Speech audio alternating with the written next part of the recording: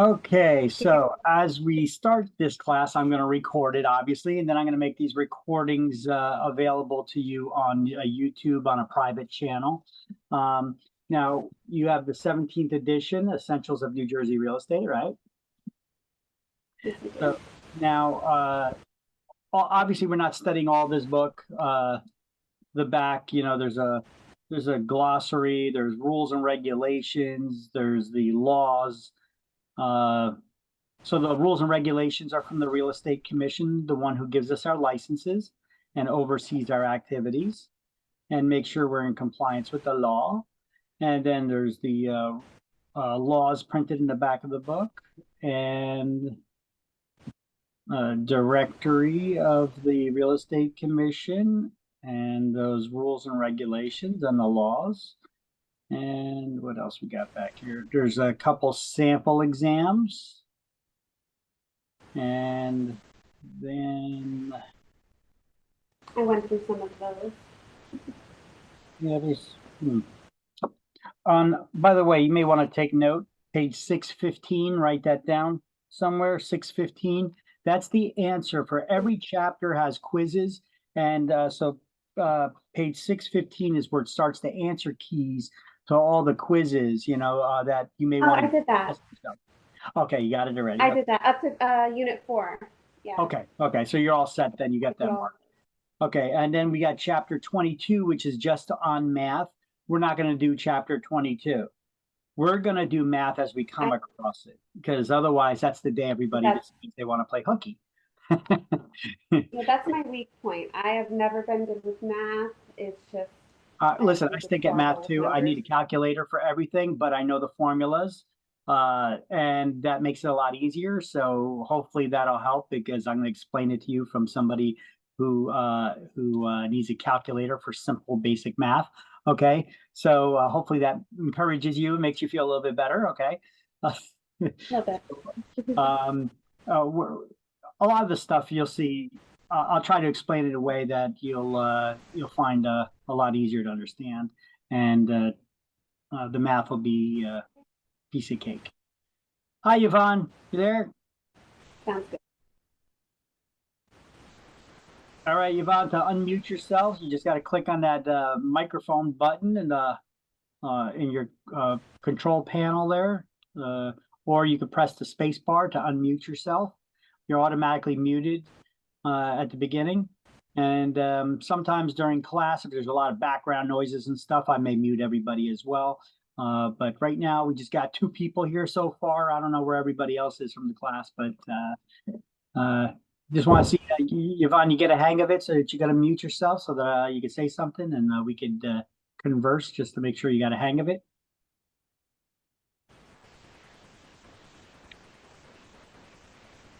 Yes.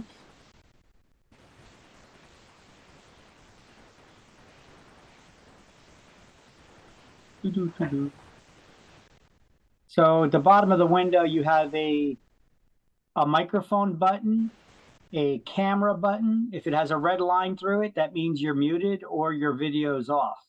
You could turn it on by just clicking on it, and that red line will go away and your audio and video will come on.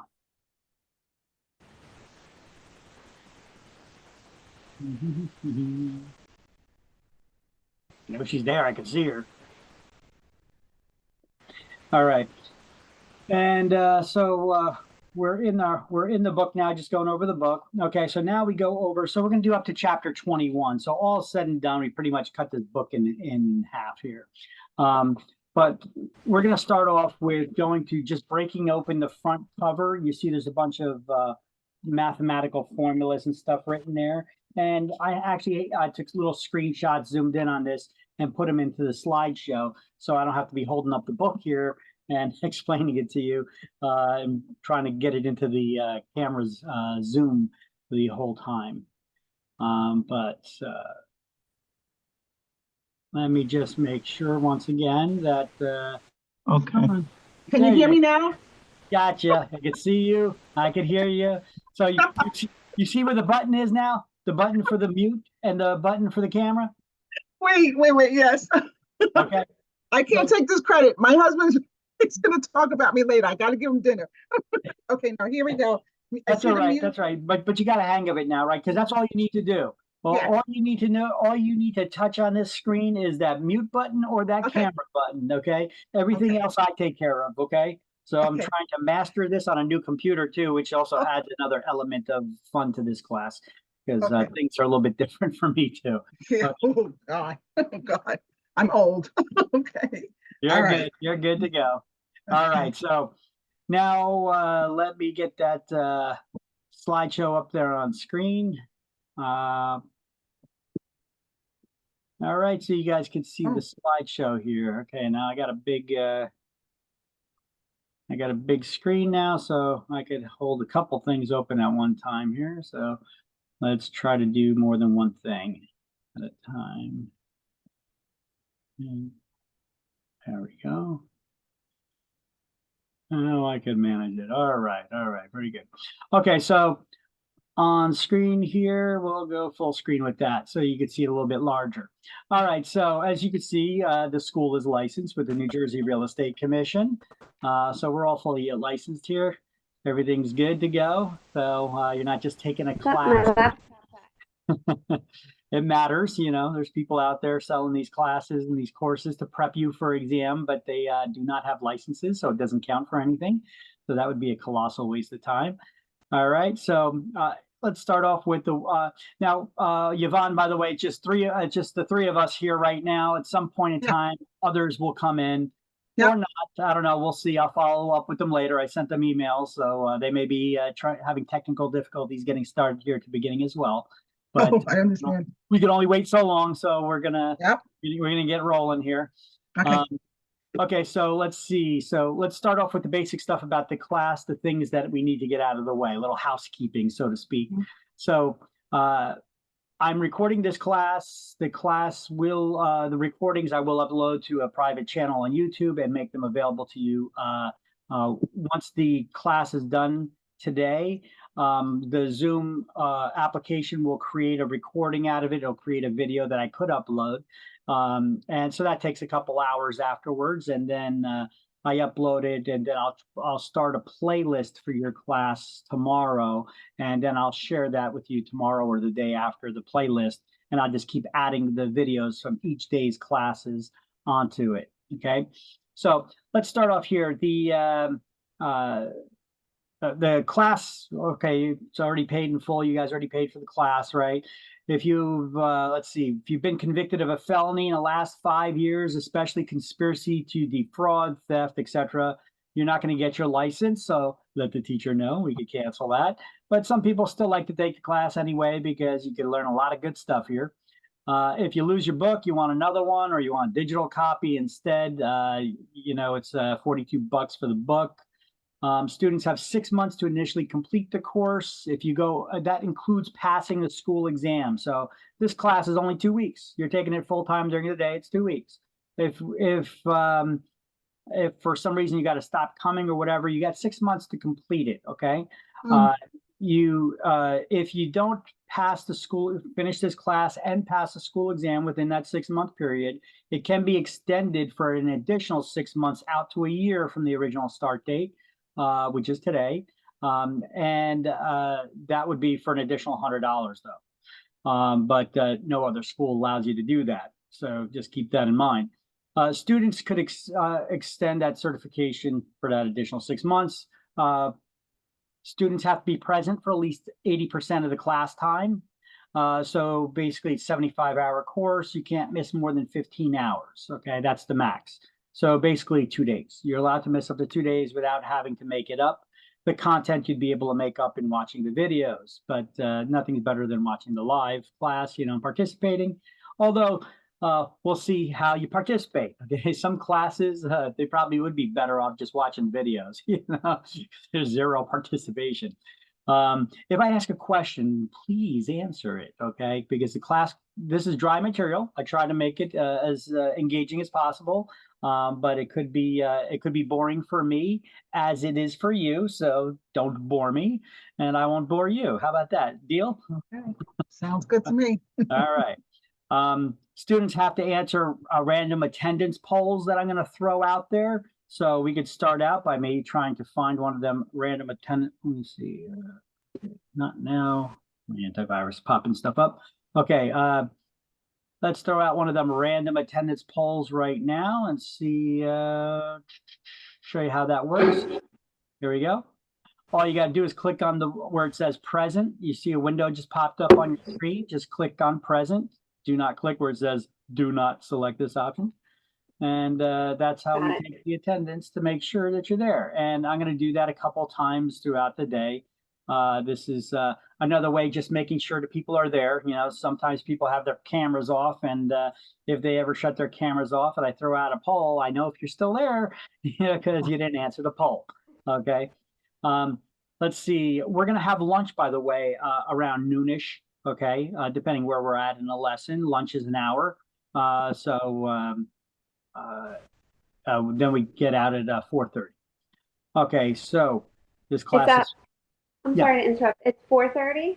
4:30, 9 a.m. to 4:30. Okay. Oh. With an hour lunch in between. We'll see where we are in the lesson and how it goes to see how we float that lunch hour and the class lesson now. Especially since it's a small class, maybe a little bit easier to do. So we could float with that a little bit. Let's see, students. So I have to answer those random attendance polls to get credit. You have to maintain your own attendance record only if you're going to be mixing classes between day and evening and weekend and whatnot. That's for students that know that they're going to be doing that at the beginning. I don't think any of you are doing that. You're all going to be going straight through with the class, so you don't need to keep your own attendance records. We keep it through Zoom. But when people are mixing and matching classes, I'm not going to be trying to figure out what class a student is in and trying to track them down and get their hours together. So they need to keep their own attendance rather, and then they need to present it to me. So then I could just run the Zoom report for each of those classes that they said that they were in. Okay, so that's what that's about. All right. Before your education is considered complete, it's not just a matter of finishing the hours. Like I said, you need to finish, you need to pass a school exam before you can move on to take a state exam. There's 110 questions on the school exam, just like on the state exam. Passing score is 70%. So they may give you on the state exam 10 extra questions, which are not graded. You're not going to know which questions those are. They're sample questions that they're testing out. Okay. So just answer all the questions they give you. They'll be like, well, Victor said there's only 110 questions and we're at 110, so I'm not answering anymore. Okay. I've actually had a student come back and complain to me that they failed their exam because they didn't answer 10 extra questions because I told them there's 110, so they stopped at 110. That's silly. If there's more questions, answer them all, please. Plus, if 10 questions is where you're at, you're allowed to get 33 questions wrong and still pass. Okay, that's passing with a 7. You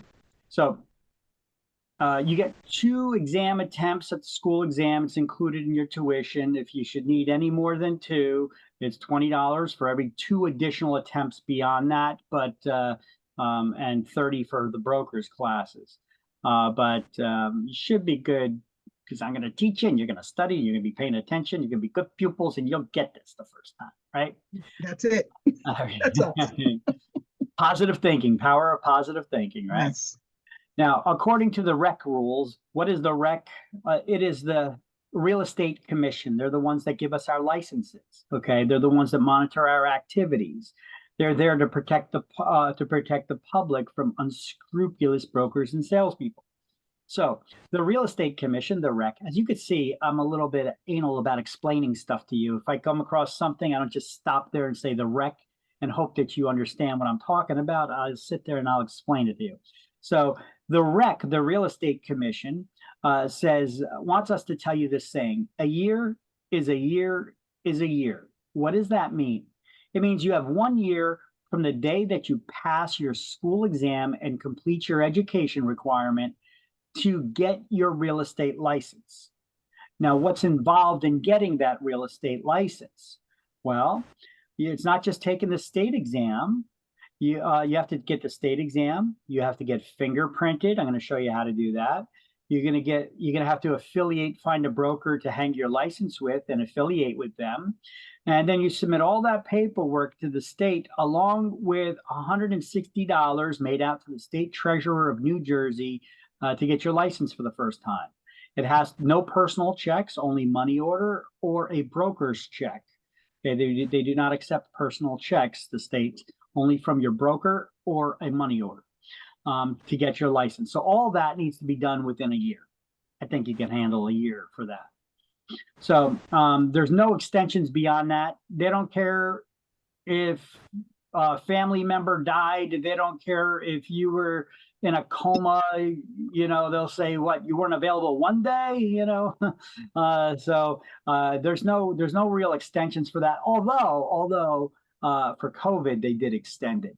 But that was the only time I've ever seen them do that. I've seen people where they had deaths in families, births, and people had miscarriages, all kinds of stuff like that, and they didn't give any excuse. They said that's not an excuse. You had a year, so they're pretty strict with that deadline. Just to throw it out there. Okay. Okay. So don't wait until last minute to get your fingerprinting and to take the state exam. You don't have a year to take your state exam. Within the year, you got to get past the state exam, get fingerprinted, affiliate with a broker, and send that money into the state.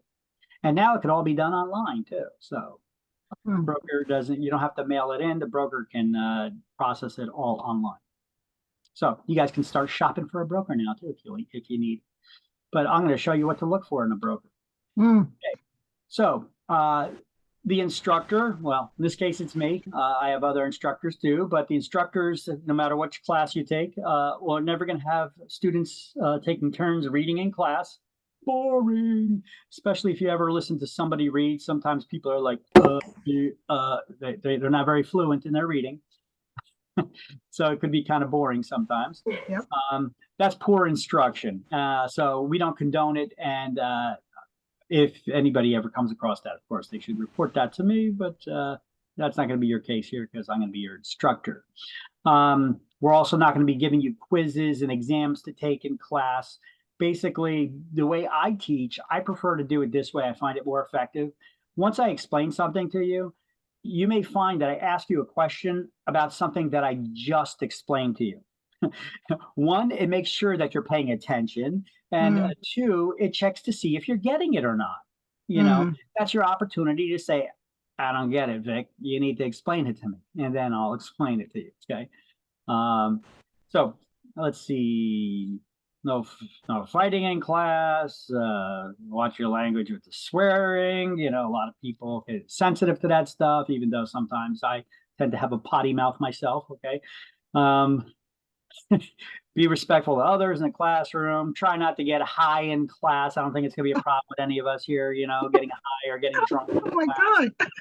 Listen, I've been doing this a while. You'd be surprised which stuff you just see, oh my God. You're gonna need a highlighter for the class. Harassment, fighting, all that stuff. If that happens, you may be dismissed. We're not going to tolerate any of that nonsense. And by the way, if you notice, this is my email address. You guys should have it because I sent you the Zoom links and all from my direct email. And here's the school number. And if you notice, the school number forwards to my cell phone number, but don't ever text the school number because I'll never get it. Okay. You guys have my cell phone number, the 908 number? I think my husband has your cell number. I don't. Well, if you need it, I'll give it to you right now. Okay. I'll get it for him. All right. So let me just so you guys can text me at any time. Just if you do, just let me know who you are. Okay. Okay. I usually, despite this very small, tiny class for the new year, I usually deal with a lot of students, so I don't know who I'm dealing with. Plus, I deal with people who may have taken a class 6 months ago. So let me know who I'm talking to. And by the way, your class. If you ever communicate with me in the future down the road, and I ask you what class you're in, don't just say the real estate class. I know it's the real estate class. Here's my Joe Biden impression. Okay, so the it's the salesperson day class, which starts out with the code SPD, that stands for salesperson day class, dash, and then the full start date, which is today. Today is January 22nd, so it's going to be 01/22/2024. Okay. Yep. Now, all these slideshows, by the way, that I'm using, I make them available for you in the shared Google Drive. You got 2 emails from me. One email was with the Zoom class invite, and another one was with class recordings and all kinds of resources and stuff on the and then the shared Google, a link to the shared Google Drive on there. That's where you could find all these slideshows, updated slideshows on there. Now, even though they may say they're from the 15th edition book, and I have ones on the shared Google Drive from the 17th edition book, I've been highly customizing the ones from the 15th edition book. Those 17th edition book ones do not have a lot of content in them. They were made by the book manufacturer. These ones are all highly customized by me. They include all kinds of videos and modified notes that explain things a little bit better. These are the notes that I usually dictate to students in class. So, what are your qualifications for getting a real estate license? Well, you can't be a murderer or rapist or any of those things, so get that down.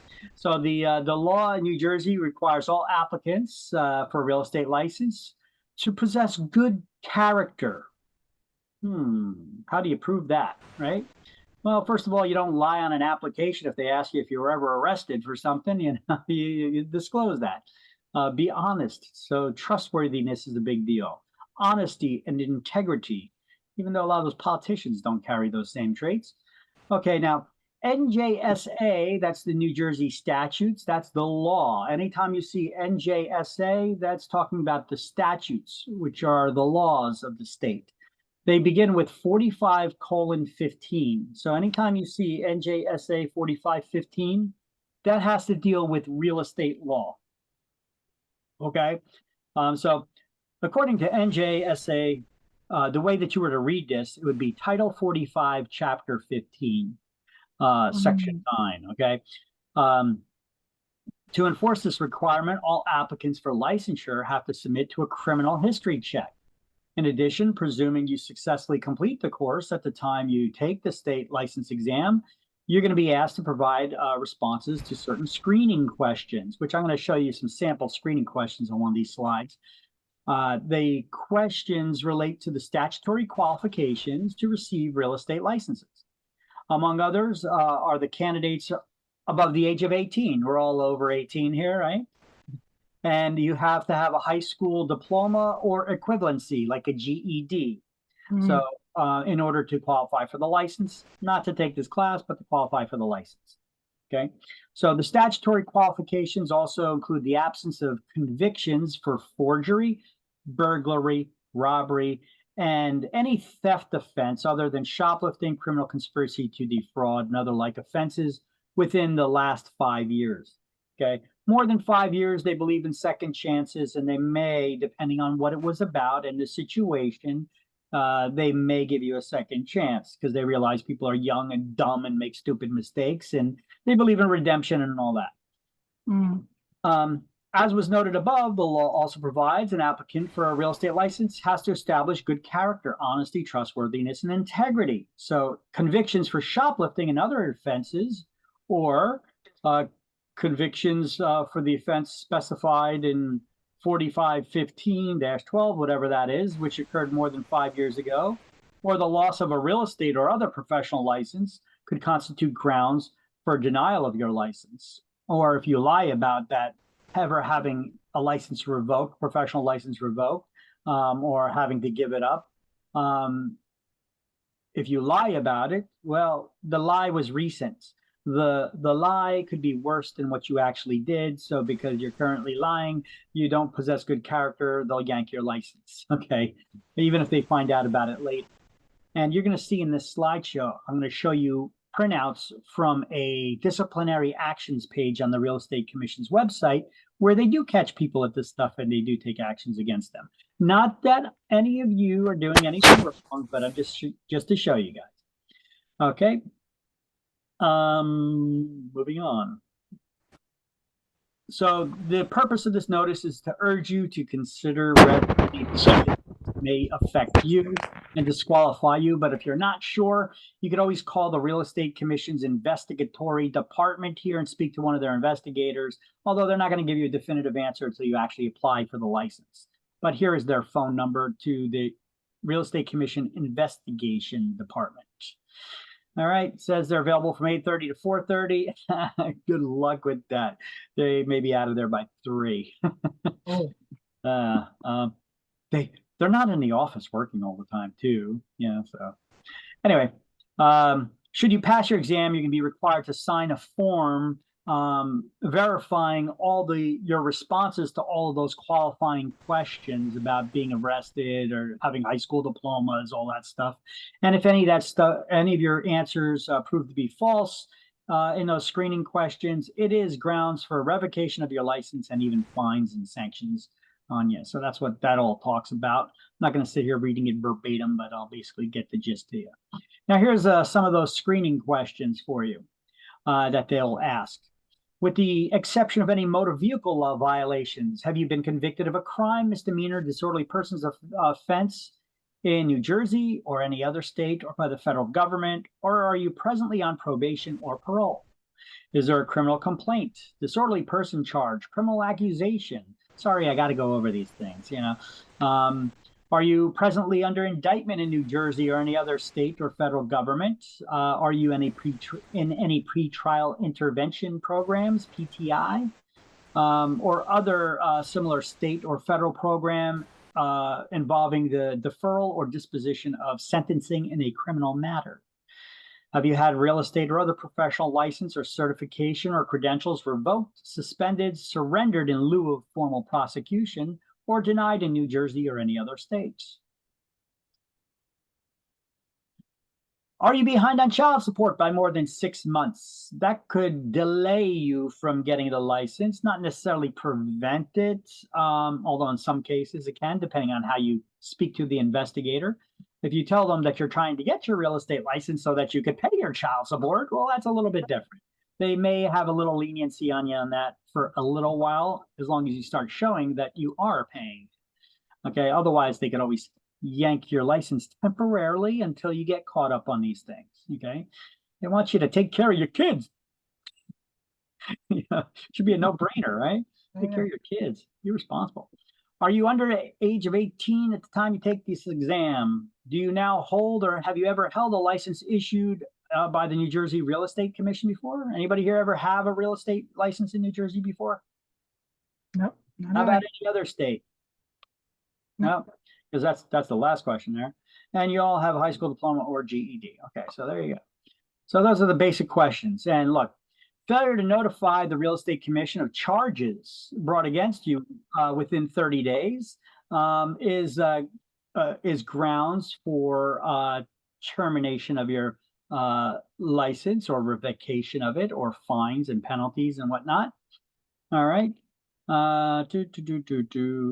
So let's see. So here's some examples right here. I don't know why I scratched out this fellow's name. I was doing that in the past. Hey, Kelly, I see you twice. Yeah, my computer, my laptop keeps shutting off on me. I don't know what's going on. If it's like overheating, it's really old. So maybe I'll just stay on my phone. Are you in any pretrial intervention programs, PTI? Oh, look at that little delay too. Yeah. Sorry, I'm gonna just stay on my phone and let my. Well, I mean, the picture looked good. It was full. Okay, I could see the other one is narrow picture. So yeah, I could see that's yourself. Okay. Picture looked good. It was full. There she goes. So weird. A little bit of a delay though. You may want to get your cell phone connected to your wireless network then. Okay. So in this example here, who is this guy? I can't read the name because I scratched it out of there, but his last name, here it is, Pateta. What did he do in January 22? He did some sort of felony tax evasion, which constitutes conduct demonstrating unworthiness, incompetency, and bad faith and dishonesty. And he failed to notify the Real Estate Commission within 30 days of his guilty plea for that conviction. And so therefore his probationary real estate license, that he was failure of tax evasion, basically he had to, and he surrendered his insurance license and he failed to disclose that as well. So what did they do? They yanked his license and they gave him a $10,000 fine. Oh, License was revoked and they gave him a $10,000 fine. And then Carol Mary Farden. Now, this isn't to go against any of these people. As you see in these slideshows, some of these people are still working in the industry, or maybe. This guy obviously is not, but other people may be. So it's not for me to pick on anybody. It's just to give learning examples for you that the Real Estate Commission does take actions against certain persons. So in Essex County in January 2020, she failed to notify the Real Estate Commission that she had criminal charges filed against her. And so therefore her license was only suspended, not revoked, for a period of time. And she had to then also pay a $500 fine. All right. So things like this happen. Here's that notice for you once you pass this pre-licensing course. I have to, after you pass the course, you pass the school exam, you're going to register for the state exam. You could only do this after I upload all your information to the state's testing center. Now, they hired an outside company to do all the testing for the state. And that company is called PSI. I don't know what it stands for, just PSI. Okay, they're a big testing company. They're in all 50 states.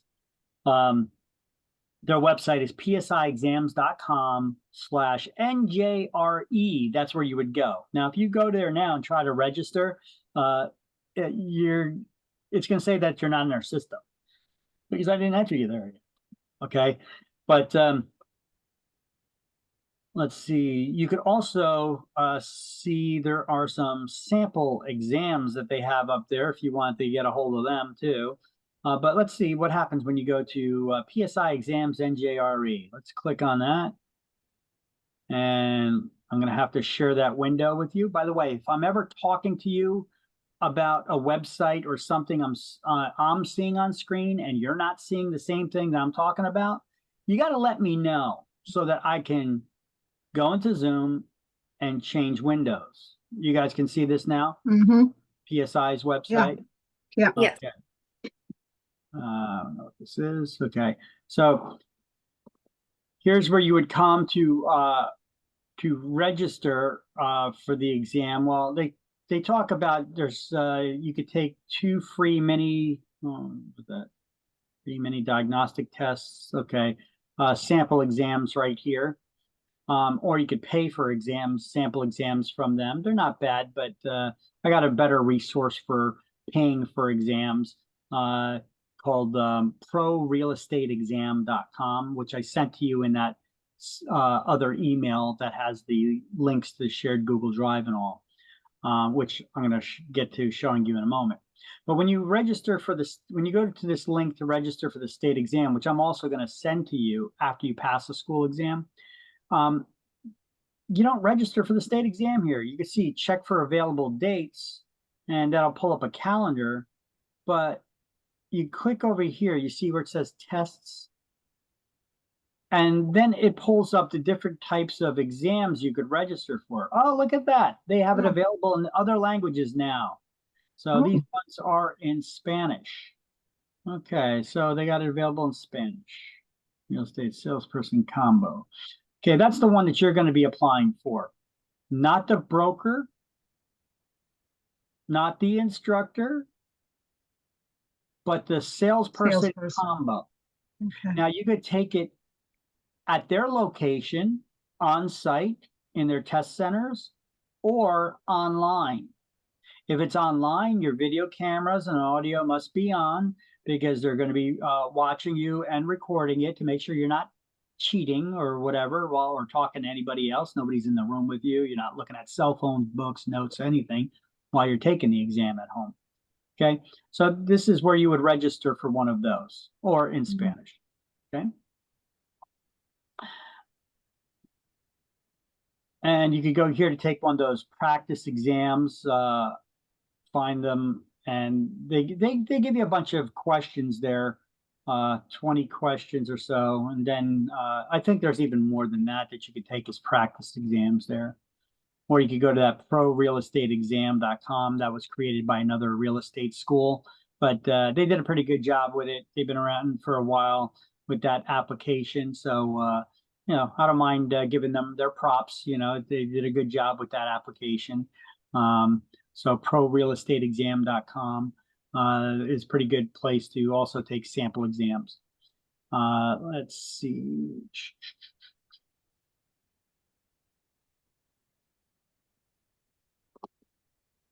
All right, so that's what that links are. And I'm going to send them to you again once you pass your school exam. I'll also send you this. Let me see. Salesperson exams on the school website, and all these links are also available on the school website. So if you go to our website, careerpathacademy.com, you register for the salesperson exam after you completed your hours here. You basically click on that. Okay, it takes you here. So if you go to our website, you could go down on the left. It says salesperson school exam registration. You're gonna got a little video here that shows you about what the process is for school exam, state exam, all that. And I have all these links that I'm about to show you and that I'm starting to show you now about how to register for fingerprinting, how to register for taking the state exam. Here's that link I just took you to. There's a fingerprinting form you need to fill out first and take with you at the fingerprinting center. Here's a direct link to that fingerprinting form. All that stuff can be found right here in this first link on the state's website. So basically, it takes you here. Okay. Wait. Okay, salesperson's exam school website. Okay. Oh, there we go. Oh, yeah. Okay. There you go. You weren't seeing what I was talking about. Yeah. Yes. See what I mean when I'm talking about? Yeah. Now I going see. through the different screens here. We got to make sure that we're on the same page. Same page. Yeah. And let me zoom this in a little bit so you can see a little better. That's good. So this is the link that I'm going to send to you, and it is on our website as well. So no excuses, you didn't get it. It's on our exam page. It's on our exam registration page, and I'm going to email it to you. Here's that link that takes you to where you register for your state exam with PSI. PSI. If you scroll down a little bit, it gives you all that information about the fingerprinting. Here's the link to the form, that universal fingerprinting form you need. And then you need to schedule your appointment with uenroll.identigo.com. Identigo is where you get the fingerprinting. So if you just got fingerprinted because you got a top security job somewhere, or you're a teacher or a nurse or something, you know, and you just got fingerprinted for another job, don't matter. You need to do it again because they give an excuse that the different agencies within the government don't communicate with each other. That's all nonsense. They just want your money. Okay. And back to the slideshow. All right. So once again, fingerprinting links, what IDs to bring with you. Let's see, if we go to that uenroll.identigo.com, I'm going to show you. So here's the fingerprinting centers. Let's take a look at this. What IDs do you need to bring with you?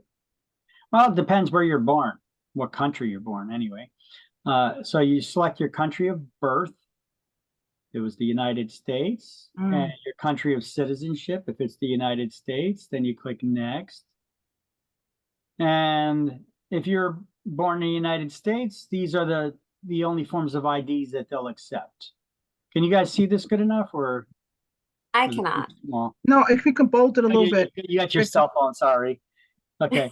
So basically, here, I'll read off some of the things for you. You have a visa, a U.S. issued passport, state ID card. Okay, I guess because we allow illegals in the country now, and New Jersey's a sanctuary state, and so I guess that's what that's all about. So photo ID waiver for minors. Mm. For minors. And they just say you Yeah. can't get a real estate license unless you're at least 18. Okay.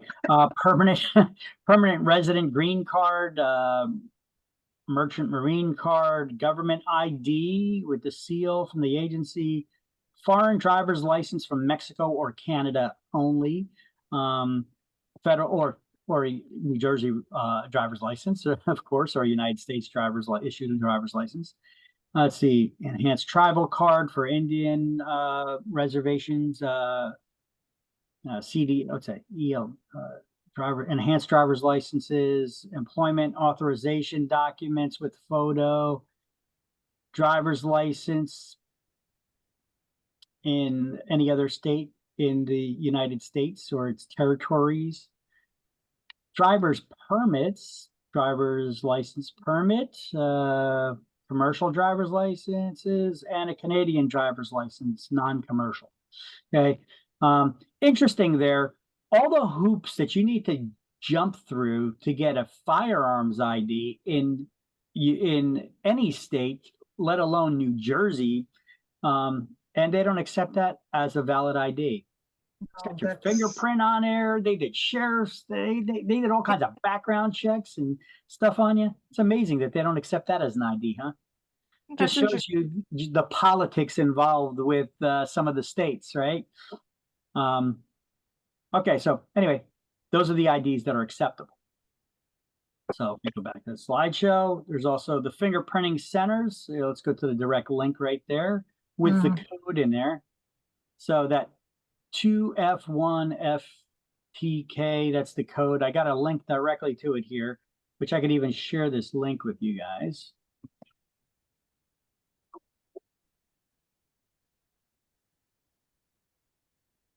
It takes you to the Identigo website. And you could schedule or manage an appointment. Tells you what you need to bring to the appointment, that link that I just showed you for the IDs. How to locate one of their centers and submit a finger card by mail. Geez. Okay. Yeah. Go in person. And here, I'm going to, in the chat window, I'm going to show you how this chat window works. Boom. There's that link for scheduling your fingerprinting, which you guys can do that now if you want to do. But it doesn't matter if you pass the exam first or take the fingerprinting first. But these are the resources I have available to you there. So unfortunately, you're talking on your, Kelly, you're on your cell phone right now, so you can't really copy some of these links right now. But I do have them all available in that shared Google Drive. There's a Word document that it's called Class Links Word document, and it has all of these links that we use in class. So this is a good time that I could actually show that to you. So, because I haven't showed you that stuff yet. Let me first get out of the shared window because it's in my emails. So let me open up an email that I sent to you guys. The class, shared class drive. Okay. Now I can share it with you. Okay, so here is the email that I sent to you guys. Oh yeah, I do remember that. Okay. Let me blow it up so that you guys can see that a little better. All right. Okay. So you guys can see it a little better here now. This is the email that I sent to you. And in that email, we have the first link says content shared folder. Okay, so this is that shared Google Drive I'm talking about that has these slideshows and all these resources and stuff in it. And then here's a bunch of recent classes that we've had that were recorded that I share with you that I put in a YouTube playlist. Some other resources. If you like having flashcards to remember all the terms and definitions, here's a digital flashcard you could have on your cell phone or mobile device called Quizlet.com. It's free. It's a free application. You could go to their website, or it's an app you could download. And you could search the title of this book. There are plenty of people out there from my school and other schools that use this book, that have created their own flashcards. And you could just use their digital flashcards or pull them into your own set if you create a free login for yourself there. You could take their flashcard sets that they already created, not recreate the wheel, and just pull it into yours. And now they're yours. And now you could edit them if you don't like the wording that they used. You could tweak it a little bit. And now they're your flashcards. So you don't have to start from scratch. Pretty neat. And here's that other testing resource I told you about, prorealestateexam.com. You know what I should add to that email? I should add what we've seen there on PSI's website for those sample exams that they give. Let's see if I can pull up that link. I need to minimize this window first. It'll still look full to you. I'm gonna go.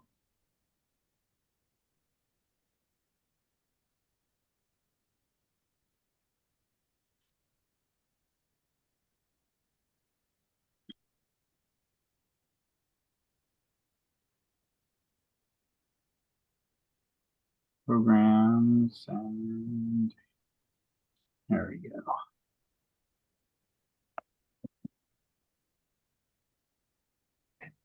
So I was just pulling up some sample, that link from the PSI page where they have their sample exams, and I'm gonna actually add that into this email that I usually send out to you guys.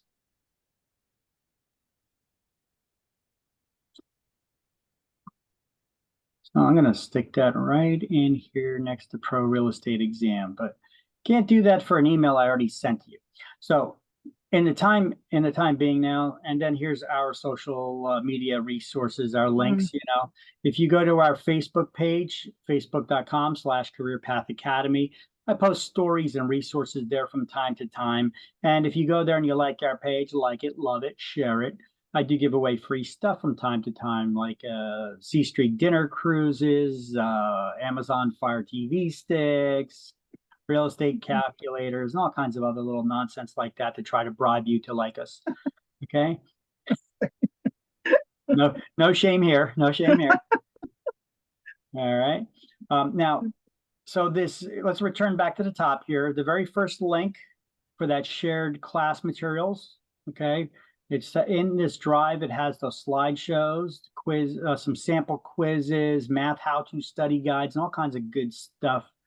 And if you have your own Gmail account, I created a video here that shows you how you could copy all of that stuff to your own Google Drive without downloading it to your computer first. There is no such video like this that shows you how to do this anywhere on the internet. Trust me, I looked, but I found a way to do it. And a former tech guy myself, and I found a way to do it. And I created a video showing you how to do it until they fixed their problem there that allows you to do this. And so here is the shared drive. Can you guys see this? It says supplemental materials and such. I just want to make sure you're seeing the same thing that I'm seeing. I don't see. It's still on that other screen? Okay, hold on. Yes, it's on the Okay. the pre-recorded or how to copy files. Okay, let me make sure I go over there and I close that window out because you don't need that one anymore.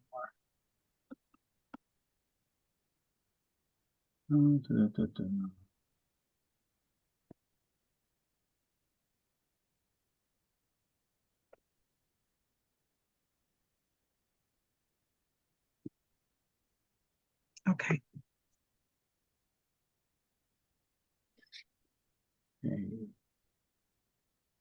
There we go. Okay.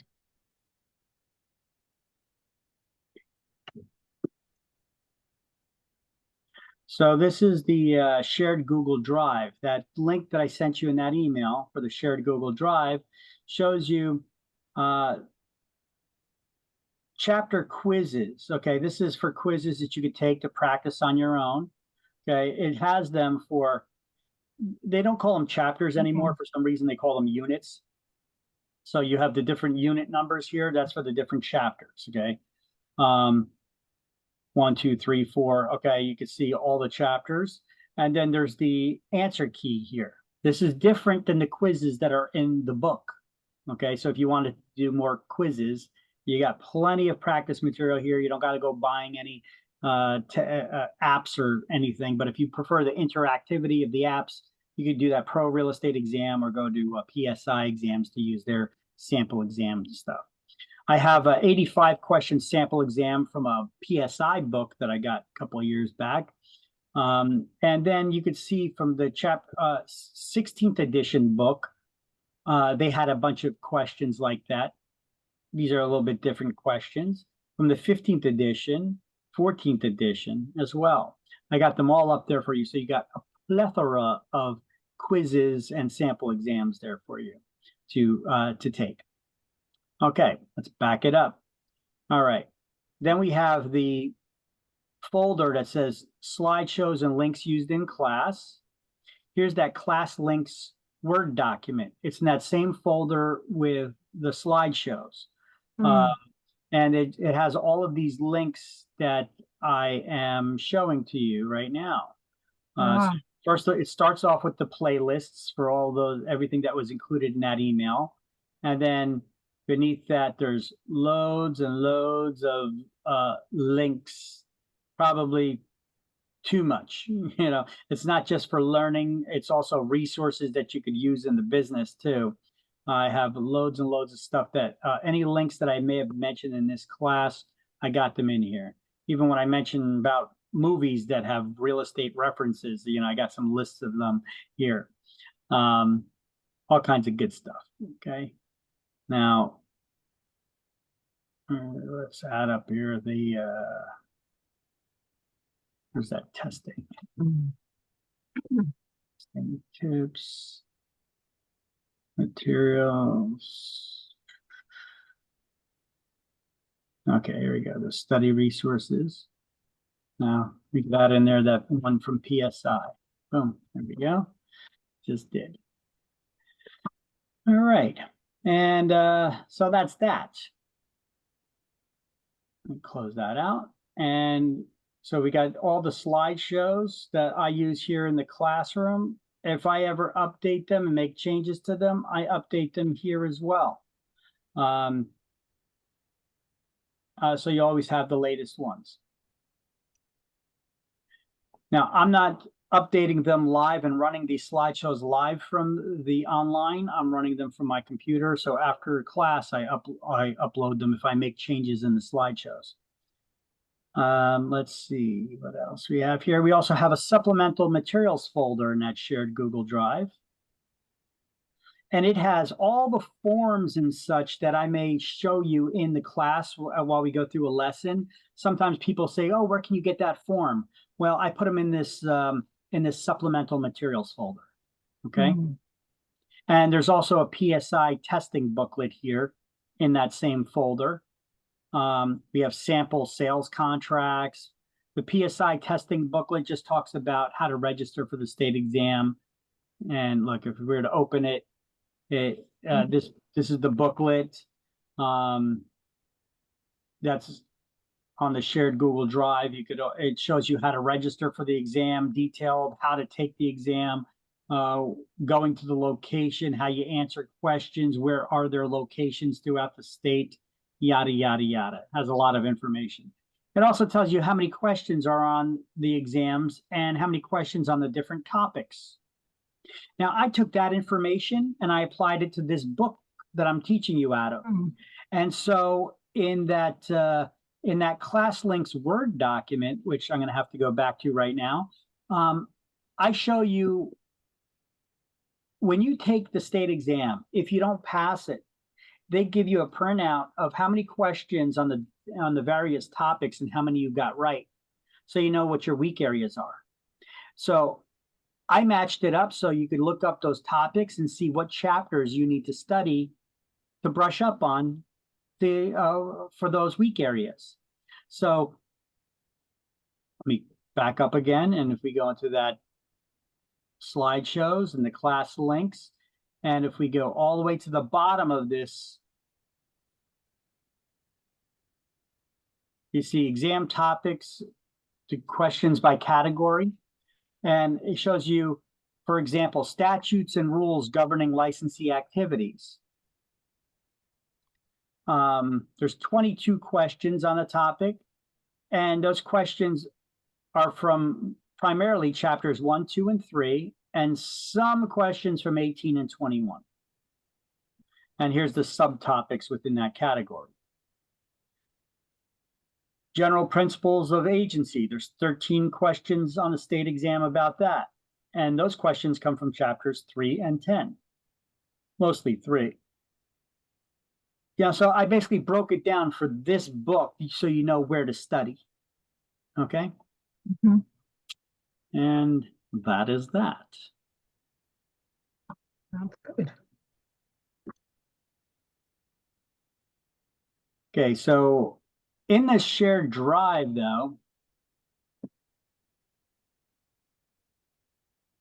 I also have audio reviews. This is a bit older from an older class, but most of the content is still correct.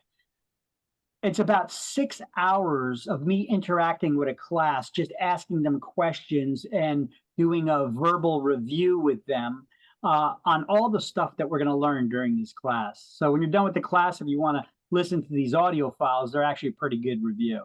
The only thing that changed there is that referral agent license now that we have.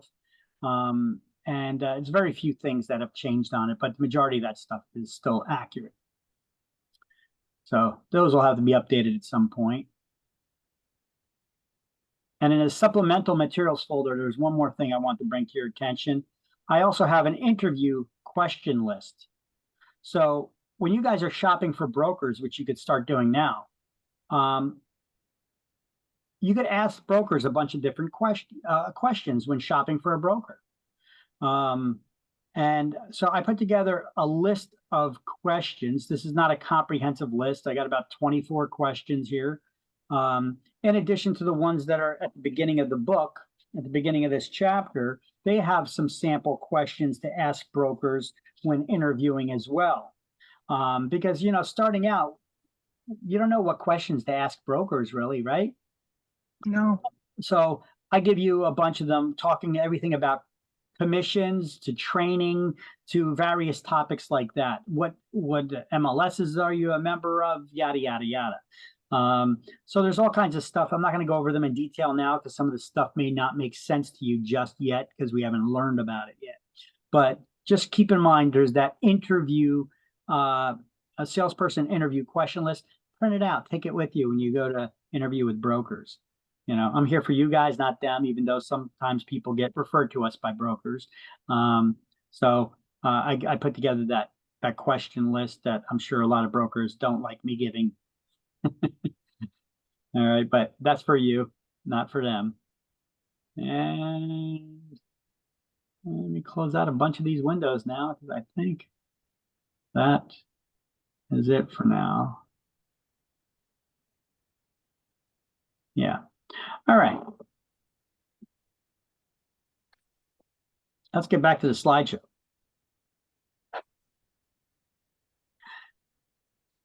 So a lot of resources I have for you here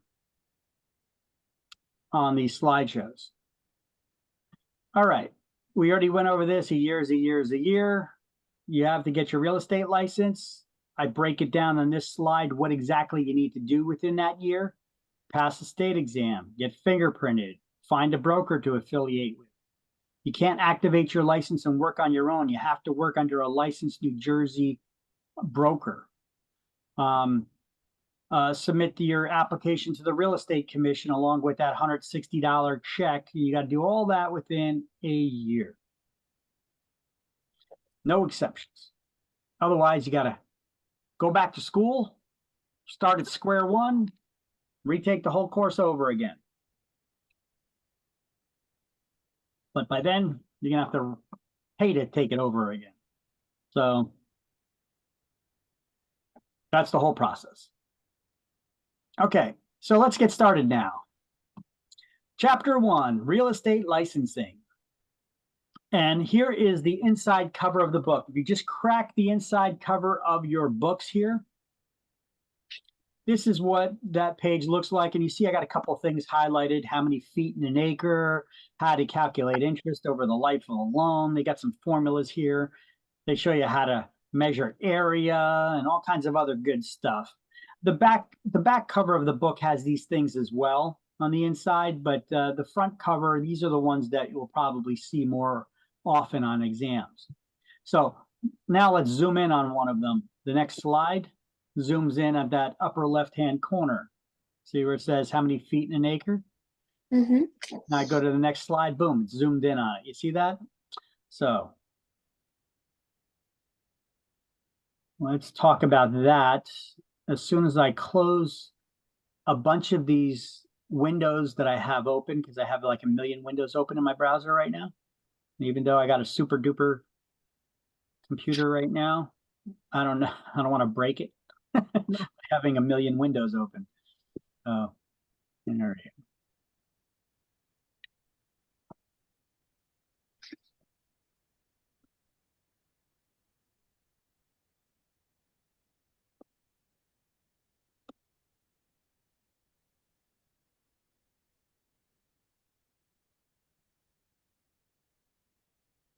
All right, so how many feet in an acre? There are 43,560 square feet in an acre.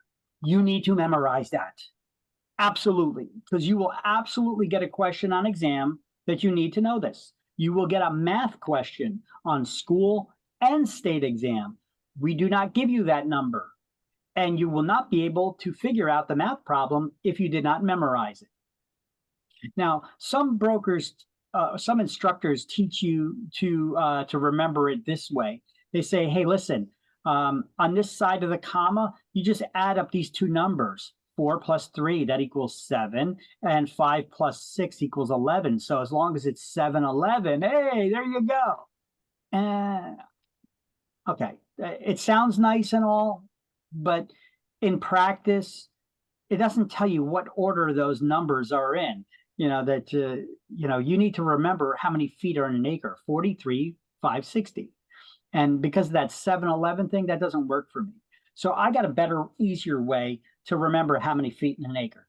Can everybody here count to 6? Yes. Yeah, we're doing the real hard questions here right now. Can you count to 6? Okay. So yes. You count to 6. Okay, I'm going to make it really hard, starting with 3. 3, 4, 5, 6. Okay. So the first thing that I want you to do is you draw a comma on a piece of paper. And then just people like music, and it doesn't matter if you listen to hip hop, club, or country music. There's a song that there's always a song that has the words in it: to the left, to the left, to the right, to the right. Okay. Doesn't matter if it's Beyonce or a country song. There are songs out there that are like that, right?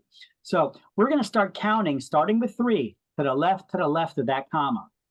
So we're going to write 3. So look at this right now on the screen here. So we drew the comma, and now we're going to start writing 3, 4, to the left, and now to the right, 5, 6, 5, 6. And then you throw a 0 on there for good luck. Okay, so that's how you remember how many feet are in an acre.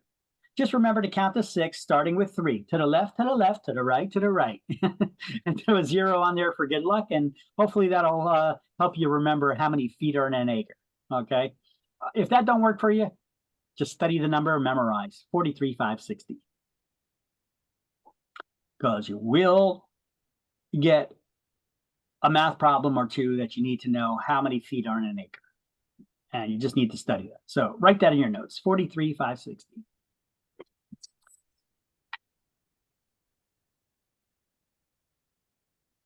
Okay.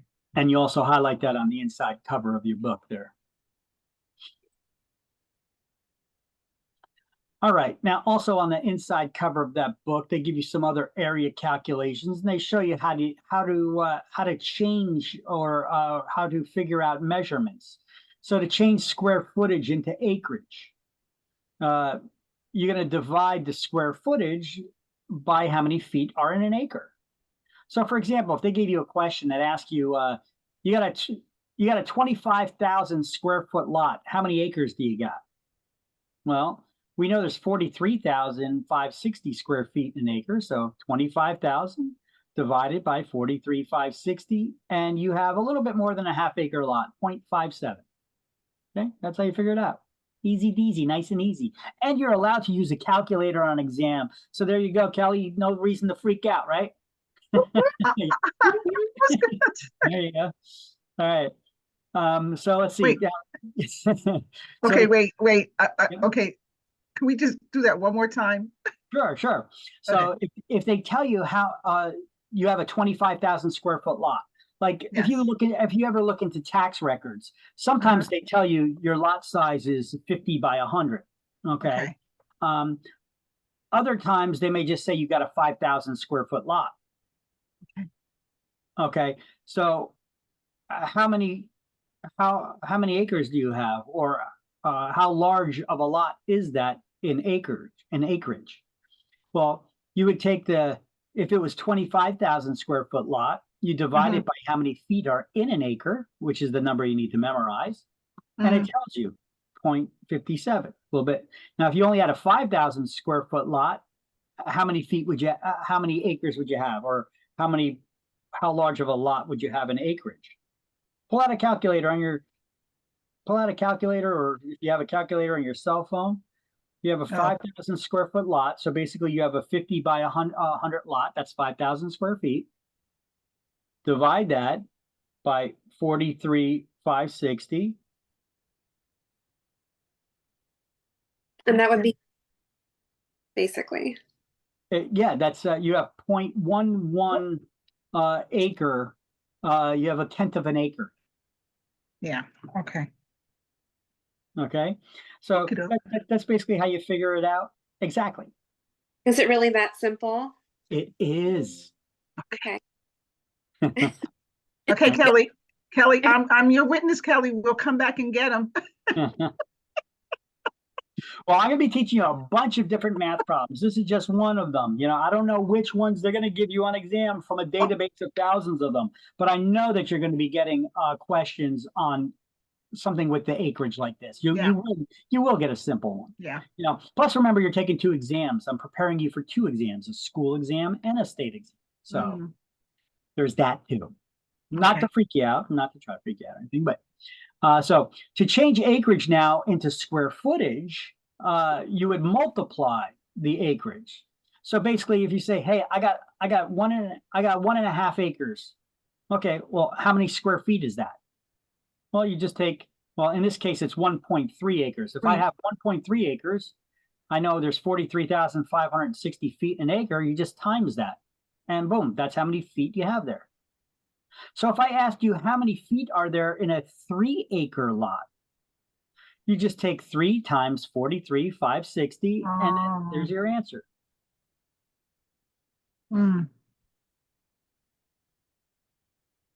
Look, I'm going to have a couple math problems on slides in this chapter coming up that'll show you, depict it a little bit better. So it'll give you a visualization too. So we're not just talking about it. Okay. Let's see, and likewise, if we're not talking about acres, but if we're talking about inches and feet, it works the same way. To change inches into feet, you divide it by 12. If there's 12 inches in a foot, right? There's 43,560 feet in an acre, just like 12 inches in a foot. So if we have 43 inches, we divide it by how many inches are in a foot, and it tells you how many feet there are. And if you needed to find out the value based on the size of the lot, this is not actually how we value lots, but they may give you questions on exam in this way. Let's see, if they tell you that a lot sold for $1,720, which that's super cheap, and it was 3.5 acres, well, how much did they charge you per acre? Divided by 3.5. Ding, ding, ding. Kind of easy. All right. Now, This is a little bit harder, but this is also still on the inside cover of the book. Look at this. We didn't even pass the cover yet. How do you find out the area, whether it's the area of a room or the area in a lot size that the house is built on?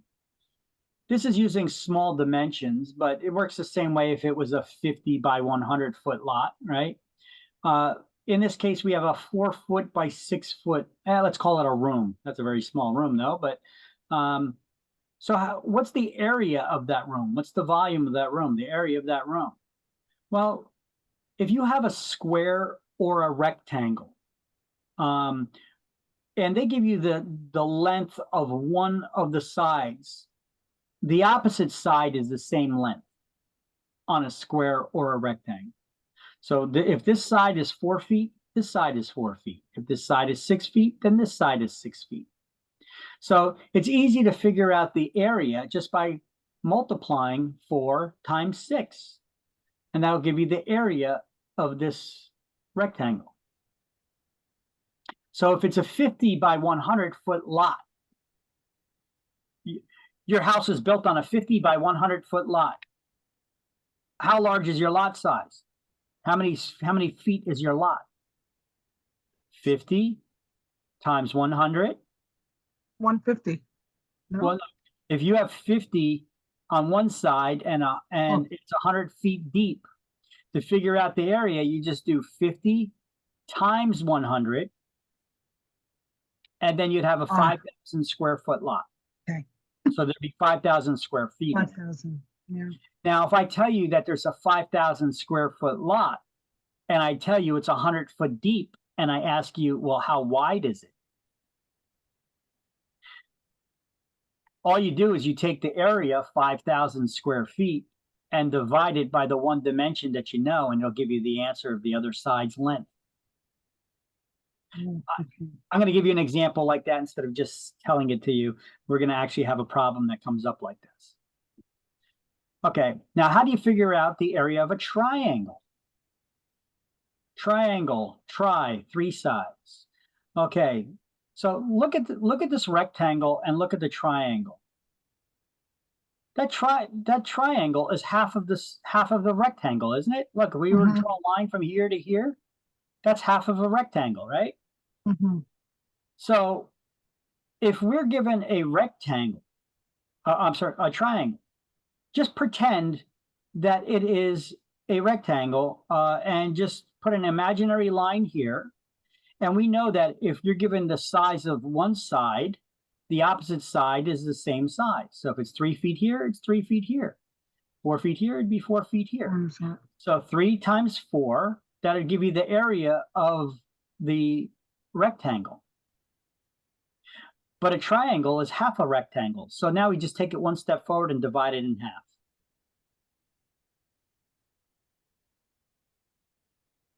So we take the one side, times it by the other. That gives us the area of a rectangle. Then we divide it in half, and that gives us the area of the triangle. Understood. Okay. And the last one's a little bit tougher, and I doubt you're going to get it on exam though. It talks about a trapezoid. Oh. I would probably have to refer to my notes to figure this one out myself. Yeah, I doubt you're going to get it on exam, but it's not that difficult. Okay, so a trapezoid, it's the opposite side is not the same length. You have the height, which is the same length, but one side here is different length than the other side. So all we do is we add one side to the other. All right. So 5 plus 3 is 8. Then we divide that in half. That gives us 4. And then we take that 4 foot times the height, and that gives us the square footage of a trapezoid. So you add up 2 sides, the 2 unequal sides, divide it in half, and then times that by the height.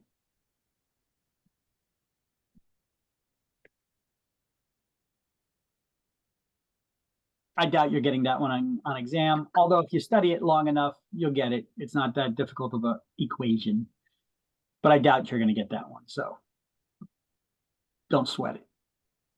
worry more about the rectangle and the triangle.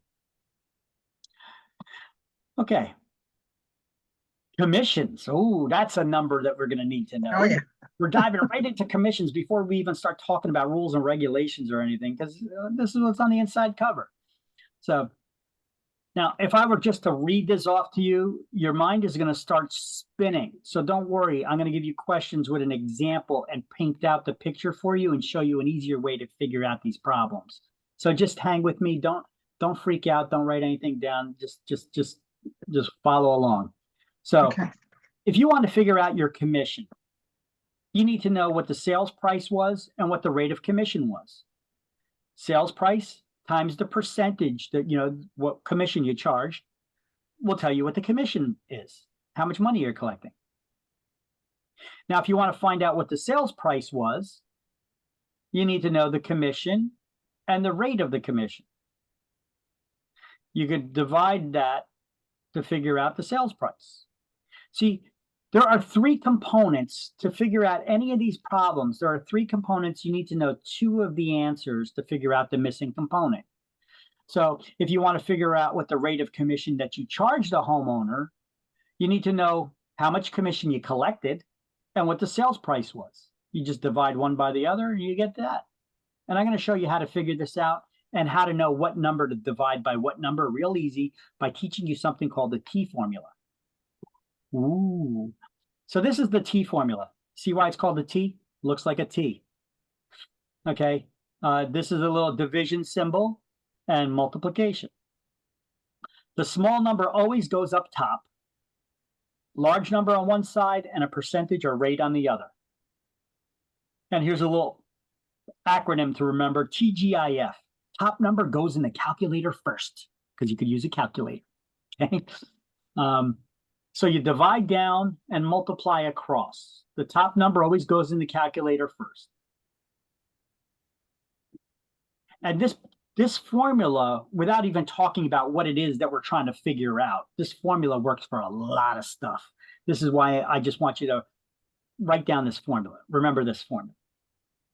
Small number up top, large number on one side, and a rate on the other. It works with taxes. It works with commissions. It works with figuring out rate of return on income, cap rates, all kinds of capitalization rates, all kinds of stuff that we're going to learn about.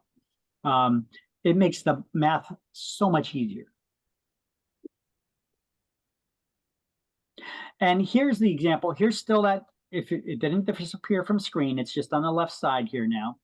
And I just have a problem on the right side to show you how to put it in effect.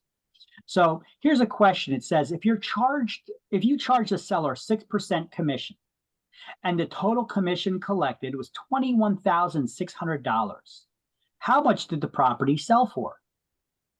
Well, using the T formula, I told you small number always goes up top, the large number on one side, and a percentage or rate on the other. Well, which is the small number? The commission or the value of the property? Which one's smaller? The commission that you're going to earn from selling the property or the value of the property? Which one's smaller? Commission. The commission. So they gave us the commission collected here in the problem, so we know that that's going to go at the top of the T formula. And the percentage they gave us, and the percentage always goes down in the bottom on one of the sides. And I told you, TGIF, top number goes in the calculator first. So $21,600 divided by 6%, you either hit the percent key or you convert it to a whole number. 0.06 is the same thing as 6%. Remember the old thing on how you convert percentages to whole numbers? You just cross out the percent sign and go 2 decimal points to the left, and it's 0.06. And if you have a whole number like this and you want to convert it to a percentage, you move the decimal point 2 points to the right, and you and then you draw the percentage sign, so it would be 6%. Okay, so $21,600 divided by 6% gives you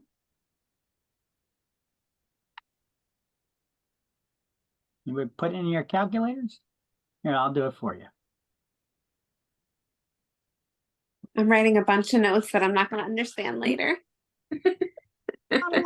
Well, the thing is, you can watch this video again. I'm recording it, and we have the slideshow that you could download as well. No? Okay, and we're going to go over this stuff again.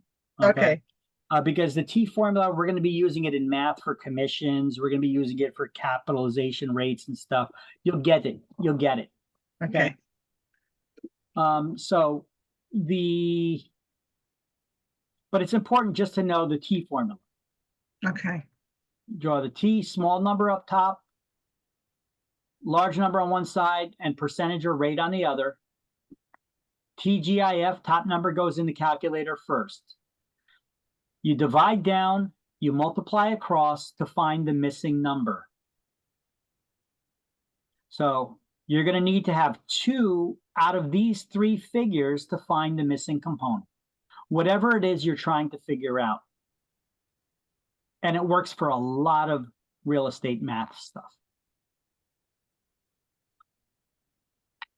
okay. Here. So this is a type of question that they could give you on exam here. If the seller charges 6% commission and a total commission collected was 21.6, how much did the property sell for? They're not going to give you this T formula. That's something that I'm teaching you. So you would write the T on the scrap piece of paper, and then you know that the commission is a smaller amount than the value of the property of how much it's sold for. So you know that that's going to be one of the numbers on the bottom, and the percentage is going to be one of the numbers on the bottom. So you divide down to figure out what the sale price was. So this is a tool that lets you know how to divide. You're not taking 6% and then dividing it. You're not typing in your calculator 6% divided by 21.6. Remember, I told you top number always goes in the calculator first. So 21.6 divided by 6%. So this is why this tool is very helpful, because it lets you know where to plug in those numbers too. Yeah, I could see that. Yeah.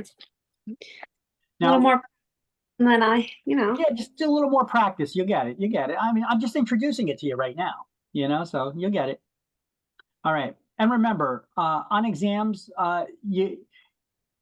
school exam, you get 4 math problems. I think state exam, you get 6 to 8. So technically you could get every math problem wrong and you could still pass the exam with flying colors. Okay. So no stress there at all, right? Just got to remember all the other stuff I'm going to teach you. yeah. Okay, all right. That's, All right. that's fair enough. So here's another way. This is the same exact math problem asked in a different way. So it's using the same figures.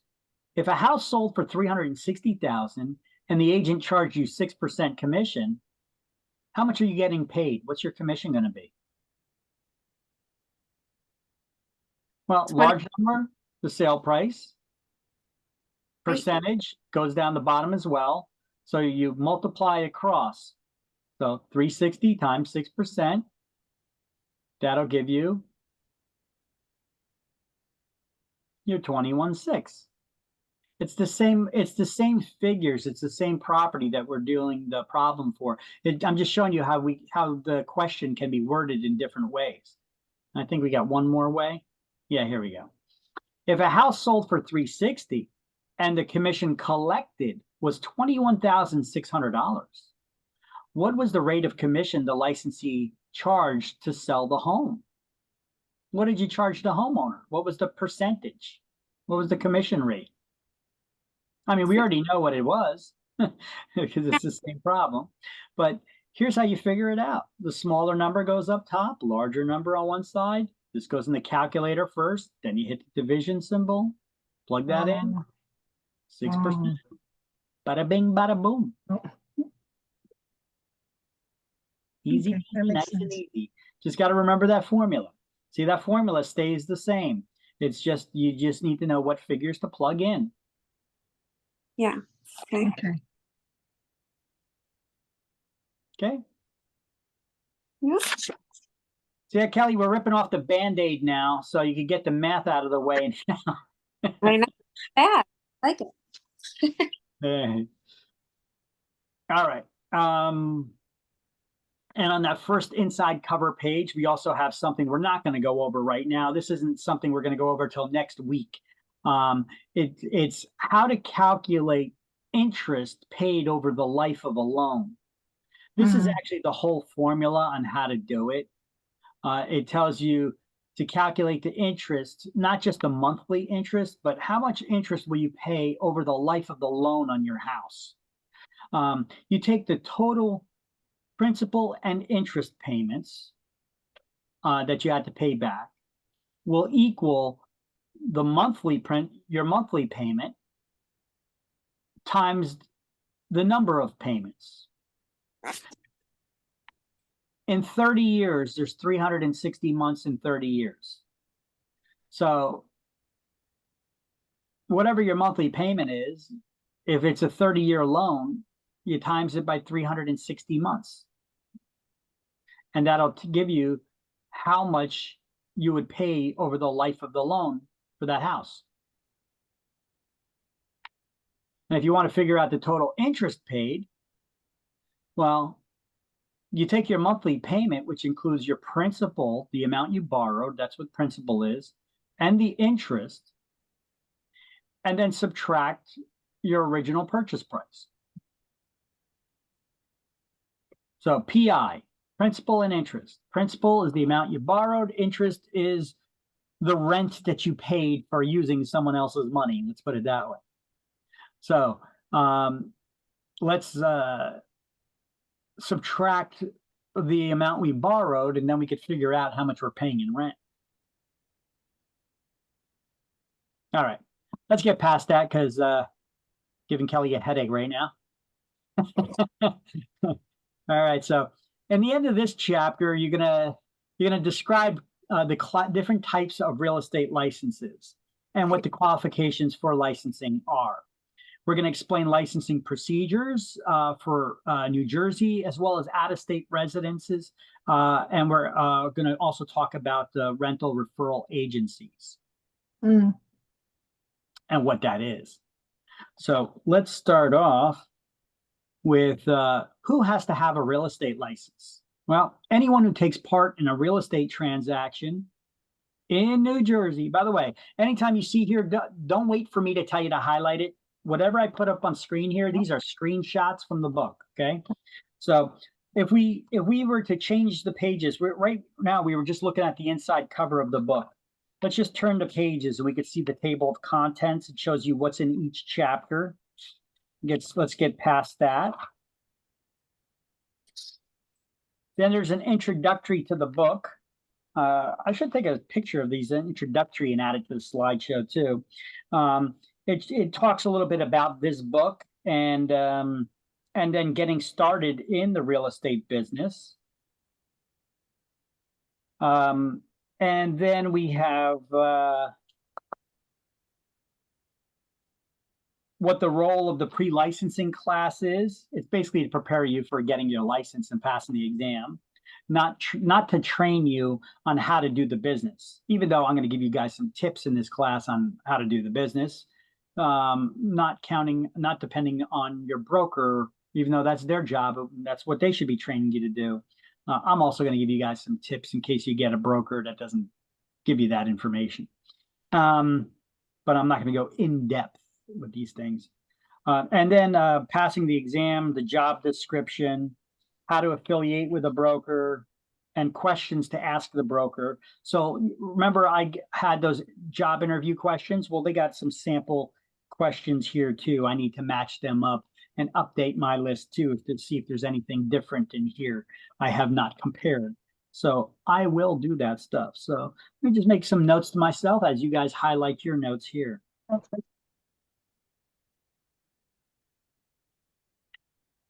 So what I see right now is who must be licensed. Yep. That's Yep. We're highlighting that, right? We're highlighting anyone who takes part in a real estate transaction in New Jersey for another person for a fee, commission, or other valuable consideration has to have a license. Then it says the state of New Jersey created real estate. Let's highlight licensing regulations protect the general public from unscrupulous brokers or salespeople. So we don't have everything just that one run-on highlight, because there are two separate points there that can be made into two separate questions. Hint, hint, you know. Who has to have a license? And what is the purpose of these licensing laws? To protect the public from unscrupulous real estate agents, brokers, and salespeople.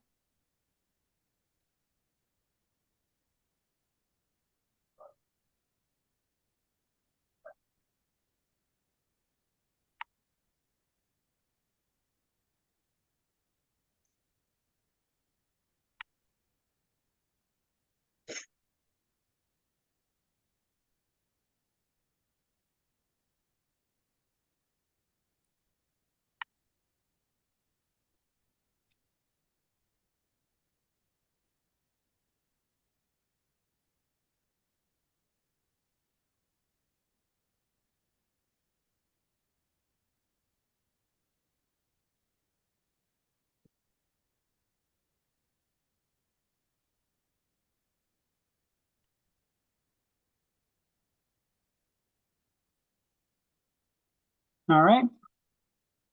And then we got some stuff about the authors, and then we got the first page of the book here where you highlighted what you're seeing in front of you right now. Yeah.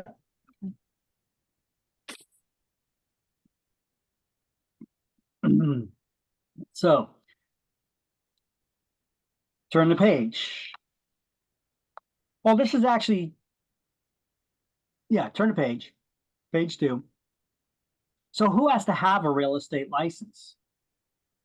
Well, we just read anyone taking part in a real estate transaction in New Jersey for another person for a fee, commission, or other valuable consideration has to have a real estate license, right? Mhm. And we also learned on that first page that licensing regulations were created to protect the general public from unscrupulous brokers and salespeople. I just turned them into 2 separate bullet points here in this slide. That's all. Now, the Real Estate Commission has been around and requiring licenses since 1921. You don't need to study that. I doubt you're going to get a question on that. And here is a link to the Real Estate Commission's website. You know, it's not a bad idea if I keep in the background a window open and just keep updating that class links Word document with all the links that we're using here in class. How about that? Let me do that.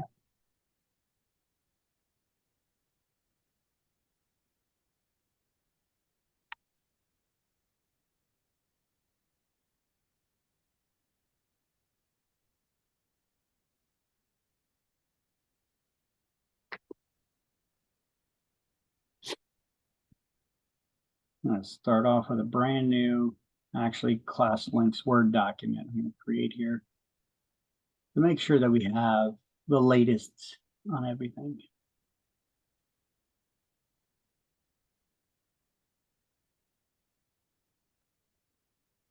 And in order to do that, I need to minimize that from the screen temporarily.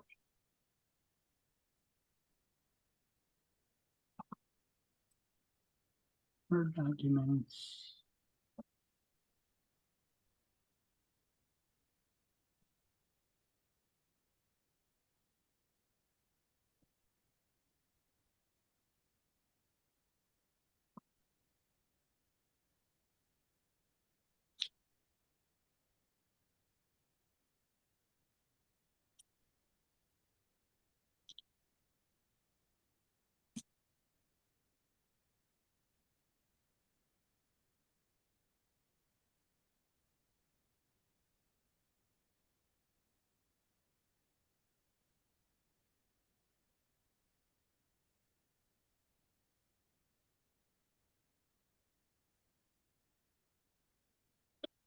All right. So licenses are governed by the Real Estate Licensing Act, known as New Jersey statutes. It'll be written as 45:15. And the way that you read that is you say Title 45, Chapter 15. And it's actually printed in the back of this book, those New Jersey laws. But, you know, laws are always being updated periodically. Not that quick for real estate, but they do get updated from time to time. But the latest laws as of the writing of this book can be found on the New Jersey Legislature's website. You could always find those latest laws by looking them up here at this link here. Okay, so the Real Estate Commission's website is the REC, and the legislative website for the laws can be found there.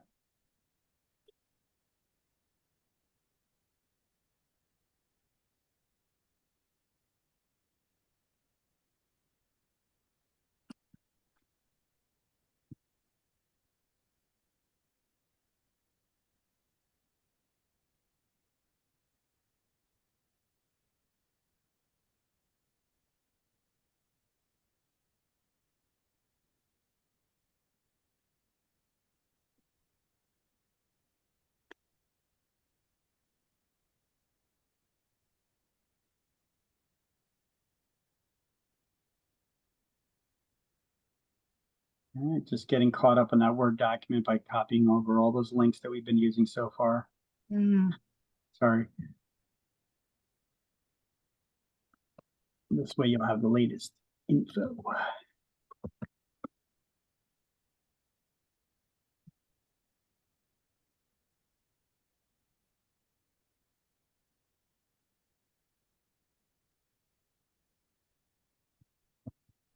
I'm just gonna take a quick bathroom break. I'll be right back. Do what you got to do.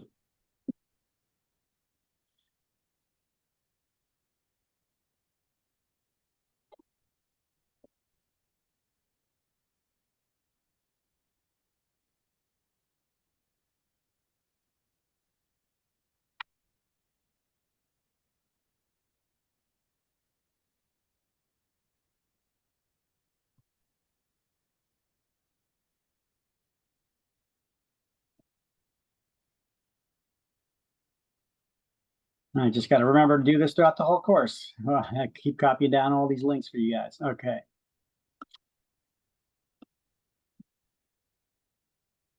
You know, and the New Jersey regulations are also set up by the New Jersey Real Estate Commission.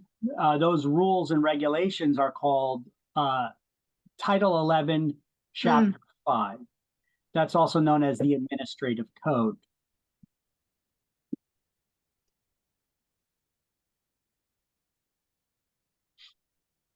So the laws are referred to as New Jersey statutes, and the laws are Title 45, Chapter 15. And the rules and regulations, so the laws are created by politicians. Okay, so those statutes are called New Jersey statutes 4515, Title 45, Chapter 15. And the politicians, they don't know everything about the real estate business, so they gave certain powers to the Real Estate Commission, who is in charge of real estate licensees and to make sure they enforce real estate laws and regulations. And so they gave them the powers to create additional rules and regulations that we as licensees need to follow. And that is called the Administrative Code, or Title 11, Chapter 5. Those are the only two major things that we need to study pertaining to that. You know, rules and regulations, the laws and rules and regulations of the state. You hear that a lot, right? We have to follow the laws and the rules. So what's the difference between the laws and the rules? The laws are created by politicians, and the rules are created by the Real Estate Commission. And they're just as enforceable as the law, because the politicians gave them the power to create these rules.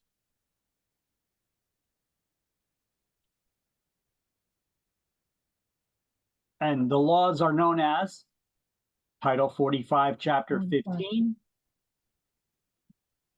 And the rules, the Administrative Code, is Title 11, Chapter 5. Okay. So now we're going to highlight that and make these notes right here in the book on this page. So the previous slide, I explained it all clearly and typed it up in bullet points. And here is the screenshot from the book where you will just write those things in and do the highlights. Okay.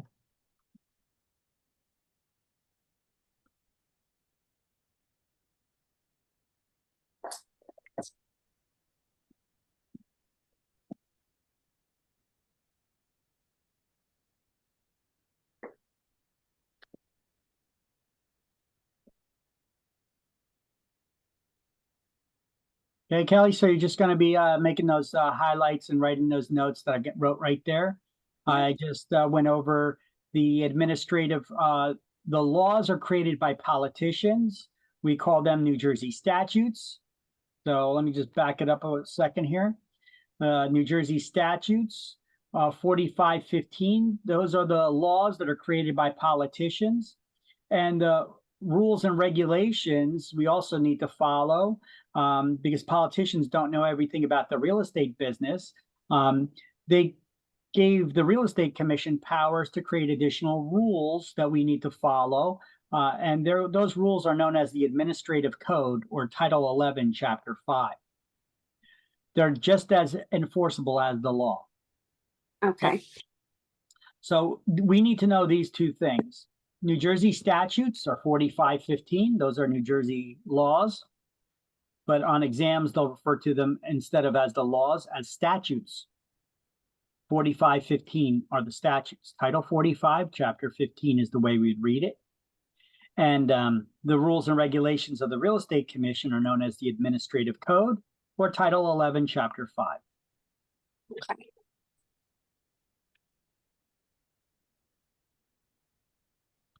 And so this is the screenshot from the book where you got those two, we have only 2 bullet points there. So above where it says Real Estate Licensing Act, write New Jersey statutes, or NJ statutes.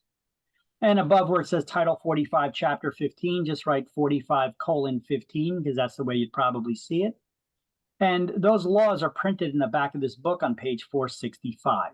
That's what my chicken scratch says there, and maybe a little small for you on your cell phone there. So I'll just read it out to you. And then we'll highlight the rules and regulations are set up by the Real Estate Commission. That's called the Administrative Code. And that's Title 11, Chapter 5. Or 11:5. And that's printed in the back of the book on page 512. So I always give these little cross references and give you the page numbers. Not that there's any reason for you ever to go looking through them, but I just give you cross references. So if you ever should want to look at them, you'll have that page number, those cross reference that you can refer to.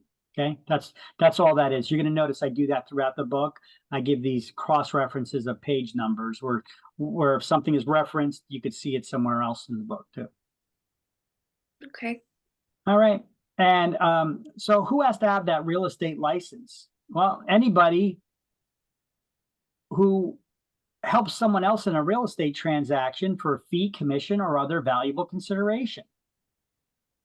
And here's an example from the some screenshots, once again, from the New Jersey Real Estate Commission's disciplinary actions page, where you have this guy, Jeffrey Ray. He came up with a fancy name, thought he was all professional because he came up with something called NJ Rentals and North Jersey Rentals, and came up with a bunch of LLCs and everything, even came up with websites, njrentals.biz.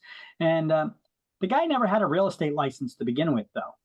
I guess he figured he could just start a property management company and helping people manage their properties. But this is an activity that our politicians told us requires you to have a license for. So because of that, this was back in 2014 for this particular guy. He violated 4515(1), the very first statute that says you have to have a license to do that. And the 4515(17), whatever, that says you're engaging in real estate activities through unlicensed entities. Engaging in a real estate activity through an unlicensed entity violated the conduct that demonstrated unworthiness, bad faith, dishonesty. He was ordered to cease and desist his activities in unlicensed real estate activities, given a $300 he had to pay restitution of $300 to somebody who was injured, and then he had to pay a $10,000 fine. And he was basically shut down because he can't do what he was doing without a real estate license. You have to have a brokerage for that. And then Diana Penn is a licensed real estate broker with a real estate company somewhere in Passaic County. And what did she do? She admitted violating that she employed people engaging in real estate brokerage activities who did not have real estate licenses. So that's like if you know somebody that has a real estate license and they're having you help them out and doing certain activities, making calls for them and dealing with people from the public and such, there's certain activities that require you to have a license. If you're helping somebody in the real estate business and you're working with them and there are certain activities that you can and you cannot do, we're going to learn about in, I think, the next chapter. But this broker, she had people working for her doing things that required licensing. Maybe they were answering questions about stuff. So in this instance, it says the salespeople were acting as leasing agents or leasing consultants, whatever you want to call it. And their duties included showing rental properties to prospective tenants, completing rental paperwork, and signing lease agreements. That requires you to have a real estate license to do this stuff. So this broker, her license wasn't yanked, but she was required to complete the 30-hour broker's course, portion of the broker's course on office management, because she obviously forgot what she's allowed to do and not have people do. Instead of shutting down her brokerage, they required her to retake that class. And that class would not count as credits towards any continuing education classes she needed to take to maintain her license. And she was also given a $2,000 fine. Now, I'm sure those agents who were, or those leasing agents that she called them, that were unlicensed people, they were also, I'm sure, fined and told not to do what they were doing without getting a real estate license as well. But this doesn't get into that. So the Real Estate Commission, we lovingly call them as the REC for short, is a division within the Department of Banking and Insurance. You know, the Department of Banking and Insurance, they license and manage banks and insurance companies. Well, there's a division that's solely dedicated to real estate and within the Department of Banking and Insurance, and that's the Real Estate Commission that I keep referencing as the REC. Now, there are 8 members of the Real Estate Commission. Sometimes this is an exam question. 8 members of the Real Estate Commission. 5 are real estate brokers who have been licensed as brokers. They've had their broker's license for at least 10 years. 2 people are chosen from the general public. I'm not sure what the process is for that. And then 1 is appointed by Department of State. That's usually the governor. So every time the governor changes, they usually change that person. So the governor has somebody that reports directly back to them that are inside person in each Department of State. Kind of like, you know, when the president has their cabinet, they appoint their own people so that they're on their side and they report back to them. And it kind of works the same way here. Okay. So how many people on the Real Estate Commission? 8. Okay. 5 are brokers who have been licensed as brokers for? I'm sorry? 5 are brokers who have been licensed as brokers for at least 10 years. 10 years. 2 from the general public and 1 appointed by the governor. They all serve 3-year terms, but any of them can be relieved of their duties at any time by the governor because the governor's the big boss, the head cheese, all that stuff, you know, how that works. So 8 members, 3-year terms. So let's highlight that on page 2. New Jersey Real Estate Commission is composed of 8 members appointed by the governor. 5 are real estate brokers who have been licensed as such for 10 years. 2 chosen from the general public. 1 represents Department of State Government. All serve 3-year terms.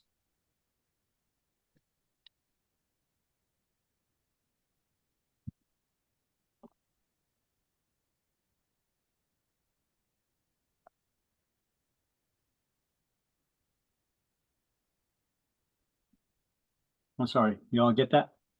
Okay, Yes. one more second. Yeah, Okay, I'm almost done. sure. I know I changed it kind of quick, I'm sorry.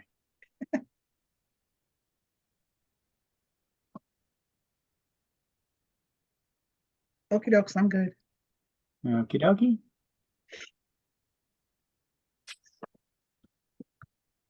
Okay. Now there's different types of licenses, and this looks like a mess, and it is. And I typed some things in here, and I wrote some chicken scratch notes, and you're basically going to have to do that in your book unless you look at this next slide and you just print out this slide that I have, which makes everything nice and neat and explains it a lot better and clearer as well. But let's see what to highlight here in the book and to underline. Let me explain it to you. So if you can't see it, where it says classes of licenses, underline 4 types of licenses. And then highlight basically number 1 that says a broker is authorized to operate a real estate business, hire salespersons, and to charge the public for services. Every real estate company must have 1 person who is the authorized broker for the entire company, and then underline 1 person. Every real estate brokerage only has 1 person who is a licensed broker. A brokerage can have multiple people with broker type licenses, but there's only 1 broker that's the head person in charge of the company. Okay. All the other ones will be referred to as broker salespeople, which is another license type that we're going to get into further on down on this list. They got the same education as the broker does. They took the same exams and all that, but they're working under and in the name of another broker. That's the difference between a broker and a broker salesperson. Now, the broker, the person in charge, is also sometimes referred to as a broker of record because they're responsible for record keeping. There's certain record keeping requirements that the brokerage is required to keep records for 6 years or 6 months, depending on what it is. And we'll get into that in chapter 2 or 3.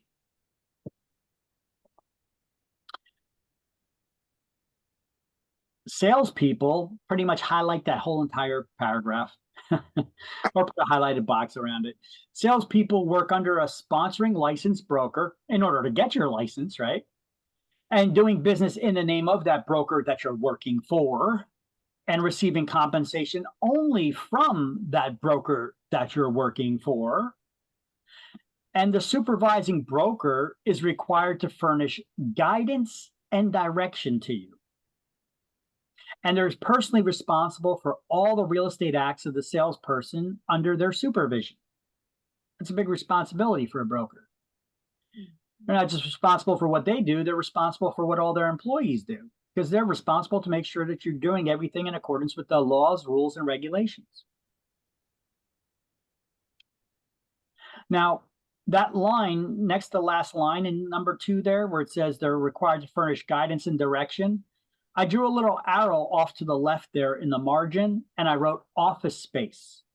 Because in New Jersey, if you're a broker and you have a brokerage, a company, you have to have a physical place of business as well. You don't just give guidance and direction to your agents. You also need to provide them with a physical place of business. Some states, they allow virtual offices, not in New Jersey. You have to have a physical place of business for a real estate brokerage. Okay. South Park. Yeah. Yep. Mr. Hand. All right. And let's see. So then the next one, number 3, we have a broker salesperson. There's nothing really to highlight there, but I'm going to read it. Broker salesperson, well, I already explained it. They basically got all the same education requirements, and as the broker, they put in the time like the broker, but they're choosing to work under and in the name of another broker. So broker salesperson, next to that in the margin, I wrote broker or broker salesperson license to manage an office. In order to manage an office, you have to have a broker or broker salesperson's license. Because look, if I own a real estate company and I have more than 1 location, I can't be in 2 locations at one time. So who manages the other office? Can't just be a salesperson or an unlicensed person. It has to be somebody with a broker type license. So I could have a broker salesperson managing another office for me, but I'm still their boss because I'm the broker of record. The big cheese.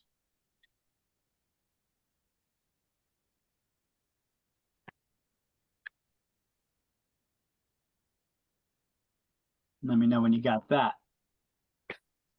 Got it.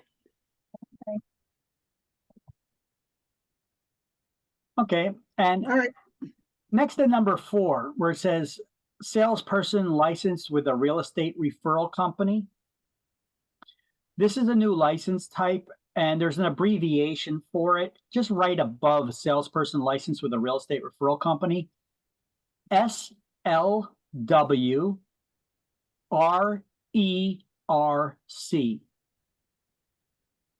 That basically stands for salesperson licensed with real estate referral company. It's an abbreviation. It's basically a referral agent. So write dash referral agent or slash dash referral agent. So anytime you're talking about a referral agent, the actual license type is it used to be called a referral agent. Now they're actually called salesperson licensed with a real estate referral company. That's the official title, or SLWRERC. You don't need to remember it. I don't even remember the acronym sometimes, but when I see it, I know that's a referral agent. And that's all you need to do for exams. Okay. Okay. Now, in the past, I could have a real estate brokerage and I could have salespeople, brokers, salespeople, referral agents all working for me in my brokerage. Because there's only one type of brokerage license. It's a real estate brokerage. Aha, but that's changed.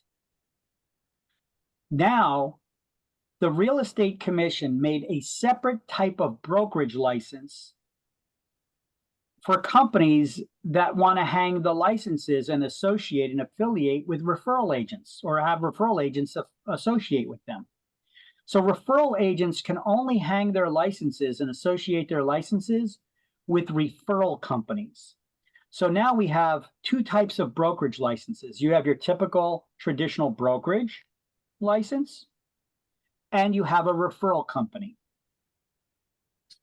So referral agents can only hang their licenses with referral companies. Make sense?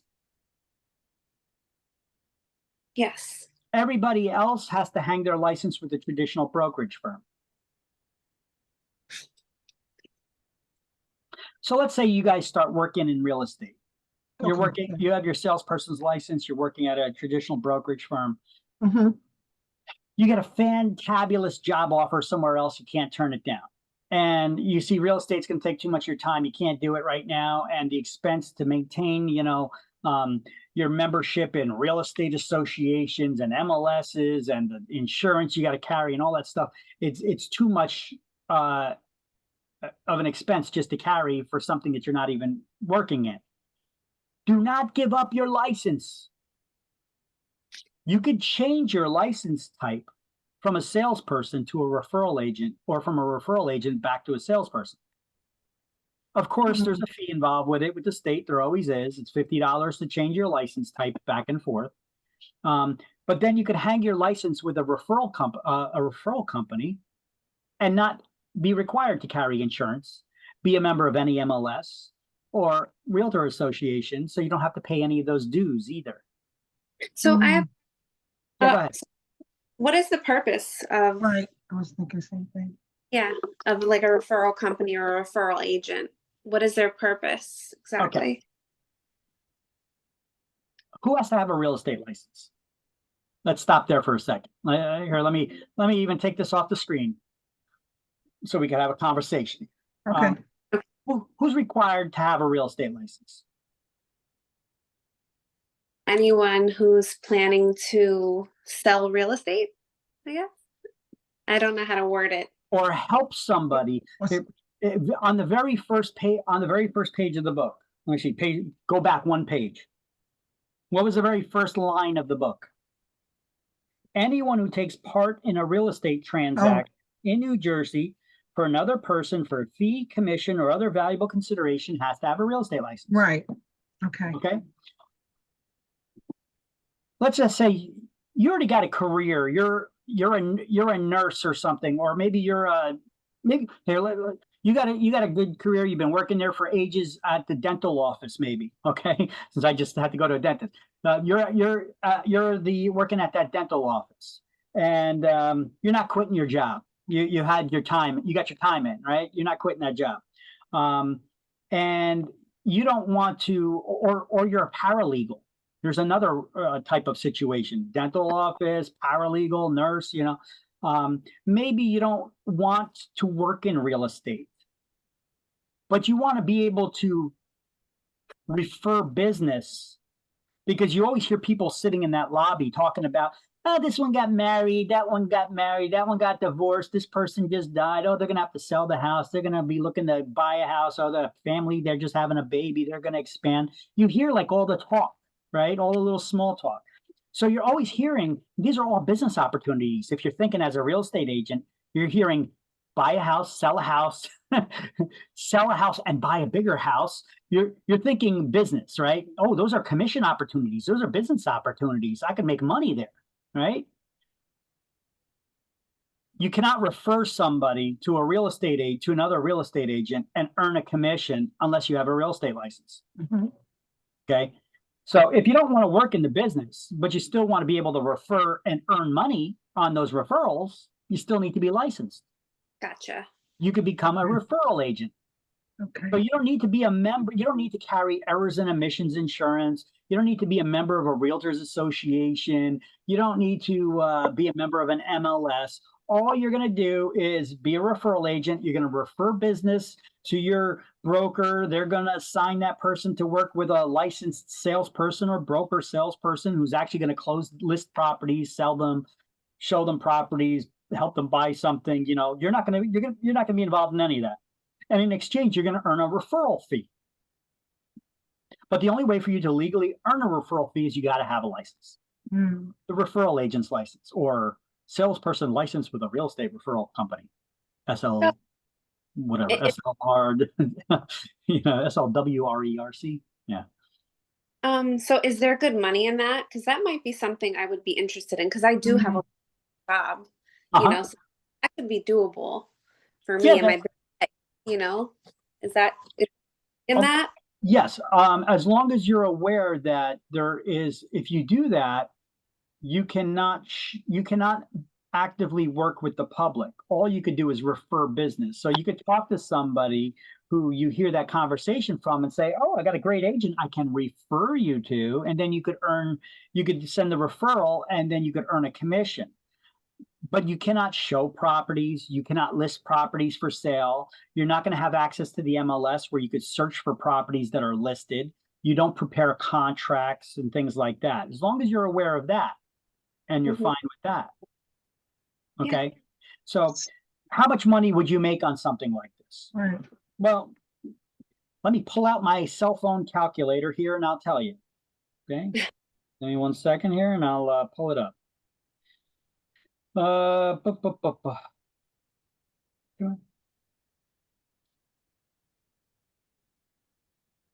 right. What's an average price of a house around you? Three. What's going up? 400. Okay, let's say $400,000 house. Yeah. Okay. So the average price about $400,000 now. And you're going to let's just say that the person wants to sell the house, okay? And let's just say that the commission on it is let's not go crazy. Let's not even say 6%. Let's say 5%. It's a 5% commission, okay, that they list the property for. So 400,000 times 5%. That's a total commission of $20,000. But remember, commissions get split. There's a buyer side and there's a seller side of the transaction. And then remember, each agent has to split that commission with their brokers. So commissions technically get split 4 ways. Now, they're not always, it's not split 50-50-50-50 all the time. Your commission, depending on how much business you do, you could get higher commission splits and all that. But for simplistic purposes, to keep stuff simple and to keep it very conservative, we're going to say 50-50 on everything. So you could get an idea of how much money you can make on this. Okay. So $20,000, let's divide that in half. Okay. But you're only dealing with the seller side or the buyer side. Okay. So you're only getting half of that. That's $10,000. Now you're on a commission split with your broker. That's 50-50 as a brand spanking new agent, never doing anything before. You're on a 50-50 split. Let's divide that in half again. That's $5,000. Okay. Now that's if you were actually an agent that was working in the transaction. But you were a referral agent who referred the business. So you only get a referral fee on the side of the transaction that you referred, like the seller side or the buyer. If you refer to buyer, if you refer to seller. So that's $10,000. Okay. So out of that $10,000, that total commission, you're going to earn a percentage of that. And your referral fee can vary. It depends what you ask for. But the average, let's say, is between 25 and 35%. Let's just say 25% to be very conservative with everything, right? So $10,000 times 25%, that's $2,500. Okay. Now, as a referral agent, you tend to earn higher splits, much higher. Okay. For me, I have a referral company and I give referral agents, depending on what plan they're on, I give them either 80 or 90% of that split. So let's just go conservative with the 80%. So 2,500 times 80%, you get $2,000 of that. So for sending one referral, basically you picked up a phone, gave the information, maybe filled out the referral form of the information of the person who you're referring over to your broker. For doing that, filling out one form, one piece of paper, and that was it. And just waiting for someone else to do the deal. You're waiting to collect your $2,000. Yeah. Okay. Now, this is all contingent upon if it's the sale goes through, Yes. right? Yeah, Okay. you only get paid if the sale goes through and there's a Right. commission to be collected. Correct. I have one more question. Sure. Can you be a salesperson and a referral agent at the same time? You That's a don't good need to. Oh. If you're a salesperson, you can send referrals. I think that's the question that you were getting at. Right. Yeah. Like if I'm busy, but Right. you know, Yes. fine, I send them to, Yeah. I'm So working with a colleague or yeah, so salespeople, they can send referrals. They can refer business. Salespeople and salespeople and brokers, they could refer business, but and can work directly with clients, listing and selling property.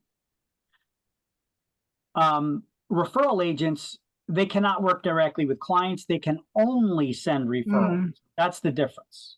Okay. But if you're working as a salesperson, you have to be a member of an MLS. You have to be a member of the Realtors Association. You have to carry errors and omissions insurance, which your broker will bill you for. You'll get it through them. So there's these additional expenses that you need to pay for. You need to complete continuing education classes to renew your license every 2 years, which is 12 hours of continuing education classes. We didn't get into that yet.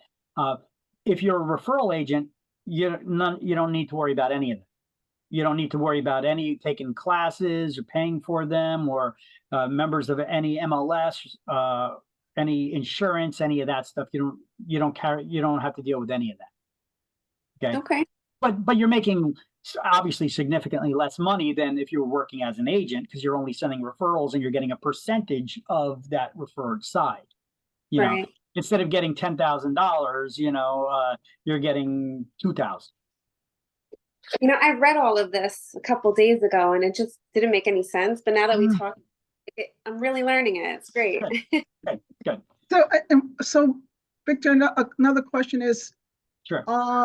How do you drum the business up then? How is this like people that you know, or let's Okay, say, how does that, yeah, because we don't have privy that's what to. your brokers teach you how to do. Ah, okay, I'm here to teach you how the business works and how. okay, okay. Okay, now keep in mind when we get along a little bit further in chapter 2, Uh-huh, I'm gonna give you a bunch of resources and give you a bunch of ideas on that. okay. And when we get to like chapter 10 about listings and stuff Hmm. and how do you get business, I'm gonna give you a boatload of resources and ideas. Okay, That's okay, stuff your broker should be teaching you. right. But But- I'm gonna give you a bunch of ideas to fill your head in case your broker doesn't give you the best of training. Okay, gotcha. Now, Gotcha. when shopping for a broker, which I could tell you this right now, when shopping around for a broker, what's the most important thing when shopping for a broker? Is it the commission splits that they're going to pay you? No, That's the first thing that everybody goes to. It's I'm like, wait, is are that you money? gonna give me? Okay, that's the first thing that everybody's mind goes to. I did. What's my split going to be? Okay, but training Oh, is the most important thing when selecting a broker, especially as a new agent. What kind of training are they going to give you? Because if they don't teach you how to do the business, how to get the business, even if they gave you 100% of the commission, which doesn't exist, by the way, but even if they gave you 100% of the commission, what's 100% of nothing? You know, you got my drift there. So yeah. 100% of Okay. nothing is nothing. So training, they got to train you how to get the business. And then when you get the business, and you start doing business, then you could start negotiating on your splits. But with most Okay. brokers, they have some sort of written commission schedule, so you don't have to negotiate with your broker on your split. It's once you start earning certain levels and you start bringing in certain amounts of business, your commission split will automatically graduate to a next level. Okay. That Okay. all depends on the brokerage. Those are questions that's another question you need to ask brokers when interviewing. Mm. How do you decide commission splits? How do commissions work with you? Do I got to negotiate with you every time? And do I get paid a different commission split as another new agent that gets started here, depending on how we negotiated with you? Or do you have some sort of a written plan that based on performance? That would be the more fair way to do it, right? Right. Now, agree. that written plan based on performance, once I earn certain levels and then I graduate to the next level and then I graduate to the next level, does that reset at the end of the year and I got to start over at the bottom? Or do you have some sort of a rolling commission split that looks over the performance over the last 12 months? Okay. Now, that's probably the one that most agents would like. But the part that they don't like about it is you need to do more business before you graduate to the next level. Okay. Okay. Listen, it's a business and the brokers need to make money too. They got bills to pay. There's only 100 pennies, 100%. Yeah, I get it. That pie's got to be split, Split up. and it's got to be fair for everybody, but you got to have an understanding of how it works, and don't be greedy in the whole process, and the brokers shouldn't be either, so you gotta understand on how that business works, especially as a new agent, because I know new agents automatic, I want them super high splits. Okay, well, where's your business? How much business you got? How many deals have you done? Yeah, You're gonna need me to hold your hand every step of the way? What's going on? Yeah. But I want it all, and I want you to teach me in the process. Okay. Negative. Right? All right, that's okay. I got you. Okay. That makes sense. Yeah, that makes sense. Training. Now, commissions are important as well. Don't get me wrong. Right, but you need to understand how the commission splits work. And as long as you're okay with whatever they're splitting with, then that's fine. As long as they're giving you good training and they're not charging. Are you paying me? Are you charging me for training? That's another question. Yeah. Are they requiring you to buy books and materials for training? No. Okay. Training should be free, should be offered by brokers. They should be doing continuing training unless they're getting some kind of a professional trainer to come in as a special thing who's going to be a coach, those kinds of trainers, hey, they could get paid thousands of dollars. So that's something different. But your regular office training should be free of charge. Mm, They shouldn't be charging you for that, because okay. the broker should train you to be successful. Because when you're successful, they're successful, and they And work. they're successful. One hand washes the other. You know how it Right. works. Mm-hmm. So, Gotcha. All right. and ask the brokers, do they charge desk fees? A desk fee is basically, if I hang my license with you, are you charging me rent for every month that I have my Oh. license hanging at your office, even if I don't do any business? Oh, wow. Oh, wow. That's right. Okay. Don't go there. Oh, Okay. So ask if they charge desk fees. They call that desk fees. Now, if a brokerage is charging desk fees, you should be getting something in return for it, like a higher commission split. Okay. This may be a decent option for somebody who's already got a big book of business on their own and they don't need any help from their broker. Okay. Mhm. But new agents, you should definitely not be getting charged desk fees. Even existing agents, I wouldn't want to work for somebody charging me a desk fee. I'd rather them, because what if the economy's slowing down, or if I'm not doing good right now, the business is kind of slow in this area, I still got to pay rent. Mm-hmm. That can be kind of painful through your wallet, right? So that it makes sense to work for somebody who's not going to charge you that rent just to hang your license, for the privilege of hanging your license at that company, to help that broker earn more money. more money. No, Something sound right there, right? So, okay, No. so you guys are getting what I'm shoveling here. Yep. Picking up what you're putting down. Yeah, that's it. Shouldn't say shoveling. That gives a negative connotation to that. All right. Okay, so back to the classes of licenses here. Under the referral agent license, also highlight there, these licensees must be licensed with a real estate referral company. And then I underlined, not a full service real estate firm. And why is that? It's because you cannot provide full service. You could only refer business.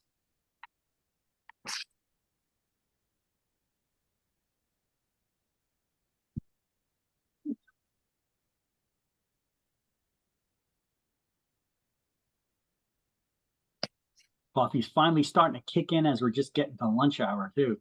It's coming up. Okay. Doesn't seem like we got that far. Page 2, huh? Don't worry, we're gonna have to pick this up a little bit. Okay, so Okay. let's see what else. I want you to also write under the salesperson thing here. I have written here, I squoze it in if you could see. It says exempt from CE classes to renew license. So referral agents are exempt from CE, that stands for continuing education classes, to renew the license. Because remember, salespeople, and brokers are required to take 12 hours of continuing education classes within every 2-year period to renew their license. Referral agents, they do not need to do that.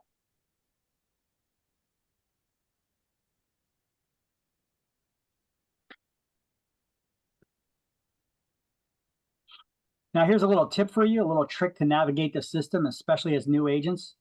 If you're going to start as a brand new agent and you're thinking to go the route of a referral agent, do this. Sign up with a real estate company as a salesperson. Now, it's a little more cost up front, but there's a method to my madness. There's a reason to this.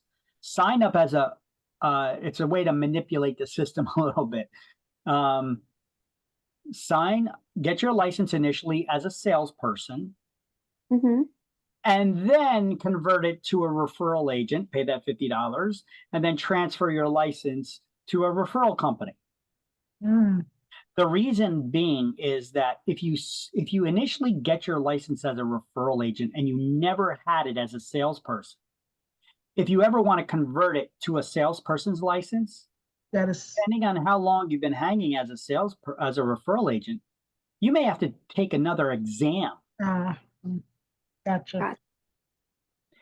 But if you hang it as a salesperson and then you go to referral and then you go back to salesperson, they'll just require you to take maybe a couple more hours of CE classes, which are online. It's just like watching a presentation, couple more hours of classes like that, and you're good to go. It's less of a hassle, and you got to have it's for a real long time.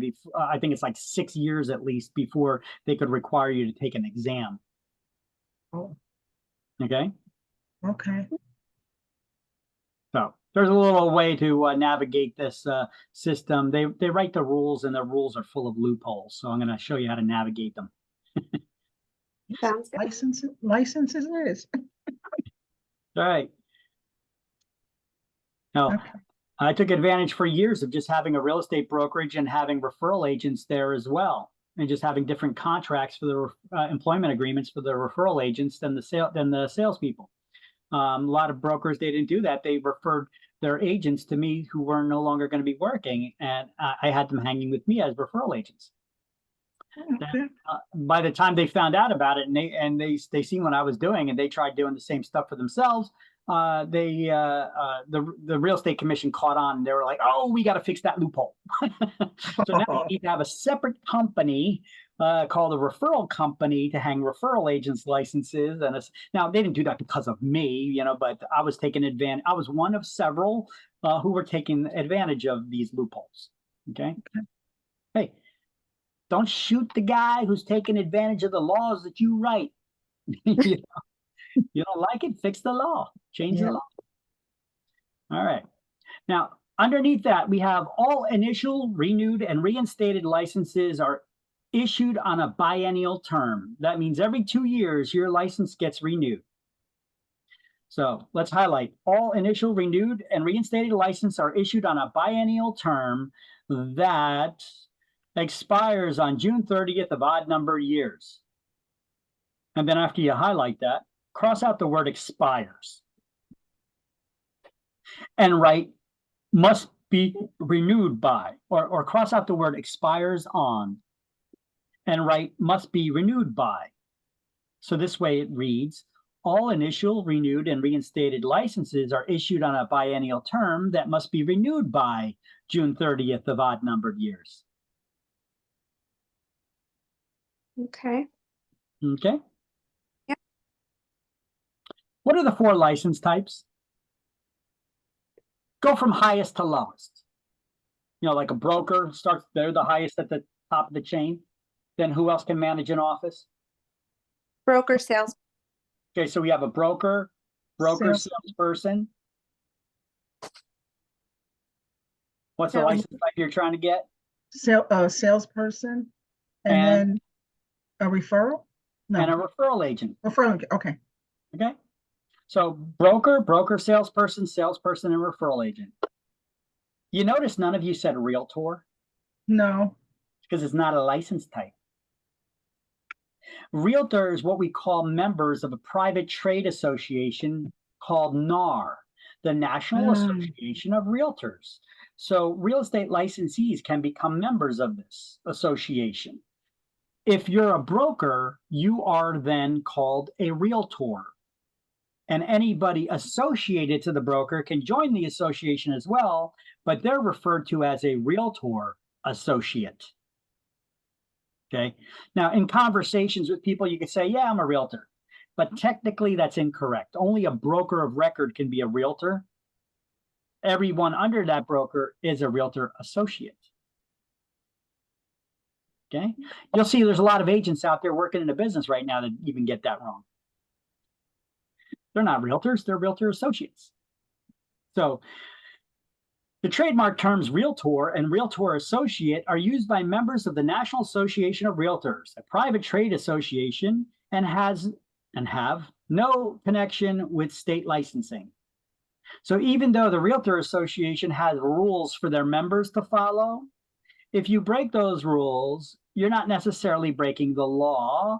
So it has nothing, it will have no effect on your license, provided you're not breaking any of the laws or rules of the Real Estate Commission, right? Right. Right. Now, I also wrote a little note under here. I typed up a note that says, technically, only a broker can be a realtor, and all other agents associated with that membership under that broker would be a realtor associate, realtor-associate. So only the broker is the realtor. Everybody associated, affiliated to that broker is a realtor associate, technically speaking. So in conversation, you could say you're a realtor, but in your advertisements and marketing materials, business cards, if you're going to refer to yourself as being your membership in that association, you should have it written as realtor-associate, Okay. not realtor, because technically that's not right. Dash. Okay. Okay. Okay. Okay. I know it's a habit already. Most people don't pick up on that though. All right. And so here's the slide where I made it nice and clean and neat, and I put everything there. So if you wanted to print out this slide, the slide actually explains it, all that stuff, like I've explained it verbally to you, you know, and I get into the nitty gritty and details in this slide versus the notes with your highlights and your crossing out and your, penciling in of stuff. Here are the 4 license types. I have them in a different order here from highest to lowest: broker, broker, salesperson, salesperson, and referral agent. And I write here, a broker is the only person licensed to charge the public for services or hire licensees. That could be an exam question, hint, hint. Every agency has only one broker, also called the broker of record, because they're in charge of record keeping. Mhm. They're responsible for providing office space, a physical place of business, and guidance and direction. Now, what is guidance and direction? This is not training, but ensuring that agents are adhering to the laws and regulations of the state and the real estate commission.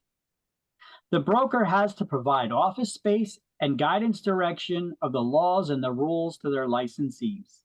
So I kind of straight out explain that. Now, a broker salesperson is someone with a broker type license choosing to work under and in the name of another broker in a sales capacity or as an office manager. A broker or broker salesperson's license is required to manage a real estate office. So all that stuff I had you penciling in or that I explained to you, got it all right here. Right here. Now, a salesperson works under and in the name of only one New Jersey sponsoring broker and only paid by that broker. You can only get paid by the broker that you work for. A salesperson can work directly with clients and customers and can send referrals to their broker or to other agencies. If we refer a client to another agency, to inform our broker about that referral? Yeah. Yes. Well, you got to check what your office policy is. Some brokers may want all referrals to go through directly through the broker.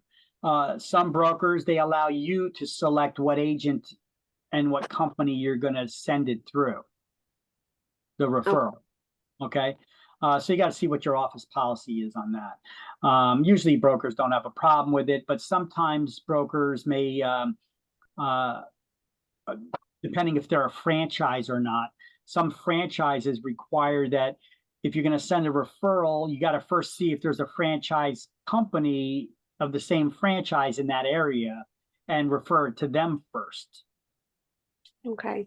Otherwise, they may hit you with a higher franchise fee that they charge. Okay.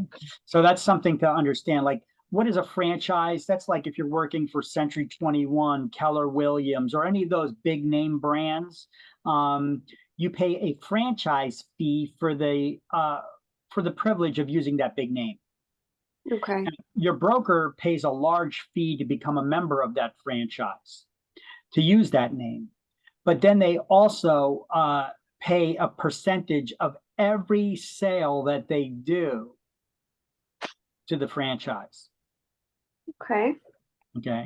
So another thing to decide, do I want to go work for a mom and pop shop where I don't have franchise fees, but they could still charge you technology fees and other similar fees. So you got to understand, ask brokers when you're going to work for them, what fees do you charge for transactions? What are your typical fees? You know, advertising, marketing, technology fees, franchise fees. What kind of fees do you charge? See, that's the kind of stuff I got there in that interview sheet. So you don't got to go writing that in your notes. You can just print out that interview sheet there that I created for you. Perfect. Okay. You're welcome. And the referral agent, SLWRERC, salesperson licensed with a real estate referral company, underlined referral company there, is a new type of brokerage license required to sponsor licenses of referral agents. Referral agents are restricted from working directly with the public. They can only refer business prospects, we call them leads, to their brokers. Those referral agents can only be licensed under an agency licensed as a referral company, not with a traditional full service brokerage. Only a referral company. Referral agents are exempt from CE, continuing education classes, to renew their license. So I got all that written there on that slide. Okay. So my slides that I make, that I customize, they tend to be better to study from, a little bit better. Who's this? And then I have the thing here about realtor or realtor associate. I wrote underneath that, is not a license type. It's a member of a trade association group called NAR, National Association of Realtors, which has nothing to do with state licensing. They follow a strict code of ethics called the Realtors Code of Ethics, which must be taken, this is a class which must be taken within 45 days of membership and every 3 years to maintain your membership in the Realtors Association, which is separate than the ethics class you need to take every 2 years to renew your license. There's a different ethics class there. Technically, only a broker can be a realtor, and all agents associated with the membership under that brokerage would be a realtor associate. So it's all the same stuff that I either verbally told you or had you pencil in on that previous page. I got it all just typed up neatly here. Okay. Okay. All right. Okie dokie. And then I made a separate slide explaining that there's 2 types of companies now, company licenses for the company, for the agency. You have your traditional brokerage license. That's for hanging the licenses of brokers, broker salespeople, people who are working directly with the public. And then referral company, which can only hang the license of referral agents. Okay. This meeting is being recorded. Yes, it is. Okay. And then we have, how much does it cost to initially get your license? Well, make sure Kelly's still there. Connecting. You here? Hello? Okay. So how much does it cost to initially get your license or to renew your license? So I made a nice, neat slide up about this because this stuff is peppered throughout the pages, the coming pages in the book here. So I put all this stuff in one nice, neat little place with a bow on it for you. Oh, great.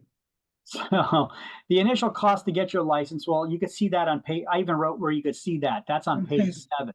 Okay. Yeah. So there you go. All right. So, Oh, there she goes. so I got this slide up of information of how much it costs to get your license and renew your license. This information is on various pages here that we got coming up. But I wrote next to each item what pages this stuff can be found on. But I got it all on one neat slide here. The book should have been ordered in a way that all this stuff is put together. So I put one slide together and put it all in one neat place for you with a little bow on it. Okay. So the initial cost to get your license, how much was it? $160, right? Mm-hmm. Now, what's the breakdown of it? Because your license is only $100. every 2 years to renew your license, it's $100. Why is it $160 to initially get it? Well, the license is $100. $50 goes to an FBI background check, and $10 Oh. goes to something called the guarantee fund.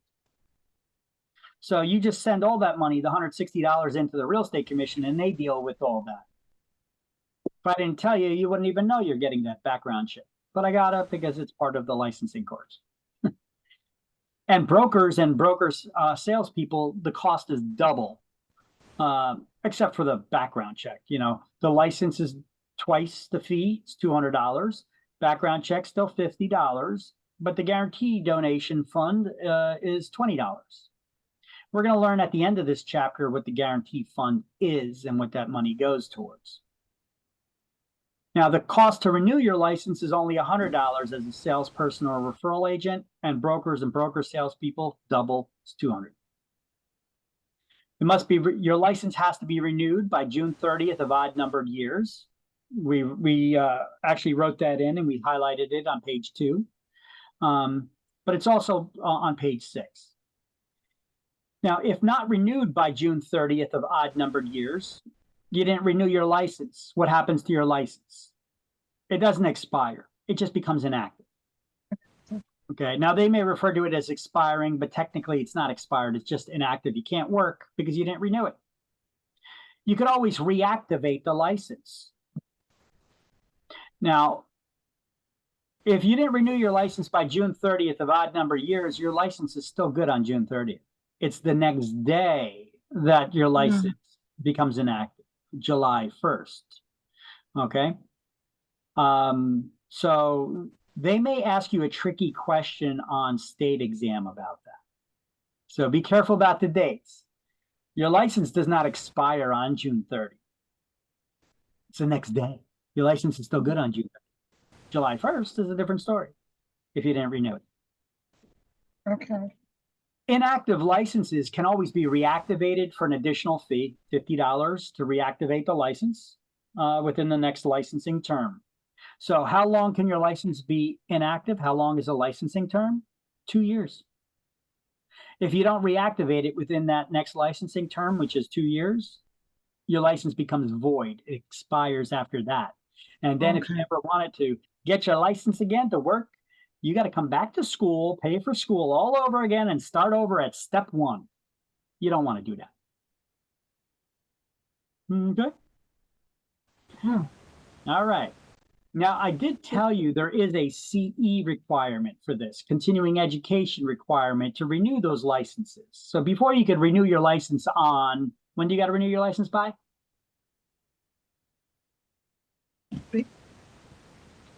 June 1st. June 30th of odd years. Okay, of odd years. June 30th of odd years. Okay. So every 2 years, June 30th of odd years. Now, before you can renew your license, though, you have to complete 12 hours of continuing education classes, which need to be done 2 months before license renewal. So that would be April 30th of odd years.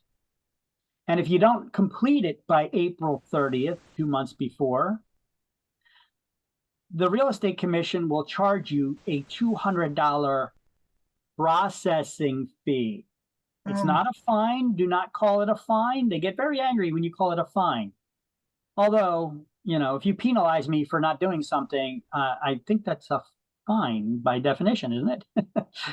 But they call it a processing fee. They're trying to slap some lipstick on that pig, right?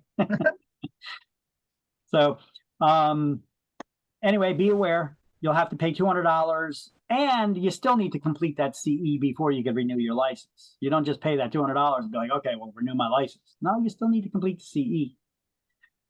Now, the CE classes, they can be taken in person or online. You can take them in person or online at your own pace. CE credits are charged, are required to change your license type when you're changing it from a referral agent back to a salesperson as well. They may require you to take a little more. And here's a guide here that that tells you how how many hours of CE you would need to take to change that license type back over. Okay, so let me find a slide that we're on here. And put those notes in that Word document file that I told you I was keeping for you. Or updating.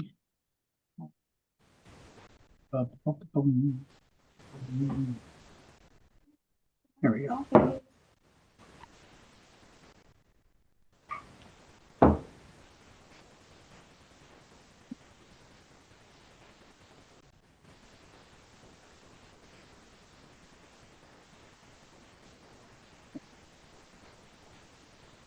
And you could, there's a breakdown of the types of CE classes you have to take. You can't just take any old CE classes. They're very specific about the classes that you take. So of the 12 hours, 6 of those hours need to be in core topics. And they're specific. 2 of them have to be in ethics. 1 has to be in fair housing. And the remaining 3 of the core topics can be any core subject. Now, anytime you look up online at a school and you see CE classes that they offer, it'll say next to it, there'll be a license number for each class, and it'll say how long the class is and if it is a core topic or a elective. Okay. Now, the remaining 6 hours can be any topic. They can be core or electives. All right. And you could always check the CE classes that you took and how many more hours that you still need by going to this link here, njrece.psiexams.com. So if I click on that, I'm going to show you how to do that. How about that? You want to see an example? I'll show you. Whoop.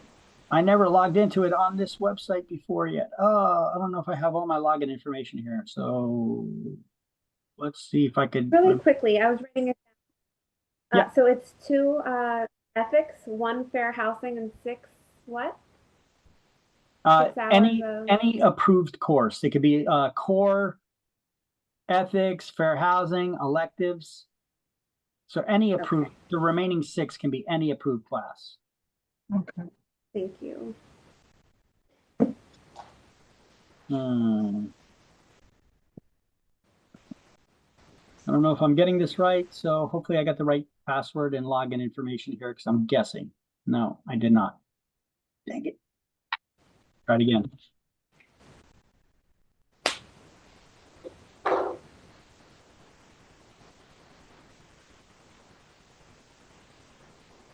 Nope. All right, so what do I got to do? I got to look up my login info. So,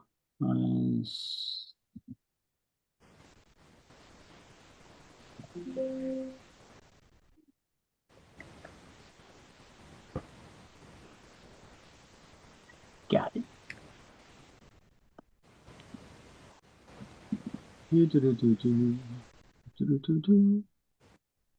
Hey, there we go. Got it.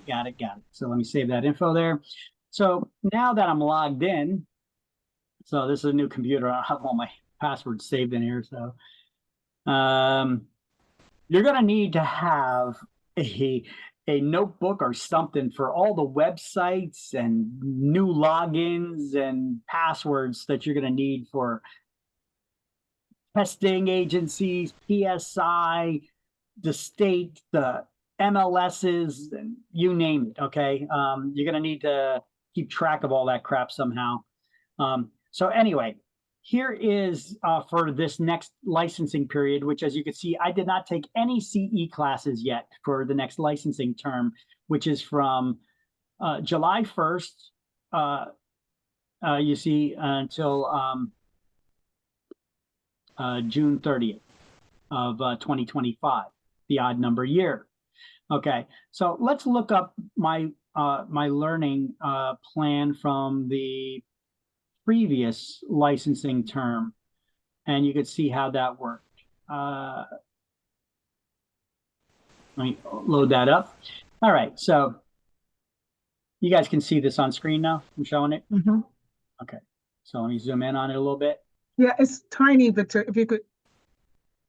Yeah, got- I mean, I got to okay. blast it up full screen here. So if you want on your computer screen, you can enlarge the presentation to maximize it on your screen. Okay. Okay, so in the right hand side someplace you could hit that little box to open it up. Not the X, but the box should open it up. I know, right? Okay. You said you weren't tech savvy, so I just want to make sure. I know. I'm glad you said that. That's exactly what I was thinking. All right. So this is what I did. As you Okay. can see, you can see your history, the total 12 hours of credits that you need. So this line will progress, and the line will get greener and greener as it gets all the way to the end, and you reach your goal of completing your 12 hours of CE classes. And it breaks it down. See, 6 core hours, 2 ethics, 1 fair housing, and then there's a list of all the classes that you actually took. So as you can see, I met all my 12-hour requirement. I needed 6 core hour topics on core, ethics, and fair housing courses. Out of 6 hours needed, I took 7. So I needed 2 hours of ethics classes. I took 3. I needed 1 hour of fair housing. I took 4. And here's the breakdown of the classes and when I took them. You know, fair housing seminar I went to, I got 4 credits. Code of ethics, 3 hours. Educating sellers online, I took that class. That's an elective course. You see it says elective next to it. That was 2 hours. Top policy issues facing brokerages today. That's a 3-hour course. That's electives. Okay, so that was the breakdown of all the classes that I took to meet that 12-hour requirement.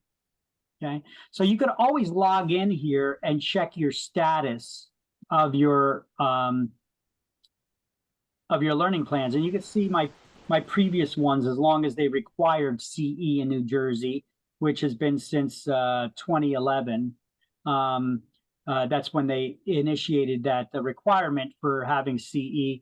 You could see my history over here from all those classes that I took for those terms. Okay, so basically,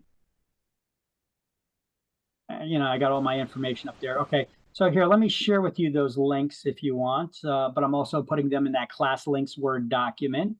So this is for that learning plan. It's njrece.psiexams.com. Okay. And that'll take you to that login screen, I believe it was. Well, now I'm already logged in, so I guess it's not.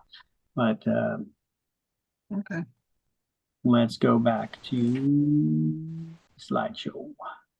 And I'm just going to add in the Word document. Check your CE credits. Okay, well, I already did. All right. And then as you see down here at the bottom of the slideshow, exempt from taking the CE requirements, the CE classes, are newly licensed agents after June 30th in even number of years. So if you're taking this class, well, you guys are taking it at the beginning of the year. So you're still going to need to take your 12 hours of CE to renew your licenses before June 2025. Okay? Okay. Wait, okay. Depending on when you get your license, not when you take this class. You get credit for the class depending on when you get your license. Gotcha. So if you hold off a couple of months, which don't do that, just get your license right away. But if you hold off until the middle of the year, until after the middle of the year, then this class will count as your CE, and you won't need to take any CE classes. So newly licensed agents after June 30th in even number of years, this licensing class will count as your CE requirement being met. Referral agents, they're not required to take any CE. And brokers who had their broker's license, not just having a real estate license, but they've had a broker's license for at least 40 years. They should know this stuff by now. They're definitely going to be seniors. They are exempt from taking that CE requirement classes as well. So let me just add that. Those who have been licensed as brokers for at least 40 years are exempt from that CE requirement. All right.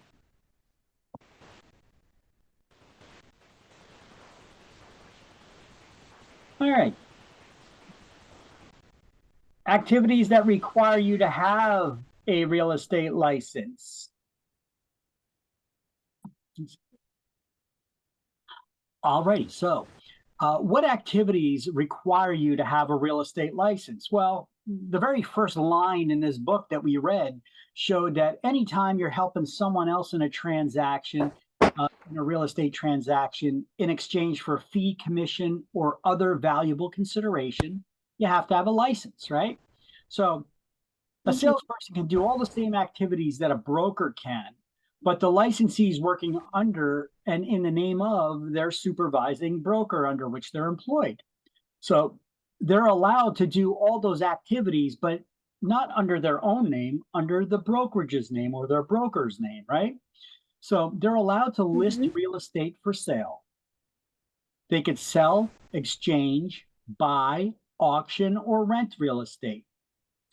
Strange thing is, New Jersey being the nanny state, you figure they'd have licensing for everything. You know that they don't have a requirement for an auctioneer's license? You could do auctions without a special license. Most states do require an auctioneer's license. New Jersey does not. But if you're going to sell real estate at an auction, somebody there has to have a broker's license or salesperson's license affiliated with a broker. Okay. To collect rents for someone else. Okay. Remember, if it's your property, you don't need a license to collect rent. It's only when you're doing it for someone else in exchange for something of value. Okay. Soliciting prospective purchasers or sellers. Negotiating a real estate loan, commercial loans, residential loans, they require you to have that loan solicitor's license. Commercial loans are weird. They require you to have a broker's license. Sell lots or other parcels for a developer. Sell business opportunities that involve real estate. You don't need a real estate license to sell a business unless real estate's involved.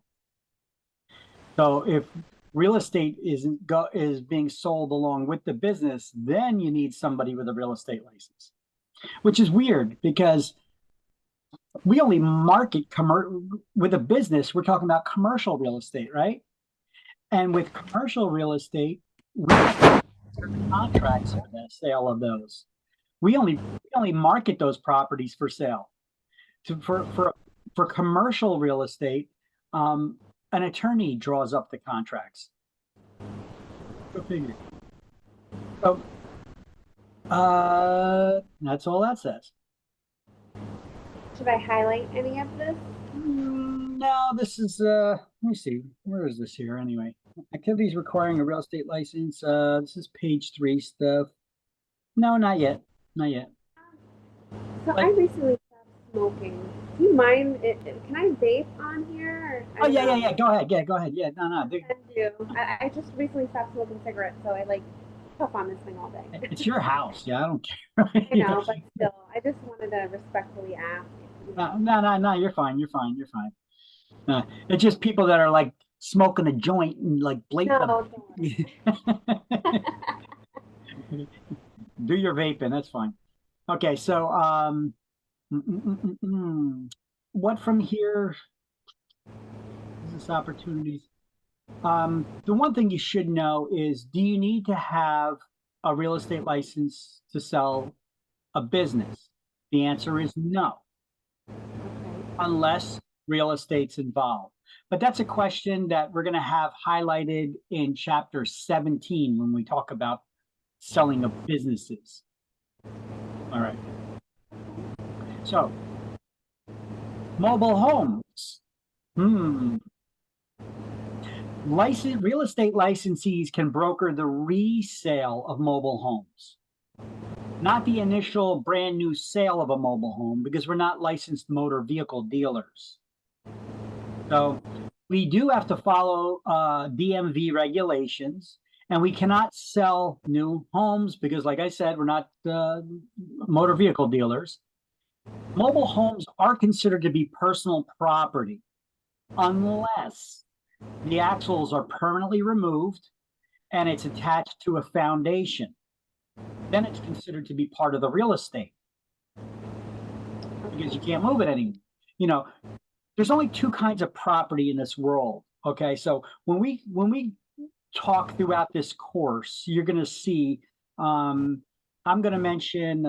We're at one point in chapter 5. We're going to, from that point forward, we're going to start talking about types of property and such. And property, there's only two types of property. It's either real estate or it's personal property. Okay, so when I refer to real estate, I'm going to call it real property. Okay, so it's either real property or personal property. There's only two types of property in this world: real or personal. Your car, your clothes on your back, that's personal property. It's not real estate, so therefore it falls into the category of personal property. If it's not personal property, it's real property. Okay, so those motor vehicles, if they're those mobile homes, if their axles are removed and they're put on a foundation and then they turn them into those double wide trailer homes, you know, it's now real estate. Okay, so here's the activities covered that I just ran down that list of on my own typed up list, talking about all this stuff. This is what we would highlight right underneath that list. Can you see that? Can you make that out? It's that sentence under there, and we're just going to highlight that sentence and we're going to underline the word resale. Now, licensees are allowed to broker the resale of mobile homes, and underline that resale part. Okay, that's done. Have you ever sold a car? Anybody ever sell a car? No. No. The motorcycle. Okay. Same thing. Motor vehicle. So you had a title, right, for the vehicle. You turn over the title, right, and you put down who the buyer's name is, what the mileage is, the seller's info, all that stuff, right? What the sale price is to make sure that the appropriate sales taxes can be paid, right? Then you go to motor vehicle, they get the title reissued in their name, and that's all that's required. So that's the same thing in selling a mobile home. Okay. Okay. That's it. Let's do it. And then we've earned our commission. Okay, so exemptions. Real estate license is not required to sell real estate by FSBOs. It's basically a for sale by owner. We pronounce it FSBO, FSBO. FSBO. It's a for sale by owner. You don't need a real estate license to sell or rent your own property. Okay. Attorneys, executors, executrix, trustees, receivers, administrators, legal guardians, and others handling real estate under the order of a court are also not required to have a real estate license. Okay. Now, just let me not pass this by. Okay. What is an executor? I'm not going to assume that you know these things, so I'm just going to spell them out. Okay. So an executor is, if you have a will, you know, like a last will and testament in case you die, and we should all have a will. If you have a will, you have to name somebody in that will who's going to make sure that your wishes are carried out as you wrote them in your will. They're in charge of making sure that your assets are distributed according to your final wishes. Now, if that person is a male, they are an executor. If they're a female, they're an executrix. Oh my God, only two genders. Yes. Okay, so as you're going to see in this course as well, we go over a lot of legal terminology which is rooted in Latin, and just like most languages in the world, unlike English language, um, most languages are gendered. Okay, there's a depending on who you're talking to, there's a different words that you use to address to address the person. Okay, that's the way languages work all over the world. United States or English is the only language that does not have that I'm aware of. So that's probably why we're seeing all this crazy stuff going on right now with people and their, the gender stuff, because the language permits it. Okay. Now, if you don't name somebody in a will to carry out your wishes, a judge will appoint somebody to do that for you, and that person is called an administrator. That's what an administrator is. Okay. All right. Now, banks and trust companies for properties that they own, it's kind of like a for sale by owner. They don't need a license, right, to sell their own property.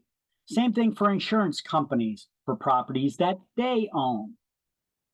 Attorneys are exempt while handling real estate in their normal practice of law. But an attorney who engages in the brokerage business looking to get listings and dealing with buyers and sellers, they have to get a real estate license just like you and I. Okay? So attorneys, if they want to get a real estate license, they could get an education waiver because they got far more education than we do right here, taking a 75-hour class, okay, with all that college that they had to take. So they could get an education waiver. You got a question? Highlight that? Should I highlight that? Attorneys are exempt while handling real estate in normal practice law? Yes. I'm gonna actually have a screen on the next one where I'll show you the highlights. So if you're ahead of the game there, you're already getting the drift of taking notes. So attorneys, they can get an education waiver, but they still need to take the real estate exam. Okay. Which is interesting because even though they take these they've taken a basic real estate 101 portion of their courses in college to become an attorney. They didn't learn about all of this stuff that I'm teaching you guys about, the Real Estate Commission, administrative code, and the licensing laws and regulations, which are Title 45, Chapter 15. This stuff deals with licensees. So they often have a hard time trying to take this exam themselves too, unless they take this class. I've had attorneys come here and sit in this class to take it because they couldn't pass the exam.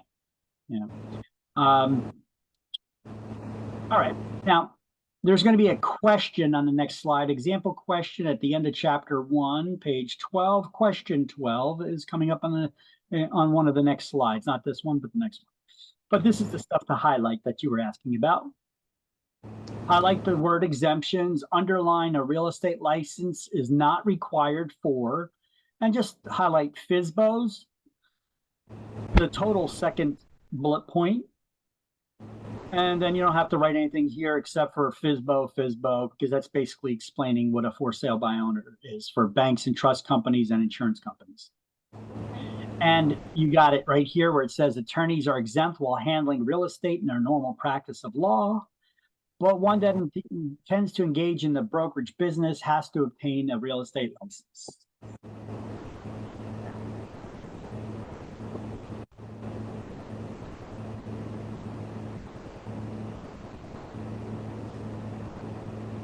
And just let me know when you guys got that. We move on.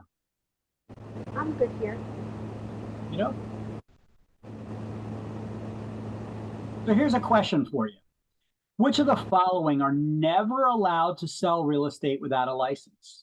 I read this, insurance brokers. Okay. And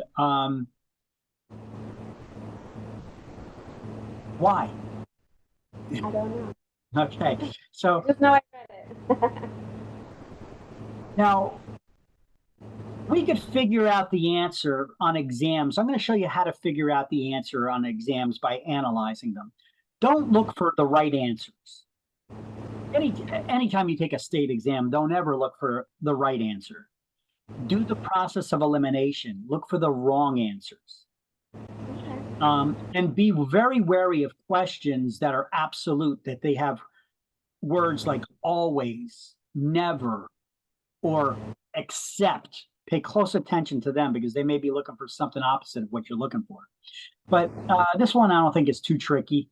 It says, which of the following are never allowed to sell real estate without a license? Well, can banks ever sell real estate without a license? Sure, for properties that they own, right?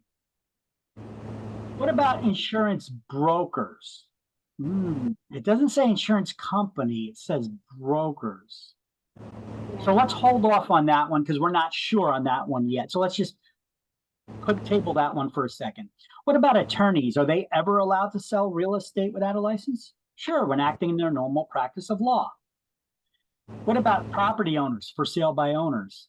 Sure, they could sell their own house without a license. So by process of elimination, we know it's insurance brokers without even knowing why. But let me explain why. Because insurance brokers is not the company that owns the property. It's a broker is the person that works for the company. So they're not allowed to sell real estate without a license because it's not their property. That's the thinking behind it. Okay. Payments for services. Salespeople cannot pay more than, cannot pay anyone. Who can you pay? Nobody. Who can you be paid by?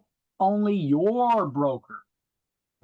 And who can your broker pay? Oh, okay. Well, now we're going to get into that down here.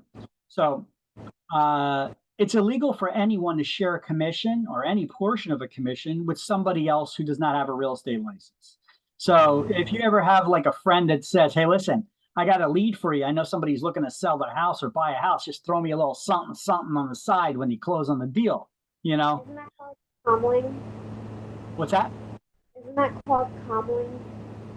Oh, commingling? No. Commingling is when the broker mixes their client's money in the escrow bank account with their own. Okay. This is talking about the payment of commissions. Okay. So it's illegal for anyone to share a portion of a commission with someone else who's not licensed. First of all, who can pay out commissions? Only a broker can. And who could they pay a commission to? Their agents, another broker, like if they paid a referral fee, then that broker would pay their agent the referral fee.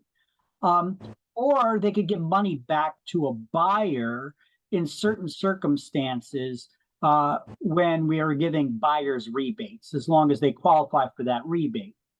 But there's a certain way that it has to be done. So you have to be, so you as a salesperson can never pay a commission to somebody. Your friend that said, just throw me a little something, something on the side.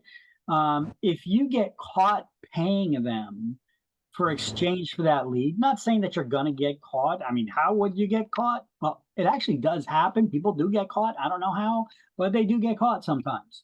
You got to ask yourself, is the juice worth the squeeze? You know, is it worth it? Because it could get you in trouble with the real estate commission. It could have actions against your license, and the fines can be severe. So it may not be worth it. You may be better off telling them, hey, you know what?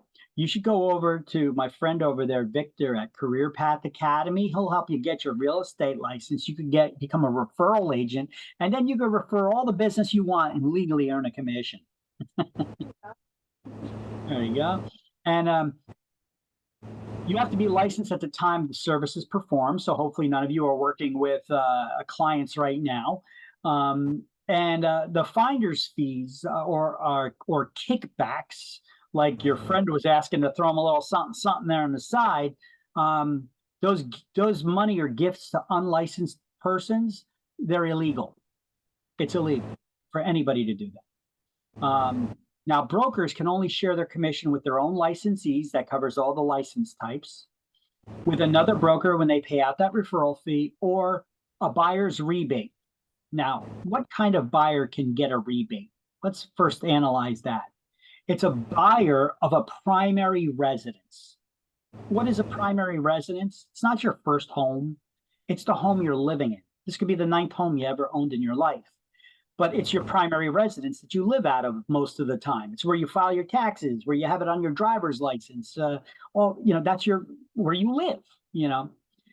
Sometimes I get people in class who are like, well, I got a vacation home in Florida. I got this house here. I got this. Well, where do you file your taxes out of? What's on your driver's license? That's your primary residence. Okay. Okay. What's a buyer's rebate? What is that? If you buy a house through me, I'll give you back I'll share with you a portion of my commission. I'll give it back to you. There was a law passed in, I think it was 2009. It went into effect in 2010 that allowed brokers to offer these buyer's rebates. But it could only be for the buyer of a primary residence, not for an investor, not for a purchaser of a second home or vacation property, not for commercial properties, only for a buyer of a primary residence. A residence is a house that you live in. Okay. So there's also other stipulations. You have to have the agreement in writing that the time you started working with the agent, that they're going to be giving you a rebate, how much the rebate's going to be, whether it's a dollar amount or a percentage or whatever. And that all has to be put in writing at the time you start working with the agent. And then the broker or the agent can't just give you money. It has to be a direct reduction of their commission at the closing in the form of a credit or check. So whoever is the closing agent at the closing table when they're finalizing the sale of the house, they're the ones that will do the deduction. Okay? Okay. Thank you. You're welcome.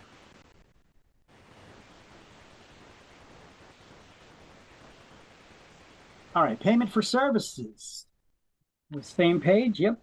Okay, so let's just put a highlighted box around the whole thing and just highlight this sentence. It's illegal for anyone to share any portion of a commission without a real estate license.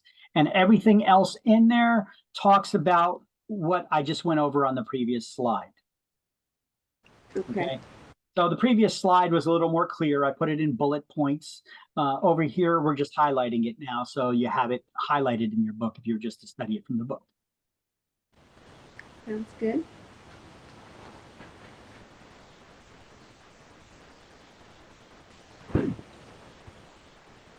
Okay. Yep. And then as you could see, sometimes people do get caught. Look, this real estate salesperson in Monmouth County admitted to accepting a commission as a salesperson from someone other than her employing broker. And therefore, she's required to complete an additional 3 hours of continuing education that will not count towards her license renewal continuing education hours, and had to pay a $2,500 fine. So was the juice worth the squeeze for her? Probably not. And this guy, Ray Rice, what did he do?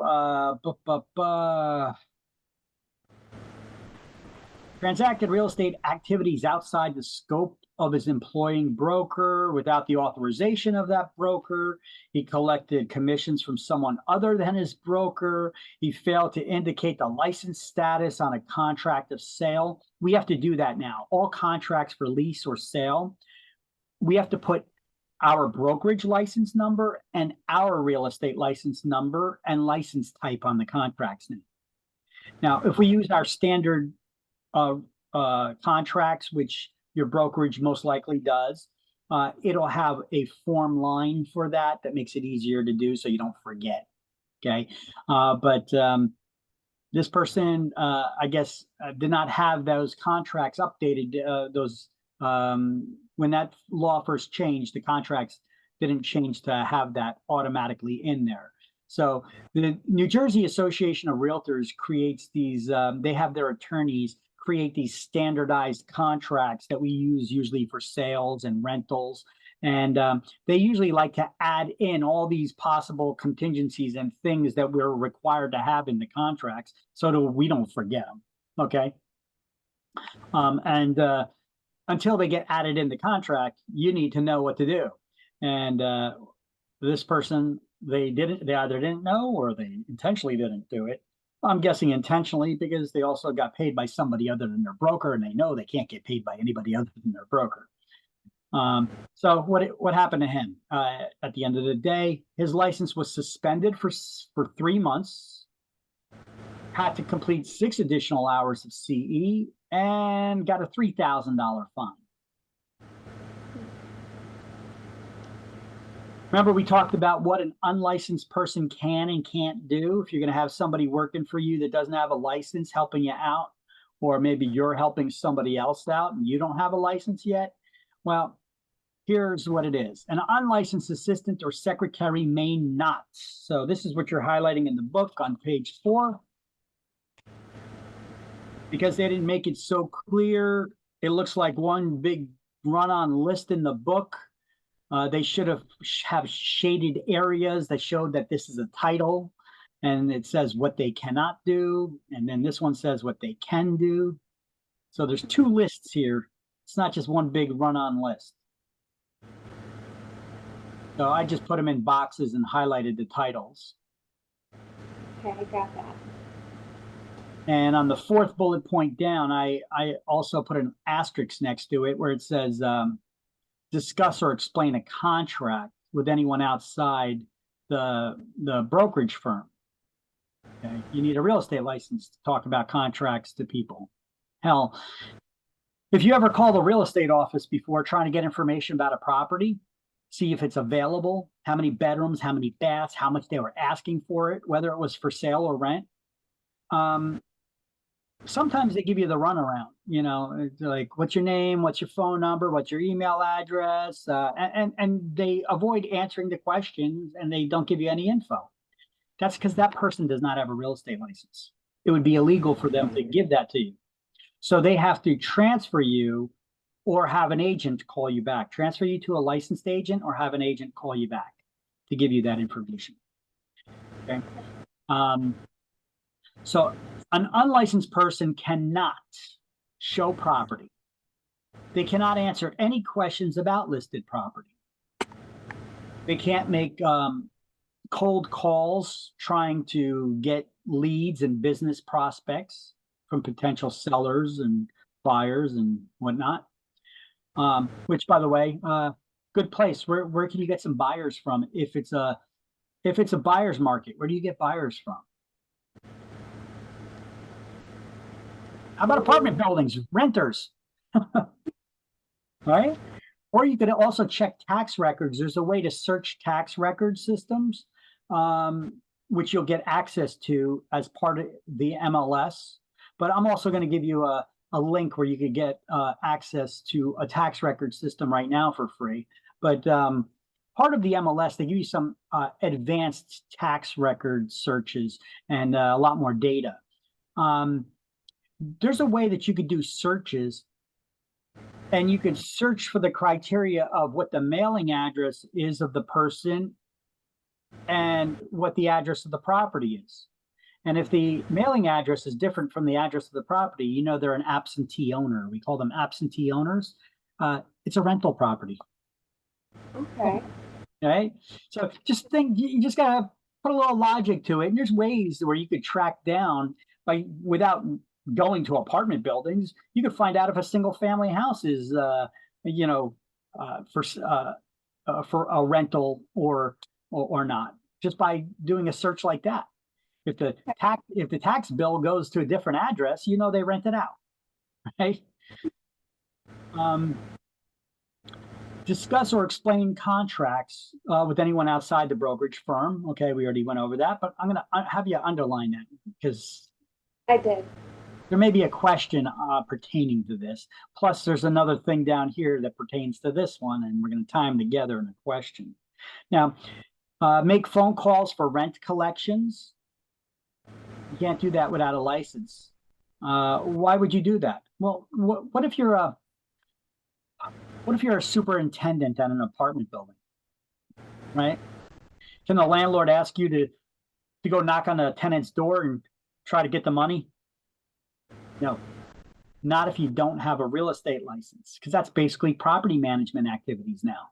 Okay, there's different kinds of property management activities. The ones that require you to interact with the tenants require a license. The ones like shoveling snow and stuff and vacuuming the carpets, they don't require a real estate license. Okay, I used to be a superintendent of an apartment building. I had my first apartment. It was rent free. Well, not exactly rent free. It was sweat equity I put into it because I cut the grass, I shoveled the snow, I had to deal with all the tenants' BS. But that landlord was more than happy to hire me there because they knew I had a real estate license. So in addition to me fixing stuff and doing things, because I know how to fix stuff and do things, I had a real estate license, and they knew that they could take advantage of me in other ways too. But when they sold that building and the new owner wanted to start charging me rent, I told them where they could stick it. Let's see. Except when accompanying a licensee, host open houses or promotional booths, distribute promotional materials, or attend home inspections. So if you don't have a real estate license, you can go and do these things with the real estate licensee there, because they'll be there to answer any questions that the public may have. If you're helping somebody host an open house that has a license and you don't have a license, that's fine. You're allowed to. But if somebody's going to make a coffee run, who's going to do the coffee run? You are. The licensee should not leave you alone in that open house to attend the open house. Right. Okay? You were not hired to watch that house and to have that house open to the public and deal with any questions from people that walk in the front door. All right. Now, an unlicensed assistant or secretary can answer phones and forward calls. It's a wonderful day at ABC Realty. How may I help you? And I'll ask for your name, number, name of your firstborn, but they're not going to give you any information about the property because they don't have a license. Process and submit listings and changes to the MLS. Yeah, because you're just doing data entry like any secretary would, right? You're not dealing with the public, and you're not coming up with the write-up.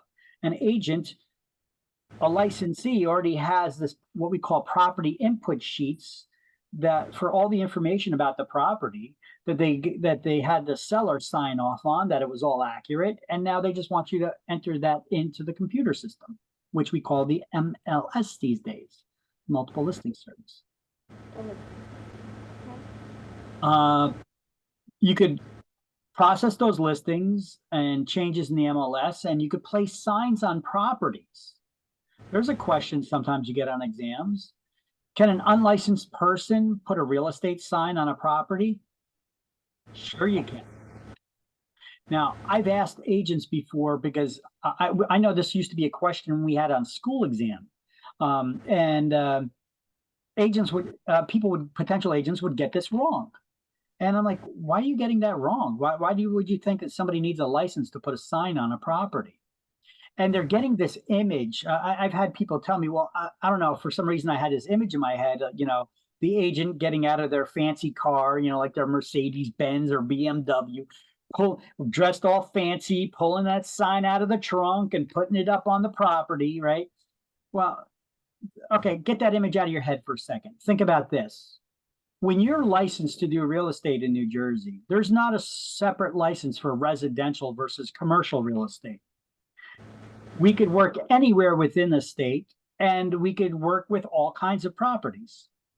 There's no separate licenses for the different types of properties. So if you get a listing for a large warehouse or commercial property, industrial property, it's not uncommon to have a work crew on the back of a pickup truck build a large billboard size for sale sign to put on a property. They're digging a ditch, they're digging a hole to put the posts in, they're building it on property. I mean, those guys, they're dirty, they're working on the back of a truck. You think they got a real estate license? Probably not.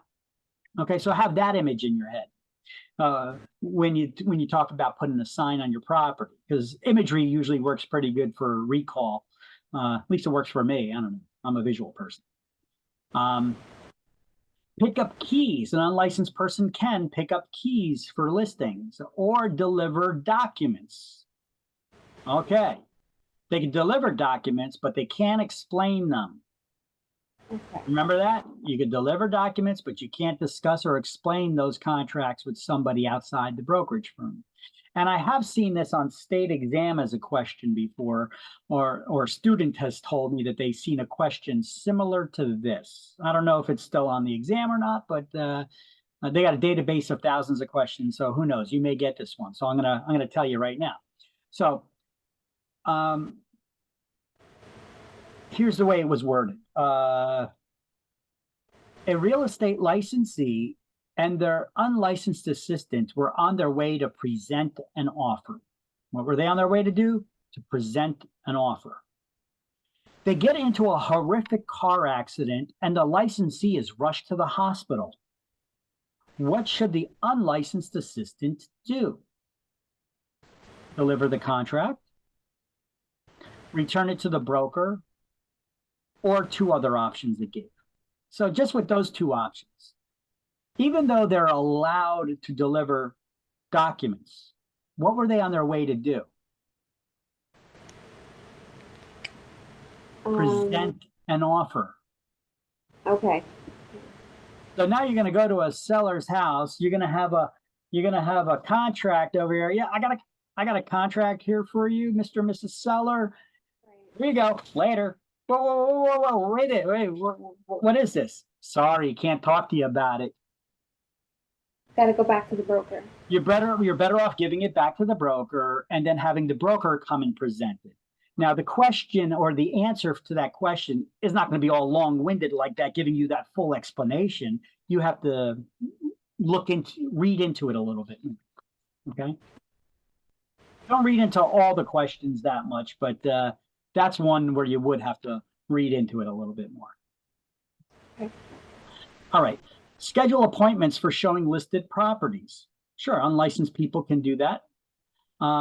Just look at the broker's secretarial staff. You know, they do that stuff sometimes, right? They set up files and track and secure documents for the broker. Only under the direction of a licensee can they have copies of keys made for company listings, write in place promotional ads, contracts, type up contracts or order inspections or prepare property flyers and promotional materials. And they only under the direction of a licensee who needs to review them to make sure they're in compliance with all the laws, rules, and regulations before you go publishing them now, right? Even you as when you first get your licenses, when you guys create ads and stuff that you want to put out there to advertise your listings or maybe yourself to try to get business, don't put those ads out there until you run them by your broker first. Make sure that they're in compliance. There's nothing in those ads. Any required disclosures have to be in those ads. There's no wording or terminology that could be deemed discriminatory and all that stuff, okay? Keep records of and deposit earnest money, security deposits, and rent. The secretarial staff for the brokerage does that. Follow up on loan applications. Yeah.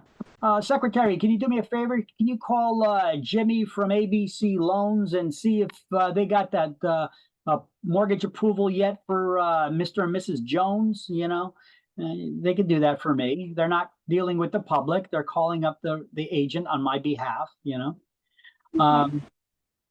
Compute commission checks. Yeah. The secretarial staff at a brokerage often do that. They write it, they look up the paperwork, they see what the closings were, they deal with the financial software, they even print out the checks for the broker's review and signature. Okay, they're not going to be signing the checks, right?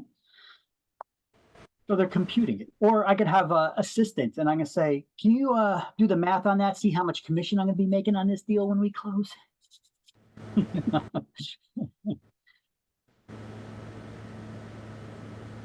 All right. So basically, here's the gist of it. We need unlicensed people to help with some of our activities that we do around the office. Sometimes we get additional help to, we're doing an open house in an area that we may feel unsafe in, perhaps, so you could have a friend there with you, there's nothing wrong with that, or another agent. But if you're having somebody there with you, the support staff, like it says, they're valuable personnel. But New Jersey statutes say that their activities dictate what they can engage in, what they can't engage in. So here are some support staff rules, which I have typed up over here. There's a form here that shows you what some of these things are. It basically says unlicensed assistants are allowed to, to answer the phones, but not give out information, process listings to the MLS. So basically, remember I told you we have these forms that are filled out? I'm going to show you what they look like right now. I'm going to give you an example. See, this is what I do beyond what the normal class does, these normal classrooms do. So I'm going to show you from this is from the Garden State MLS. And can you see this? Garden State MLS? GS, Garden State MLS up here? Okay. Just want to make sure we're all on the same page here. So basically, here are some listing input sheets. The Garden State MLS is the only one I know of that has these forms without being behind a login that you can get to. So here's like a single family listing input sheet. Okay, so let's just open one of them, see what it looks like. Okay, in this input sheet here, you could see the fields in red are the ones that are required fields that need to be filled out. And you can see there's everything from the list price to the date of possession of the property, what the expiration date of the listing, what the address of the property is, street name. Is it like community living? Is it age restricted at like 55 plus or senior housing? Is it a condo or single family house? What's the lot and block number, which we get that from tax IDs, tax information. Type of ownership, or pets allowed, information about the type of dwelling, the architectural style.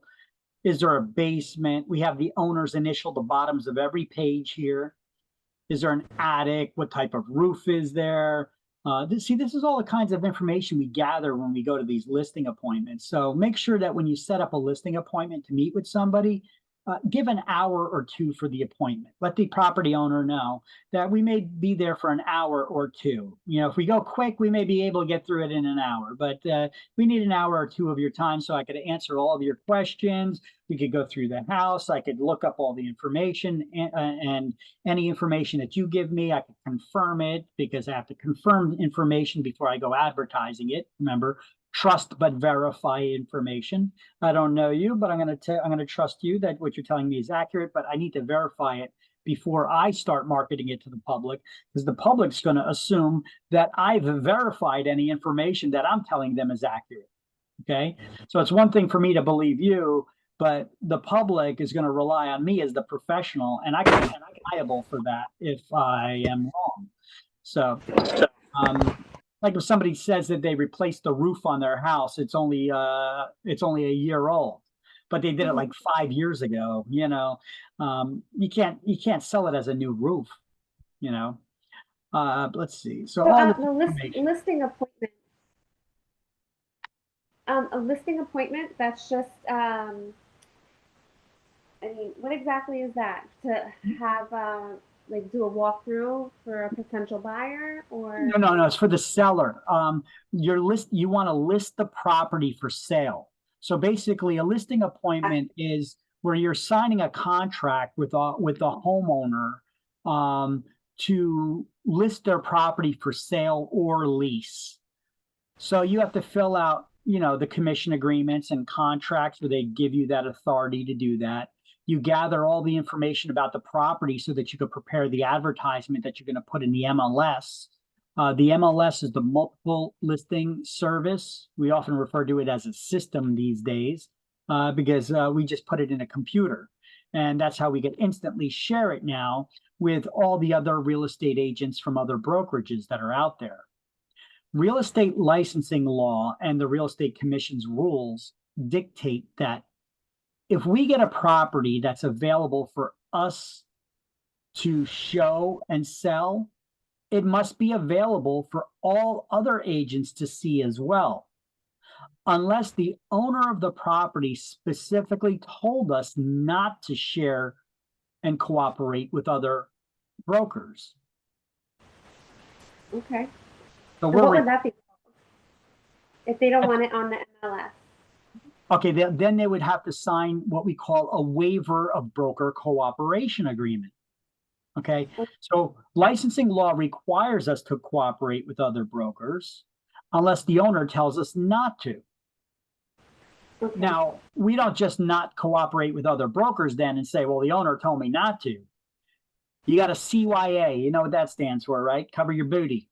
You got to get them to sign one of them cover your booty forms so that you don't get in trouble. So now you get it in writing where they implicitly told you not to do this, so now you don't get in trouble. And if somebody wants to show the property and you tell them, I'm sorry, the owner's not cooperating with, we're only the person has to deal directly with us. We're not cooperating with other brokers. This is request of the owner. If they say that they want to see a copy of that, you're required to show it to them. And you should have it on file, that form, because you should have had the owner sign it at the time you got the listing. Okay. So if you didn't have that form, they could file a complaint, you could get in trouble. Okay. All right. So once again, initials the bottom of all the pages, has information about what's excluded from the sale, directions to the property, client remarks. These are ones that you would see like that get distributed to third-party websites like Zillow and Trulia and homes.com and other websites like that, right? Agent remarks, these are those remarks that do not get shared with the public, but they are displayed in the MLS for all other licensees to see. Keep it clean. Don't put any dirty words there or anything like that, This is still you still need to follow the rules of the MLS, and they could fine you because it's their system and they want you to follow their rules. Okay. It's their software and they don't want you putting in, negative stuff in there. Okay. Room sizes and stuff like that. I never post square footage of house unless it's a brand new house and I have the architectural blueprint from the developer stating what the square footage is, because tax records are notoriously wrong with their square footages. Room sizes are a little bit different. You could take a laser tape measure and point it at one side of the wall to the other, and then the other side to the other, and then you could get it's a 10 by 12 room or whatever the room size is, and then you write that down here so the people get an idea of the dimension. It's not meant to be exact, but it'll get you in the ballpark. You could either start walking around with an old-fashioned tape measure and pulling that thing out, stretching it across the room, or you could wow your clients and go get one of them Bosch laser tape measures for like 30 to 50 bucks. It has a laser beam that points from one wall to the other, and it tells you how many feet and inches, it is from this wall to that. I'll do that. Yeah, they're pretty cool too. And when they hear them beeping and stuff, and you got your little gadgets, they're all like, wow, they know what they're doing, Yeah, right. And they are helpful too. There is also one called a sonic tape measure, but the sonic tape measure works by sound. And if you're bouncing it off of curtains or a window, the sound may not bounce back. It could be deadened, and you're not going to get readings or accurate readings. So the laser measures are better.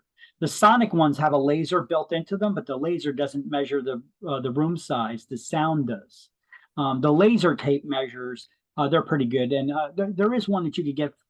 Actually, there's a couple of them, but the Bosch makes a nice small one. It comes in like in a little pouch you could put on your belt or put it on your purse or pocketbook, and it just it's in Velcro and you can just pull it off, and it's real handy. It gives you instant readings. Okay, let's see. And then you say what level the house, the room is on, what type of room it is, yada, yada, yada. You see, there's a lot of information we need to gather, basically. Type of kitchen, does it have a breakfast bar? Is it an eat-in kitchen? Does it have a pantry? Is there a separate dining area? What kind of dining area? Is it a an L dining room area, like an L-shaped dining room? Is it the formal dining room, or is it a living dining room combo? Is there a master bedroom? You guys know what a master bedroom is? Yes. So this is called the listing application contract? The listing input sheet.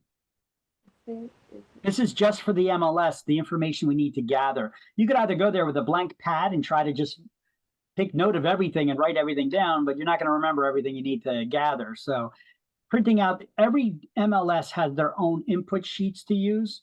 So print them out depending on what area that you're in and what MLS you're going to be putting it in. Bring those forms with you so that you could gather the information and what to fill in. Okay. Sounds good. Now, a master bedroom, let me tell you what it is, because most people think they know what it is, but they get it wrong. It is not necessarily just the largest bedroom in the house. That's what HGTV will have you believe. Many houses do not have master bedrooms. A master bedroom is usually the largest bedroom in the house, but it is a bedroom that also has a bathroom attached to it or in it. Okay. If you don't have a bathroom in your bedroom or attached to the bedroom, it's not a master bedroom. Okay. Yeah. You watch those HGTV and flip it programs on TV, and they're like, oh, this must be the master because it's the biggest one, And no, that's just the biggest bedroom. It's not a master. Okay. So that's why you see, what are some of the master bedroom descriptions? Does it have a full bath? Does it have a sitting room or a dressing room? Is it a half bath? Does it have a walk-in closet? Does it have a fireplace? Ooh, fancy. Right? Does it have a bidet? You guys see that? Bidet. What is that? B-I-D-E-T. You know what that is? Bidet. No. I'm trying to zoom in on that. Bidet. B-I-D-E-T. Mm-hmm. A bidet, that's how you pronounce that. It's a European thing, I guess. For the toilet. Yeah. Yeah. In Europe, they have, in other countries that use these things, often it was popular in Europe, what they would do is you'd have a toilet and then you'd have a separate thing that looks like a water fountain, but don't drink that water. It's used to clean your tushy. Okay. It's to help conserve so you don't need toilet paper as much and whatever. You dry yourself off with a towel. So you wash your butt with the water, Now, now here in the United States, you could have a separate bidet, but it's not as common because our bathrooms are usually not as large for that, usually. You could retrofit a toilet to have a bidet seat on it, though. And I did this during the great toilet paper famine of 2019. I remember. We had the shortage of toilet paper and the prices went through the roof and you're limited in supply. And oh my God, what do you do if you can't find toilet paper? Because people are going like this, buying them all up. I went to Amazon. I bought a bidet seat and I retrofitted it, did some plumbing, and now I got a bidet on my. And I don't think I could deal with it without it now. I visit somebody's house and I gotta go number two. I don't feel as fresh. You're used to it now. I'm so used to it. It's those things are great. Those things are, and I tell you what, you save on toilet paper. You use 1/10 of the amount of toilet paper that you used before, because it's high pressure water shooting at your booty, cleaning it off. That's great. Yeah, it's a great feature. So these are, you just make note of all these different features. Is it handicap accessible? Is there an in-law suite? Oh, I'm waiting for somebody, some sensitive, overly sensitive little snowflake to flip out over this one too. In-law suite. Oh my God, why you got to be married? Okay. You guys know what an in-law suite is? Also, they're sometimes referred to as mother-daughters. This is a one-family house. It's zoned as a one-family house, but it's set up like a two-family house. It may have like a separate apartment, but you can't rent it out separately because it's zoned legally. It's a one-family house, but it may have its own entrance, its own bathroom, its own kitchen, its own separate area. It's like when you have the, say you just got married. This is where it got the name from. Say you got married and you have an adult parent and you want to keep them close to you, but not that close, and they could still get around on their own. They can Yeah. have their own place to live, but they're not going to be all up in your business, you know. So they could come and go as they please, and they're close enough that you could keep an eye on them. And that's what we call an in-law suite or mother-daughter. Okay. This is highly sought after, by the way. If you come across a property that has this, check the box, enter it in the database, because I can't tell you how many times I searched for properties in the MLS and couldn't find any that came up. And then when I'm showing properties, what do you know? Look, this is a mother-daughter here. Why didn't the agent list it that way? They could have probably sold it quicker and for more money if they did. That's a highly sought after feature. Handicap modified, or the fireplaces, what fuel type, cooling systems, what kind of other services are available, hot water, sewer systems, is it public, is it private, is it a septic system, is it public water and sewers, what are the taxes, we get all this stuff from tax records. What are the commissions? What are the commission splits we're offering to the other agent if somebody from another company brings in the buyer? Is there a sign on the property or not? Does the seller lender approval required? In other words, is this property distressed? Is it a short sale? Is it in danger of foreclosure? Basically, does the seller's lender need to give approval for the sale? What about showing instructions? Do they have pets or not? Very important to disclose that. Otherwise you could open up yourself to lawsuits if somebody gets bitten by a dog, or somebody just gets scared of a tiny little animal. Even I've seen people that freak out over all kinds of pets. Yeah. And if their overreaction, it seems ridiculous, and they get hurt because they get so scared and freaked out, the seller can get sued, the listing agent can get sued, the buyer's agent can get sued, their company can get sued. You got to be careful with that. With any kinds of pets or animals, or if there's animals there, even like a cat, you got to make sure to know not to let that cat out. That animal runs away or gets hit by a car. Yeah, somebody who's going to get sued. That's a little member of your family there, right? Yeah. She's been learning a lot from you today. Yeah, I see. Pretty cat. Okay, let's see. All right, so basically that's your typical type of listing input sheet. And we get at the last page, every page we get the owner's initial on. The last page we get them to sign it. You as the agent signs, or your broker signs. IDs and all that stuff, you date it, and then you put the listing in the MLS and you fax over this paperwork or upload it to the MLS if they have that features that allow you to do that. Most do. All right, so just wanted to give you a little visualization of that stuff. All right, so unlicensed assistants can follow up on those loan applications, schedule appointments, all that. Only under the direction of the supervision of a licensee have all these other things done, which we already went over. All right. Now, here is an activity that an unlicensed assistant can't do. Let's see, what do they do here? This person in Camden County, in broker salesperson, no less, demonstrated incompetency by providing access codes to a buyer of a property and leaving her unattended at the property prior to closing of the title. Okay. Actually, I know what happened here because I read this final order. Usually these things, if you go to the Real Estate Commission's website, you could click on these things and you could read the details. I remember this one.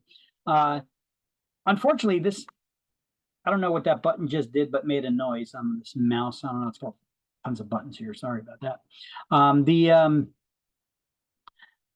In this case here, either way, it doesn't matter. You cannot open up a property and give somebody access. You can't give them access to security systems or just give them the keys and let them show themselves the property. You can't do that. As a real estate licensee, we go and we make appointments and we show the properties. In some instances, we set an appointment and we get access to a digital lockbox. Like this. This is called a super box. Okay, because it says Supra on it. It's from GE Security. Now, these digital lock boxes, basically, they've got a lifetime battery inside of them. They operate by Bluetooth, the BTLE, that's a Bluetooth. Sorry. And basically, you install an application in your cell phone. It used to be they gave you these separate little devices that had little mini cell phone devices built into them. And you plug in your code number and you could open these up. And sometimes they were lending those out. Now we have these smartphones, these cell phones. So what they do instead is we have to install applications in our cell phones because you're likely not going to be giving someone else your cell phone, right? Yeah, my realtor was using his cell phone to show me houses and stuff. But he's not going to give you his cell phone to go see a property on your own and tell you his codes, right? Right. So that kind of cuts down on that lending. So basically, we have something like this. You see, hold on, let me put it there so it doesn't change screens.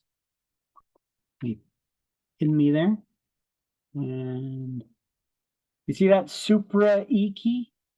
So I'm going to click on that. The Supra E key. You guys can download these software applications now. You're going to have to subscribe to this, and then they give you a code, and then it'll work for you. It's not going to work for you until you actually get licensed and you join it.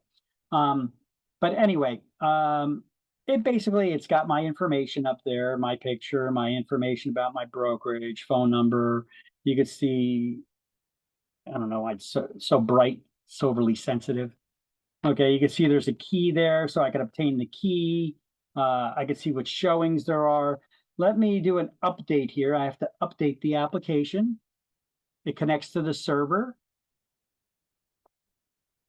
Oh, you put on the volume here. Okay, key's updated now.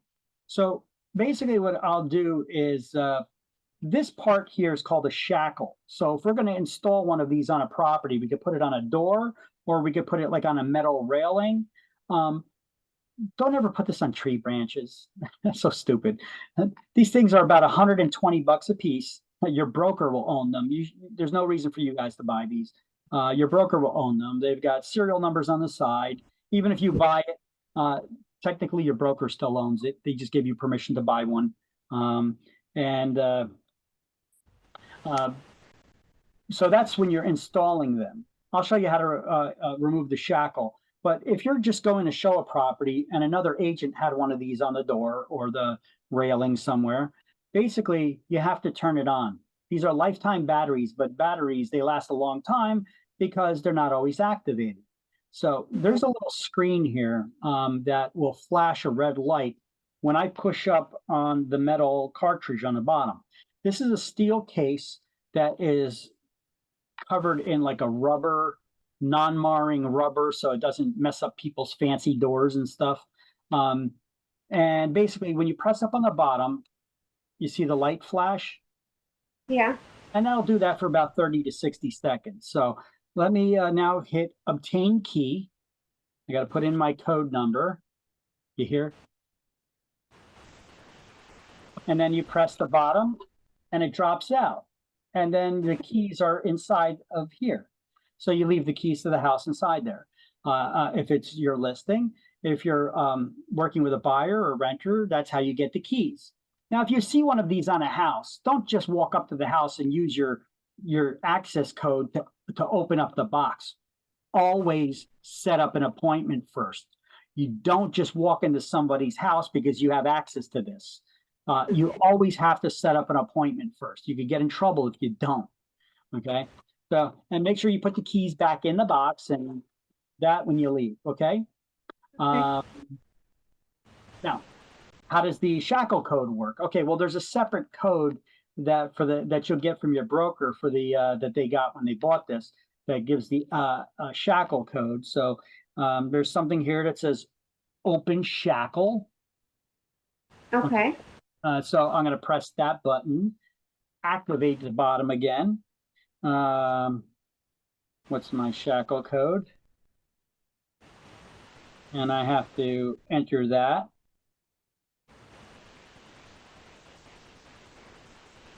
And whoop. And then that comes out. Oh, Okay. So as you could see on that, there's these Oh, yeah. hooks on there. like a hook, two hooks. Yeah, there's that metal hook there. At the And end. so that'll latch on to the pieces inside and it releases to let it go. And you just put that around the door handle or the railing or whatever, and boom, it's locked in. Hmm. So that's not going anywhere. Okay.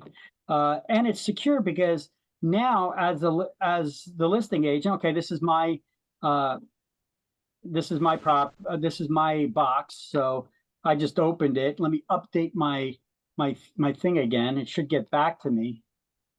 And you see now I got one showing notification. So I get a notification that somebody opened up my lockbox. Right. And if I click on it, I know who opened it up, what time they opened it, and you could track these things now. Oh, wow. And you could also even set up questions at any time somebody opens up that lockbox, that they're going to get sent a list of questions for feedback to follow up. They'll get an email to answer some questions about, feedback for the seller. So that's only if you set them up, though. It also has an emergency alert. It says alert down there at the bottom. You can pre-configure in here. That's basically an alert button. You just press that button and it'll send out like an emergency, like if somebody's robbing you or something when you're showing this, because we're dealing with people in the public, so it'll send out an alert, but this one's kind of, I don't know, that one's not that great. Instead, if you guys are familiar, I got a better alternative for you guys.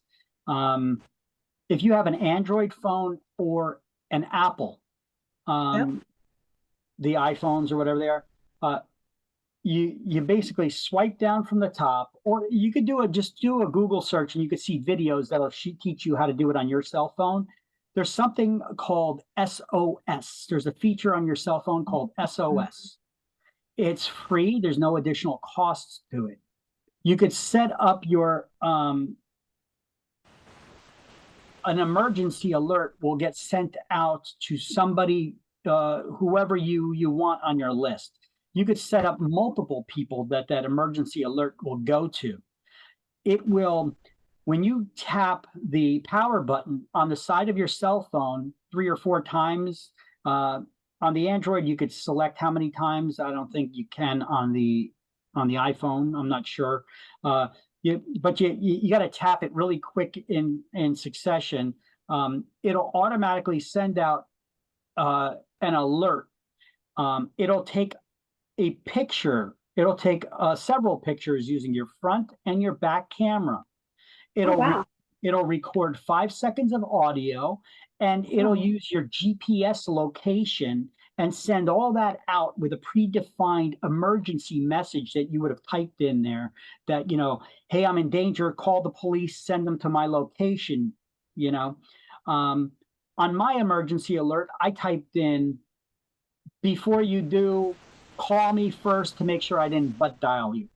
I don't want you sending the cops to my location and then it's nothing, it's no big deal, I had that set up, and you got to be careful too, with Yeah. that, because you could send out but it's a great thing. It's free. There's no additional cost involved for that. And it sends out messages to whoever you want it to or multiple people. And I actually had a problem with that this summer. I ride motorcycles. I'm a motorcycle rider, and we were going on a ride, and I had my cell phone on my cell phone mount on my motorcycle, and I had the rubber band. I was putting it on, and I kept tapping it against the power Uh-oh. button, so it started sending out these emergency alerts to Oh people. my goodness. But the funny thing is, I get messages from them later. What's going on? Are you okay? Oh, you okay? And I'm like, look at the pictures that were sent to you. You see me riding on a motorcycle with a big smile on my face. I'm like, come on. What kind of bike? I have a Harley Davidson Street Bob. Nice. All right. Yeah. I sold my bike last year. Yeah, New Jersey, it's tough.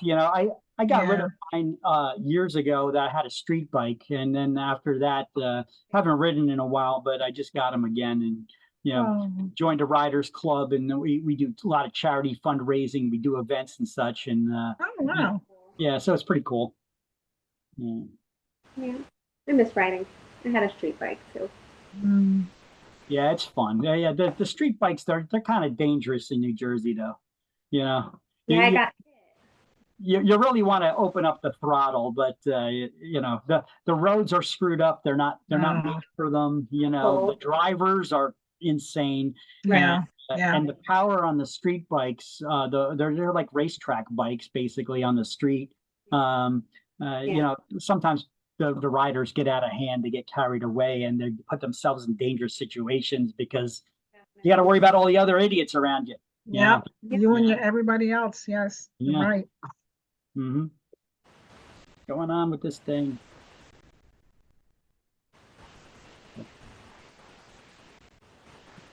Trying to get my mouse to go here. I press something on the button.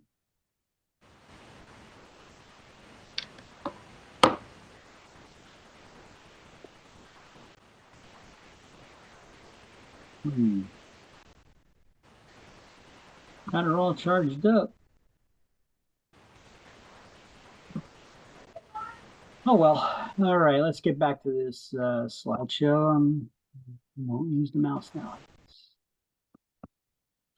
All right, so that was that guy. He got fined for giving somebody access to a property without whether he gave the alarm code. Now, in this situation with this particular guy, now you can't give anybody access. Now, what he did though is he actually had somebody that put an offer on the property. The offer was accepted. They didn't close on the deal yet. They were doing a final walkthrough. Usually you do that before closing, but he left his client there alone.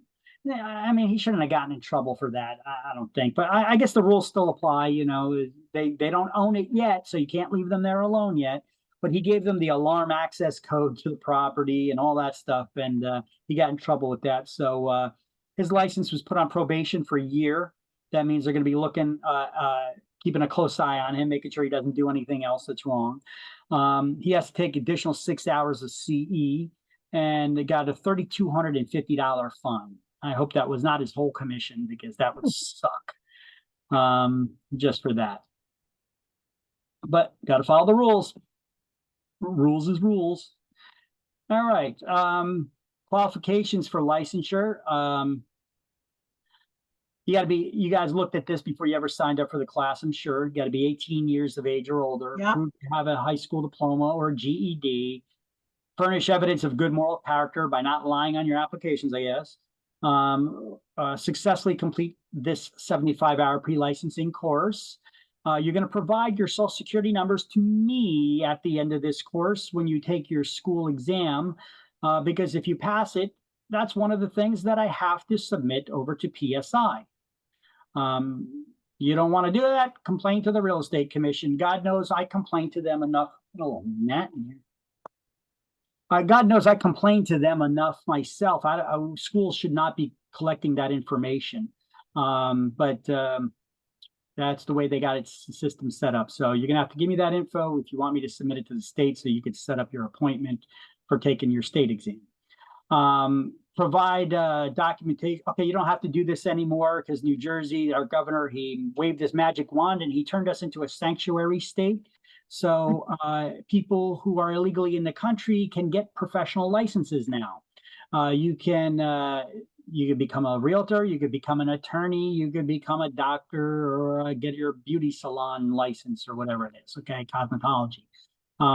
So the don't need to provide anything anymore to prove who you are, pretty much, other than the ID that they give you.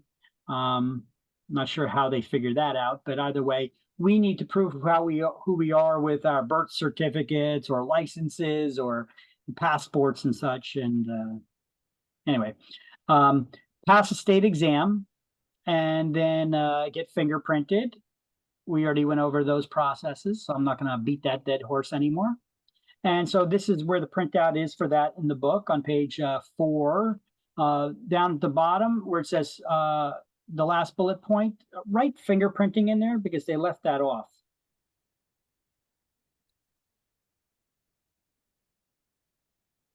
I don't see it. You got to write it in. Yeah, it's not, I don't see it. Yeah, where it says being sponsored by a real estate licensed broker to activate the license. Well, you also have to get fingerprinting.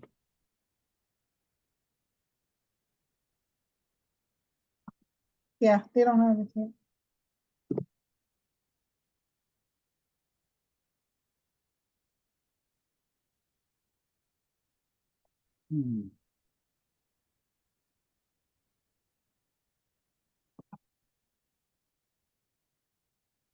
Let me plug in my mouse so that I could recharge it. It's one of these fancy mouses that's supposed to last months on end, but apparently not.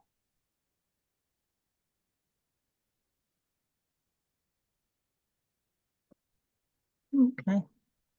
So I'll use my finger and the pad. Okay. So qualifications for your for getting a broker's license. It's pretty much the same thing as a salesperson license, except you got to be a full-time licensed real estate agent for 3 years.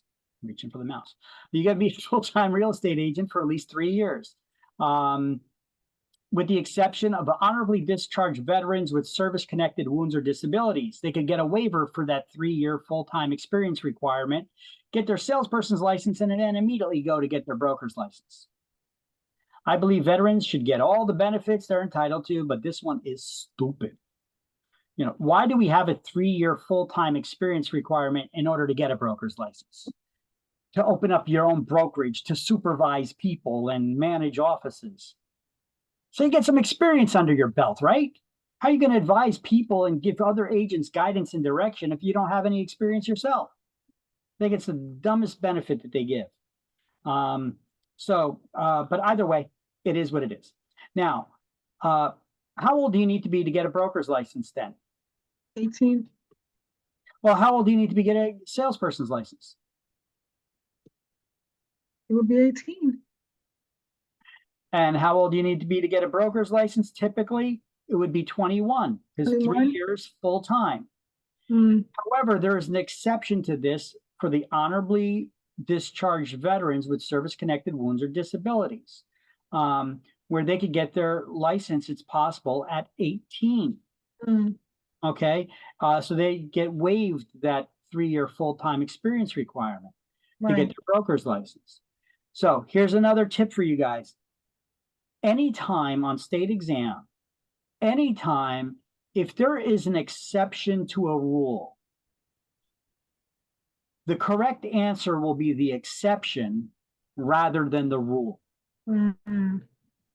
So how old do you need to be to get your broker's license? The correct answer is not 21. It's going to be 18 because it is possible to get it in this rare circumstance. I know it's kind of silly, right? I mean, we're studying, you got to be 3 years full time But there's an exception to the rule, so the correct answer is the exception rather than the norm. Well, that's how they work it. Okay, so that's how you would select your answer. You have to prove a high school education or equivalent, good moral character, just like with a salesperson. You had to have served 3 years full-time as a licensed salesperson. On page 5 and on page 16, we discuss what full-time is. And we'll do that on the next slide. We'll discuss that. I have slides separate just for that. Okay. Successfully complete a 150-hour broker pre-licensing course, which consists of 3 modules. There's a 30-hour class in ethics and agency law, 30-hour class in office management, and a 90-hour core topics, which is basically reteaching all this stuff that I'm teaching you guys now in 75 hours. We get 90 hours to re-educate people once they've been in the business for a while and they think they know it all. It's hard to unlearn what your bad habits. So yeah. we give you some more time to reteach you, to re-educate you. Okay, that's basically why it's a 90-hour course there, or for the core topics. But it totals up 90, 30, 30. That adds up to 150-hour broker's course.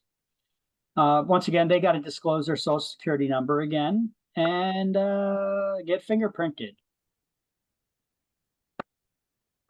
All right, so let's write here on page 5 where it says the applicants for a broker license. Next to the first bullet point, I wrote, this is an exception for disabled veterans. Honorably discharged. Okay. This is an exception for disabled veterans with service-connected wounds or disabilities. Okay, so honorably discharged veterans. Not all veterans, service-connected wounds or disabilities. I'm not sure of the level of disability that's the requirement in order to qualify for that, or if there is a level of disability that they need to meet to meet that requirement. Otherwise, it's 21 years old, right? You got to serve 3 years full-time as a licensed salesperson. Otherwise, 21 years old. So next to that 4th bullet point, I wrote at the end of it, otherwise 21 years old, and I just wrote that arrow connecting those two. So we have a understanding of what we're talking about here.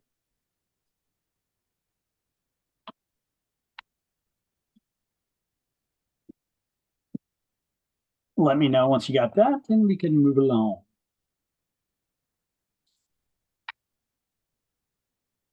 Okay, I'm done. All right. So what is full-time? I got a slide just on that. So this covers things that are covered on 2 pages, page 5 and page 16. So page 5 talks about a salesperson. What is full-time for a salesperson trying to obtain their broker's license? Well, you had to work full-time. Full-time is 40 hours a week between the approximate hours of 10 a.m. and 8 p.m. and not have another job more than 25 hours a week. I mean, who can do that these days with this economy, right? Yeah. You know, so you're not punching in a time clock. So who determines whether Right. you're working full-time or not? Your broker. The broker? I hope you got it in good with them and they like you. Yeah. Because Yeah. if they're a jerk, and I've seen this happen before for agents who took the class with me, and I said, did you get your broker to fill out your experience history report yet? Did you tell them you're taking the broker's class? No, it's not going to be a problem later on. I'm like, are you sure? You know, at one point, this broker's class used to cost $1,200. You know, I charge like $850 for it now, but you know, some schools are still charging like $1,200 for this course, for the broker's course. I'm like, are you sure? That's a lot of money for them if they just shoot you down that you just flushed down the toilet. You know, so they end up going back and they find out that the broker won't sign off on it. Some brokers, I don't know, maybe it's selfish reasons. Maybe they think that you're going to leave them and try to steal agents and open up your own brokerage. You know, I don't know. I'm not that train of thought. I like agents. If they're working for me, I want agents to to go get their broker's licenses. Hell, you could Yeah. become I could groom you to be an office manager, and then if we open up another brokerage, you could be the broker for that office. You could be the office manager there, you know, and then we could expand, and then that's actually a salary plus commission. You know, you could expand there. You know, I'm not going to go with the deal that you're going to be trying to steal agents from me. I just craft an employment agreement that basically says that you can't work within another brokerage within so many miles of me, and you can't hire anybody from my brokerage directly. You know, otherwise you're now violating your employment agreement. It's a non-compete agreement. You just put in your employment agreement. That's an easy way around that, you know, rather than brokers trying to screw you over, not allow you to get, you know, Yeah. to the higher degree of license. You know, I'd rather you to be a smarter agent. Go back, take classes, learn about specializing in this and that. Go back, get your broker's license. But some brokers, they're willing to lie about your experience requirement, you know. But then again, some agents, they're also trying to lie about it and hoping their broker will sign off that they worked full time when they didn't, you know. So it goes both ways there, but other way. Full-time now for office managers. So we have full-time for a salesperson trying to get their real estate license, which you do need to know for exam. And then we have full-time for a supervising licensee, one that is managing an office. What is full-time for them once you have your broker's license? You're physically present in the office 5 days a week during normal business hours, whatever they may be, and you don't have another job. Period. Why? Because you're supposed to be in the office supervising. Okay. So those are the definitions you need to know for exam. You will get questions on them, one or the other or both. Okay. You definitely get the one on the salesperson. What's full-time in order to get your broker's license? 40 hours a week. 40 hours a week. Between the hours of approximately 10 and 8, not have another job more than 25 hours a week. You need to know that. And then if they word it for an office manager, or they'll probably use the wording a supervising licensee. What is full-time for a supervising licensee? 5 days a week in the office, physically in the office, 5 days a week during normal business hours. You don't need to be sitting in the office all day either, by the way. Some people misconstrue that because look, there's such things as working brokers, that they're not just sitting in the office and having the other agents do all the work. Sometimes brokers are out there getting listings and showing properties themselves too. So you can't be planting your butt in a seat all day long. So, but you show your face in the office 5 days a week during normal business hours, so your agents can get in touch with you if assistance is needed. You know, they could talk to you and communicate with you. You know, and that's the rule on that. Yeah, I know we got electronics and cell phones and all that, but the laws have not been updated to say you don't need to be there. We're not allowed to have virtual offices either. So, okay. And here's actually a copy of the broker experience history report, where you as the agent have to write down how many deals you've done and rentals and sales and what types of properties in the last so many years. Have you worked full time? Have you had another job? And then the other side of the form, it's a two-sided form. The other side, the broker fills out and confirms all that information from their employment records for you as well. And then that gets submitted to the Real Estate Commission along with your school records in order to get your broker's license. All right, so in the book now, here's what you would highlight. So I created, I had this one slide that has all that information neatly together, once again. And then we have in the book, okay, so this first thing up here, what to highlight, this is on page 5. And I just wrote here this little cross-reference, see page 16 next to this highlighted thing that tells you what full-time is for a salesperson trying to get their broker's license. And then down here, this is on page 16 in the third paragraph.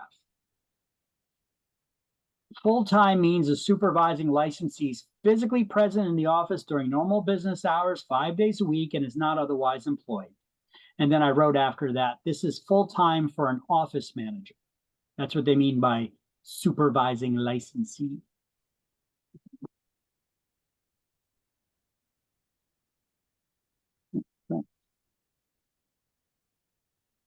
That, page 16, okay. Yep, page 16, third paragraph. Oh, Okay. yeah, on page 5, I wrote see page 16. That's for Oh, the I other. see, yeah, I see it now. Okay, Yeah, that's just pointing you to the other definition of full-time, yeah, oh, yeah, I got it. because you're gonna get one, the other, or both. You're Okay. definitely gonna get the first one for what a salesperson's full-time is, Supposed to, trying to get okay. a broker's license. Okay. All right, and this is a full-time for an office manager, okay. Mm-hmm.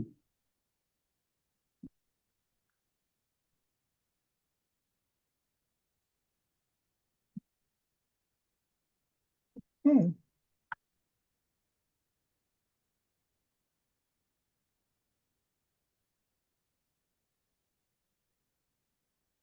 Okay, got that too.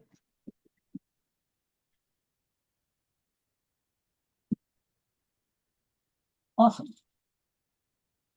Yeah, okay, oh, excuse me, sorry. I know I'm boring you. Oh. No, no. You're at a great pace. This is the slow pace right now. All right. So license exceptions for veterans. We already went over that. I just got a slide here for that, and there's a link to the waiver form, which I put in a new class links Right. Word document, which I'm creating right now, and I will upload that once we're done with this course. So I'll have the new one with all the links in it. Okay, I'm just I've been meaning to update it for the longest time, and I'm doing it now. All right. So their licensing and testing fees are also waived, by the way. That's very important to know. oh, okay. Mhm. And education requirements can be waived for a licensed broker from another state. They want to get if they want to get their salesperson license here, or maybe even their broker's license. They got to prove that they were full-time working in the other state and licensed in another state. Someone previously licensed as a New Jersey broker within the past 5 years. Yeah, I know somebody that this just happened to recently. They didn't renew their broker's license. Their country, and they did not renew their broker's license, and they just let it go. And now they want to reactivate the broker's license, but it was like 3 years ago already since they let it go. And the real estate commission is like, well, you can get a salesperson's license, but not a broker's license. Remember, if you have a salesperson's license, you got to renew your license every 2 years, right? 2 years, right. Just like a broker does.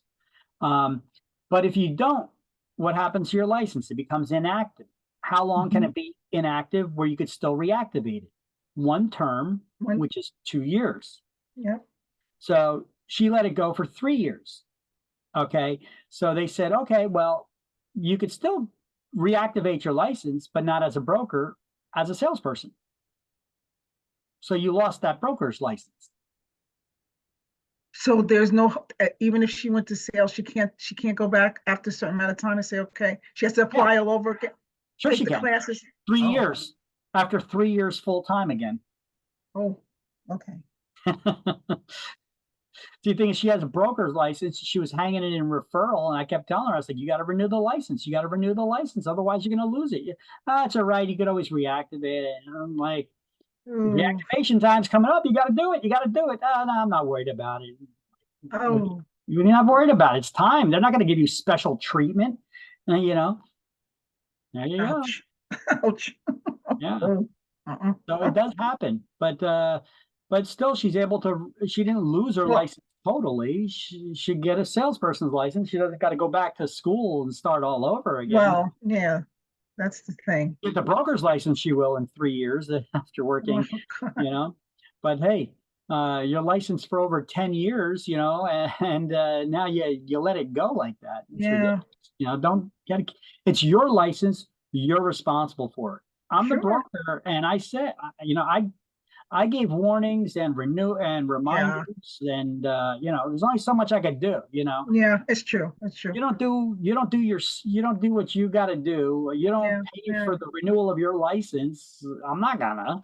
It's your license. You know, you got to renew your license. You got to do your CE. You have to do your, you know, pay for the license. Oh, God. All right, someone who has taken equivalent real estate courses in college, meaning that you majored in real estate class. Oh, okay. Okay, then you can get a waiver for this class and take the exam.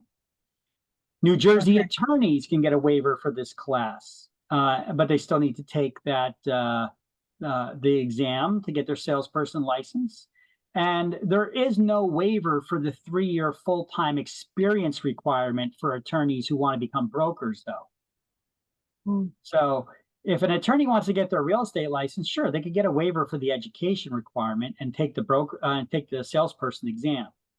But if they want to get a broker's license, they got to work 3 years full-time as a salesperson. So guess what I call attorneys who have their broker's licenses? What you oh God, I almost said it. Liars. What attorney do you know is going to stop being an attorney to work full-time in real estate? You know for what? 3 years? You know, It come just on. registered. You know what? Yep, you are absolute. I didn't even think of it that way. I'm like, well, yep. You know You what? got it. There is. Let me throw this out there because I did have somebody who got all offended about this and bent out of shape one time. There is an exception for one situation. If that attorney got their broker's license before they became an attorney. Oh, okay. Okay. That's the exception to it. Okay. All right. Exception to every rule. Okay. Yeah. Okay. All right. Now, let's see. Certain applicants who took equivalent pre-licensing courses in another state. Like Right, okay. if you got your real estate license in New York, you took it. Right. New York requires a 75-hour licensing requirement as well. Right. If you got you took the 75-hour course in New York and you got a real estate license in New York, you could get you could show your license to New Jersey or your school transcript from New York to New Jersey, and then they'll give you a waiver for the education requirement here. Okay. I read that with that they have to consent to being sued. Is that right? Sure. Like If you they do get not that- live in New Jersey, yeah. If you don't live in New Jersey and you want to get your New Jersey real estate license, you can get your license in New Jersey, but you have to sign an irrevocable consent to service of process, aka a consent to be sued in the state, because they're not going to be chasing after you in what other state that you live in. For if you violate New Jersey licensing law, you got to come back and hear charges against you here in the state of New Jersey. Because if you ever sued somebody or took somebody to court or bring people up on charges, you got to do it where they live. Okay, so when they're doing it like this, it's a little bit different. Now they got to chase you around the country, you know, and you're going to go to a different state, and in that state, New Jersey laws that you violated are not on the books there, so you're off scot-free. Right. So if you want to get your license here, you got to follow our rules. You got to sign a consent to be sued here. Okay, Makes that's the rule. Yep. All right. And New Jersey does not have, here's another exam question. New Jersey does not have reciprocity with any other state. What does that mean? That means if you're licensed in another state, you can't just come to New Jersey and boom, they give you the license. Okay. You could get a waiver for education or experience, but you still need to take the exam. Okay. But that's often an exam question. New Jersey does not have reciprocity with any other states. All right. And you want to see what your real estate license looks like these days? Oh, Yes. You really never don't. seen, You really don't. But here, I'll show it to you. Okay, I've so never seen one. it used to be. I think I got a copy of an old one somewhere where they sent it to you. That's when they used to mail them to you, and Oh. you'd get it on this green. It's a thick green, like cardboard type paper with security paper with the watercolor stamp on it. Now you generate it online as a PDF document and you print it out. What? You can laminate it if you want, but it's nothing special, just a flimsy piece of paper. I got two of them because I got two brokerages, but here's basically the license, what it looks like. Okay, let me see if we can. Okay. Oh, wow. Nothing fancy about it. On No. the bottom, it tells you. What does it say on the Mhm. bottom? This is like micro printy. I got it in front of me, and It it's. is. Yeah, You know, oh, boy. Hold on one second. Excuse me. So I printed this out on June 19th, 2023. Oh, my gosh. So here we go. That's what it says down there Oh, my laptop's dying. at the very Uh-oh. bottom. Yeah, it's like micro. Wow. And we have to pay for that. That's not nice. Oh, that's so, and I have my glasses on. I can do it too, and I got it right in front of me. You know, Okay. ooh, That's why my camera's having trouble focusing in on it. it's just, ooh. There you go. When I see your name and everything, but the rest at the bottom, forget it. Yeah, it's really small. You may Yeah, be able yeah. to see it right there for a second. Yeah. The old stomping That's ground. better. The old stomping ground, Hollywood Court. Yeah, yeah. That's So- the old. So that's my referral agency, and that's my regular Yeah. company. Okay, so Yep. I got the two agencies there. Yep, yep. Yep, remember those. Keep grabbing for that mouse. All right.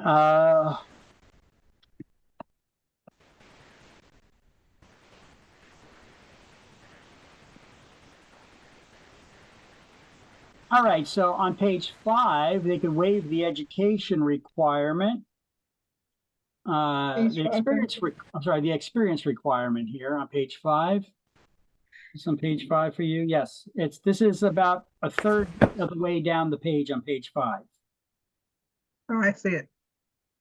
It says exceptions. You see the title there? So exceptions, the experience requirement for the broker salesperson license can be waived for an honorably discharged war veteran with service-connected wound or disability. License and renewal fees are also waived. That's often an exam question. The commission can also agree to waive the education requirement, not the experience, but the education requirement. That's why I have it highlighted and underlined in quotes I put around it, education requirement. For a licensed broker from another state, someone previously licensed as a broker in New Jersey in the last 5 years, someone who majored in real estate courses in college, New Jersey attorneys, and in some cases, agents from other states who took equivalent pre-licensing courses that were also 75 hours or more. Now, it's better not to get your license in New York and then come to New Jersey, but to get your license in New Jersey and then go to New York. Reason being is the New Jersey's license exam is harder than New York's. I've had people that have been licensed as real estate agents for years in New York, and they want to get their license over here now because they got a client. So they want to get the waiver for the education and just take the exam, and they can't pass the exam because we got a lot of wacky rules here in New Jersey, and they're totally unaware of them. Yep. Plus, there's differences within the states, but the differences from New Jersey to what you need to learn in New York, it's only a couple of pages. They give you a little pamphlet of what you need to study versus New Jersey. There's a lot more difference for New Jersey laws and their regulations and how you handle things. Like, for example, who manages the licenses, the real estate licenses in New Jersey? Real estate commission?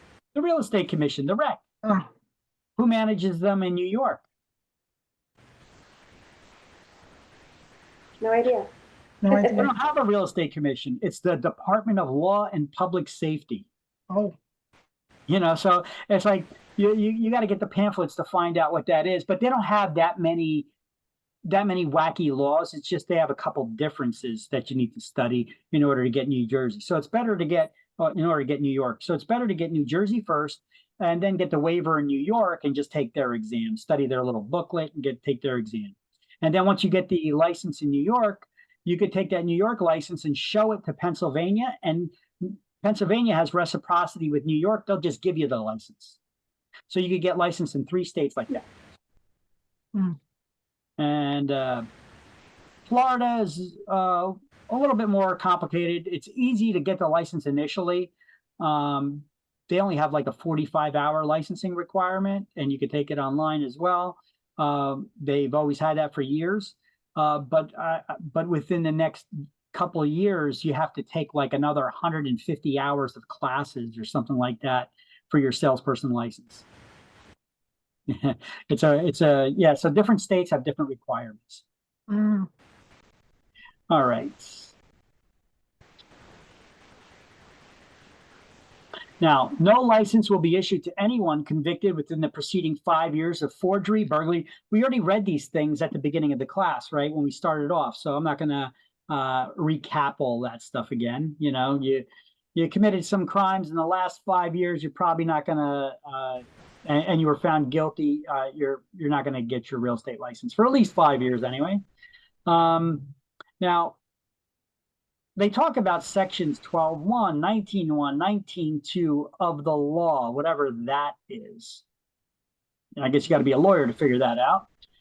On license applicants with certain criminal convictions, licensees convicted of certain offenses, and licensees indicted for certain crimes, respectively, explicitly referenced offenses that qualify the defendant for registration as a New Jersey registered sex offender or other similar law in another state or jurisdiction.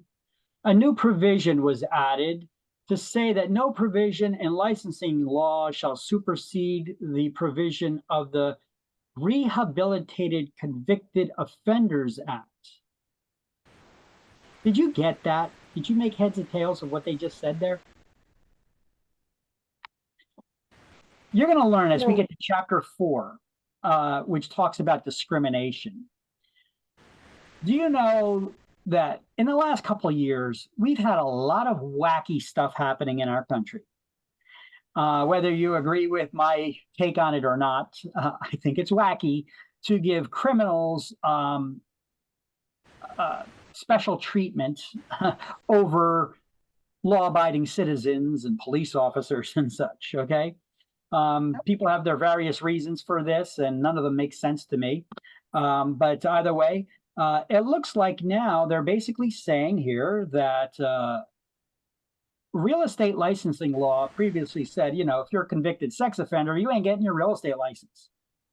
But now it's saying, well, there was another provision that was added to New Jersey's law that basically says that New Jersey's real estate licensing law cannot supersede laws that go into place that basically make convicted criminals a protected class, essentially. Now, if you're a sex offender and you served your time in prison and you were let out, you're rehabilitated. So we can't hold that against you. Now, I don't personally know anybody on the sex offender list that was got their New Jersey real estate license, but this is all new. Mm-hmm. Hey, buddy, I'm doing school. I have not read over all this stuff in detail, but it gets wacky, and there's no reason for us to bother ourselves with it. Just be aware that a lot of wacky stuff has been changed in our country in the last couple of years. And New Jersey, we're a very blue state. We're a very liberal state. Yep. So we follow those trends like California, like Colorado does, like New York City does. And what's happened to those cities? They've gone to, to pot. Yeah. Now, New Jersey, we have the way we crafted our laws, we put some protections in because even though we're a blue state, we're a little mixed in different areas, and we do have some inputs.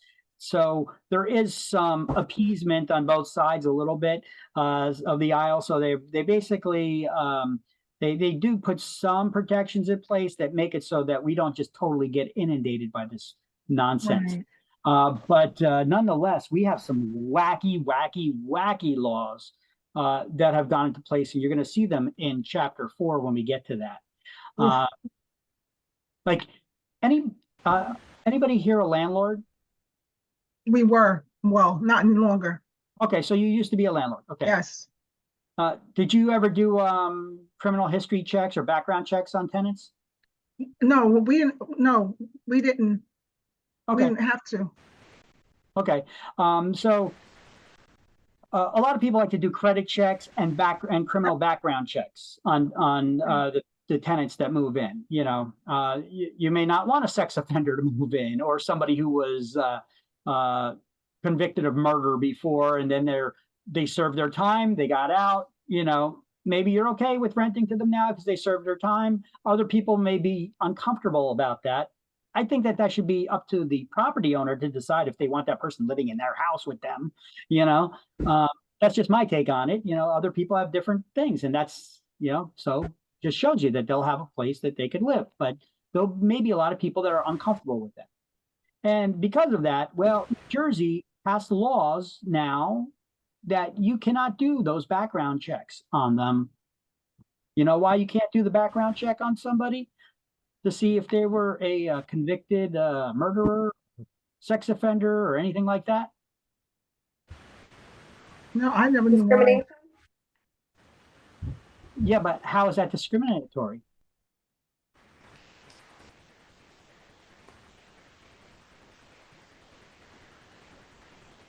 It's racist. Isn't that the argument for everything these days? It's racist. It's racist to do a criminal background check on somebody. Yeah, that's the argument of it. And we'll get into that in more detail when we get to Chapter 4. It is nonsense. But either way, it's the law, and this we being in the property industry now, or getting into the property industry, have to deal with this stuff too. So I am here to teach you. Don't shoot the messenger. I'm just teaching you what the laws and rules are. I did not make them. Yep. Okay. Thank you. Let's highlight New Jersey does not recognize licenses issued in any other state. We do not have reciprocity, if you did not already highlight that one. And then we're going to move on to the next slide. Oh my goodness. Thank you. Okay. Sorry, my kids are home from school. That's fine. Licenses and criminal convictions. So no license will be issued to anyone convicted within the previous 5 years of forgery, burglary, robbery, or any theft other than shoplifting, criminal conspiracy to defraud, or any other like offense. The statutory qualifications also include the absence of any convictions for forgery. Well, yeah, you know, if you're going to be dealing with contracts and finances and you being having access to people's financial data and, you know, sensitive information about them, you would want to keep somebody out of the real estate business that could possibly use it for nefarious reasons, right? Especially if they got a history of that. So this is the thinking behind not wanting to give a real estate license to somebody like that. Now, lesser crimes, let's see, like robbery or theft or shoplifting, criminal conspiracy to defraud, or other offenses within the last 5 years. You could possibly still get a license if it's more than if the offense was more than 5 years ago. But the investigators for the Real Estate Commission are going to want to look into they're going to talk to you, and they're going to want to look into the history to see the specifics of it, see what exactly happened, and to also see if you're remorseful for it. Okay, so there's a lot of factors that go into to play into this. Okay, you know, I remember years ago, I had this little old lady came into my office, sweet thing. You know, she came in, she got her, she just took her classes and her exams. This was before I had a real estate school. She took her classes and exams and went to the background checks, and she's waiting to see if she could get her real estate license because she had a little problem. She ran into the law, had a little trouble when she was young, and she had a little run-in, That's how she described it. And she would keep coming to the office every day, waiting to see if they contacted me yet, if she could get her license yet. I'm like, well, you're not going to come to me. They're not going to. They're going to contact you, and you could just check the website to see if your license has been updated. And the real estate commission calls one day, and they call me and talk to me, and they say they ask about her, and I was like, oh yeah, I know her. Yeah, she applied for her license. She just took class, and they're like, she's not there now, is she? Oh boy. They're like, she is to be nowhere near your office. Oh. And I was like, the little old lady? they're like, you're gonna get in trouble if you keep her around your records or anything. I was like, damn, what did she do?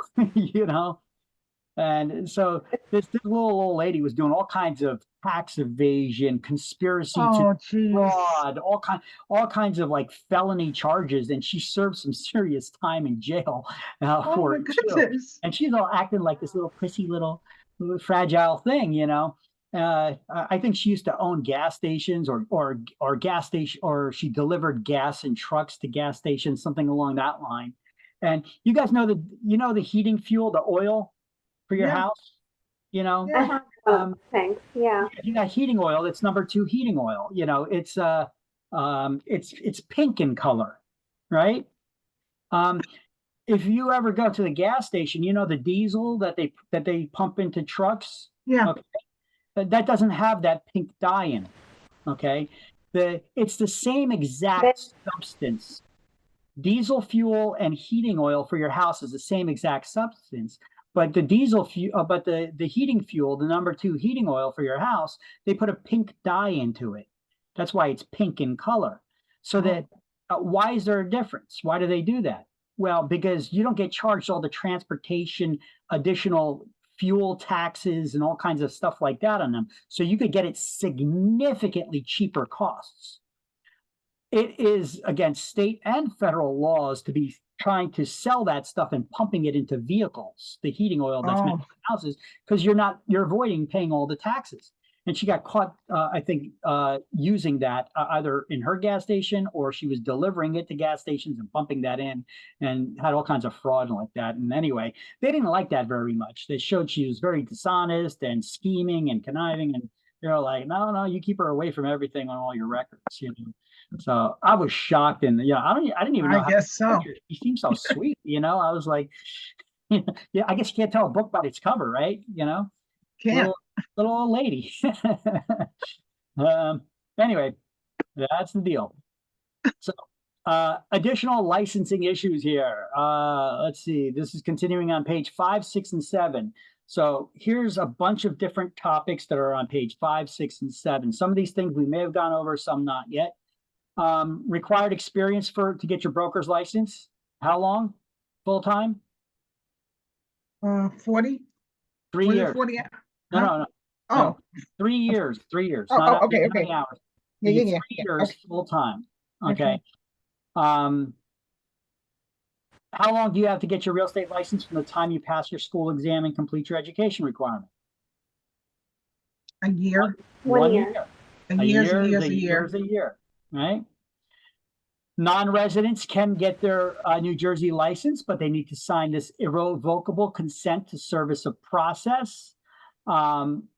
It's basically a consent to be sued in the state. Licensees have to notify the real estate commission within 30 days of any arrest, indictment. An indictment is basically somebody accused you of a crime. You're not found guilty of anything yet. You've just been accused of something, and they convened a group of people who said, yeah, there's something there to be brought up on charges. Remember, you could indict a ham sandwich. Or being charged with a crime, or if they update their address on file with the real estate commission. You're supposed to do all those things within 30 days. So if you ever get arrested for something or charged with a crime, or you move, you got to notify the real estate commission within 30 days. Okay. Not doing so can be sanctions against your license. And, you know, the moving one, a lot of people, you know, you're supposed to, if you change your phone number, email address, you move, you're supposed to notify them as well. Especially if you move out of state.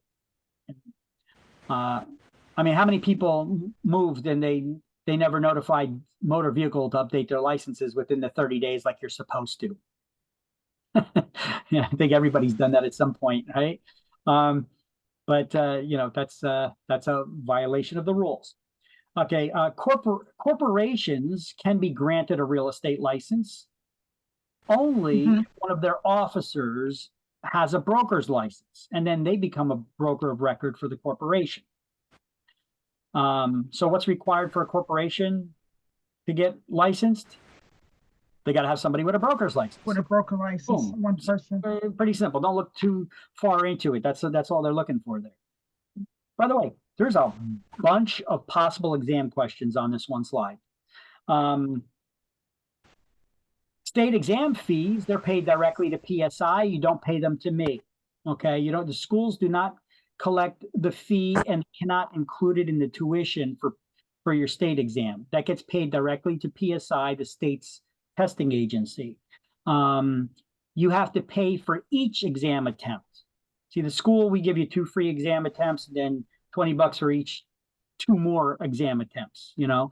But with PSI, you're paying for each exam attempt. I forget how much it is. I think it's like $46 or $47 or something like that for each attempt.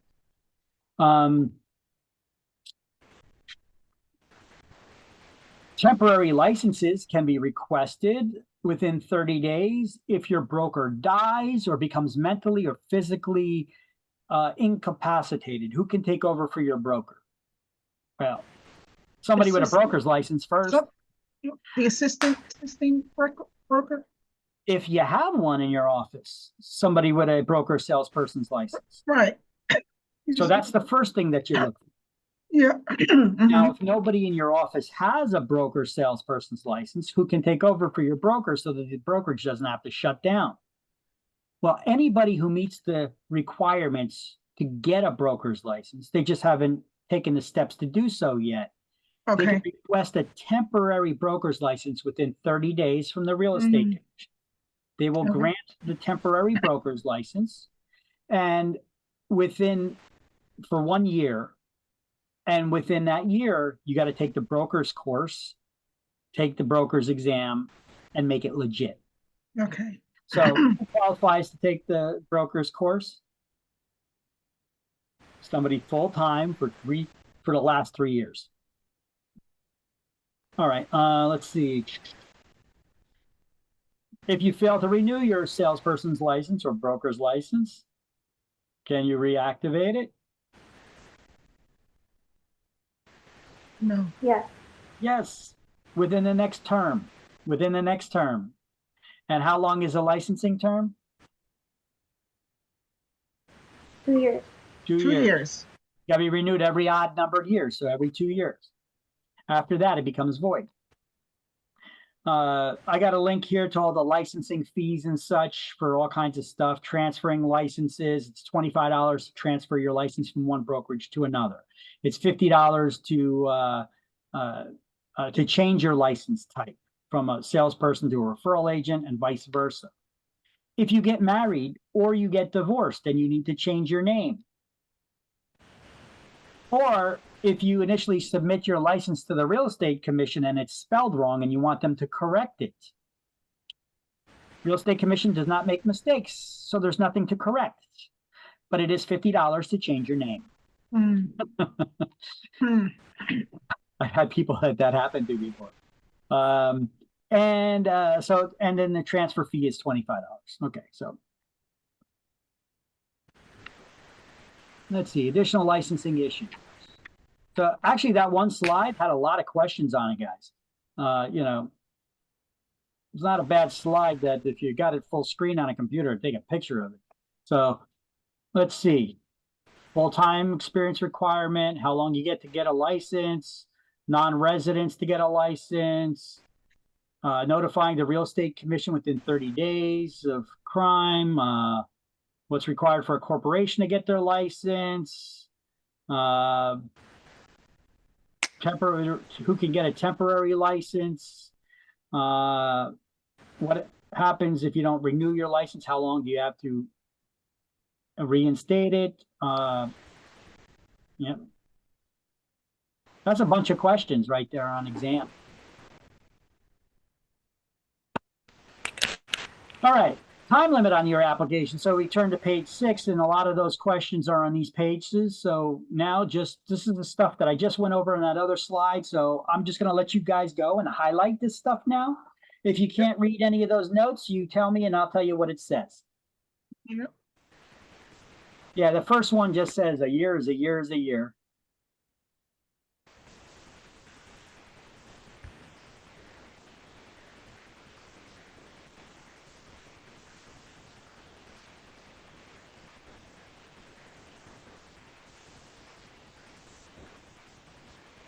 And my new computer looks like a Christmas tree. It's got all these LED lights that are like flashing different colors. It's kind of annoying, actually.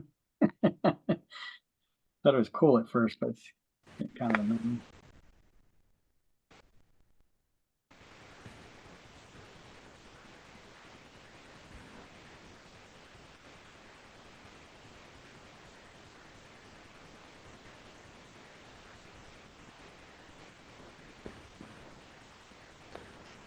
Okay. All right. Yep.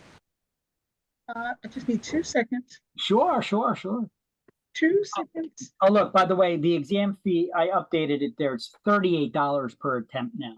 No longer $47. They lowered it to Oh. $38. Okay, 38. I see it. Okay, now. But fingerprinting is up there. I think fingerprinting is kind of expensive. I think that's like 60 or 70 bucks. Okay. All right. That's finished. All right. So let's see. Now we have renewing of your license. You need to complete that CE. I had one slide already that went over all that stuff. So here's a page that talks about it a little bit. So just highlights, you may be subject to licensee to a processing fee of $200 if not completed by April 30th odd years. So you need to complete your 12 hours of CE. So you could actually highlight this here too. Must complete 12 hours of CE before license renewal.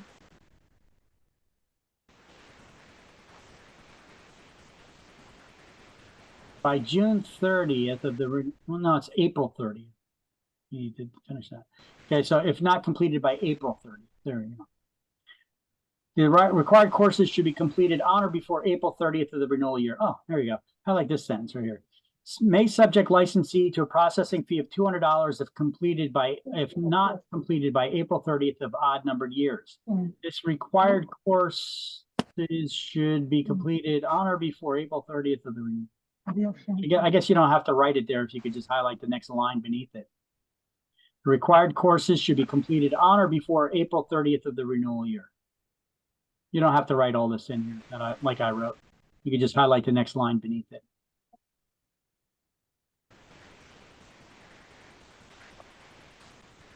Let me see if I get to that slide and put an artificial highlight.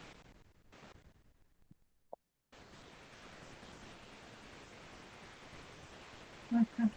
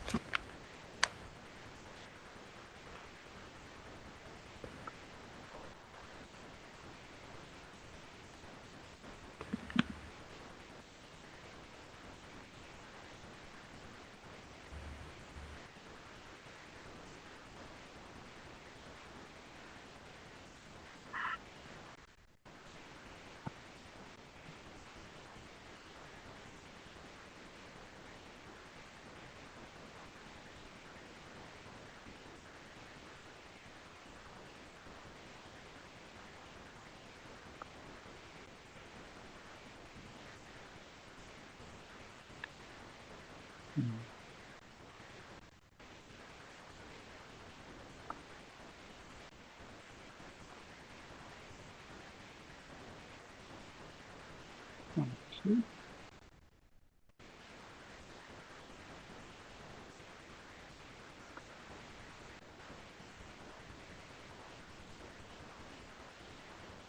we go. That's how you do an artificial highlight.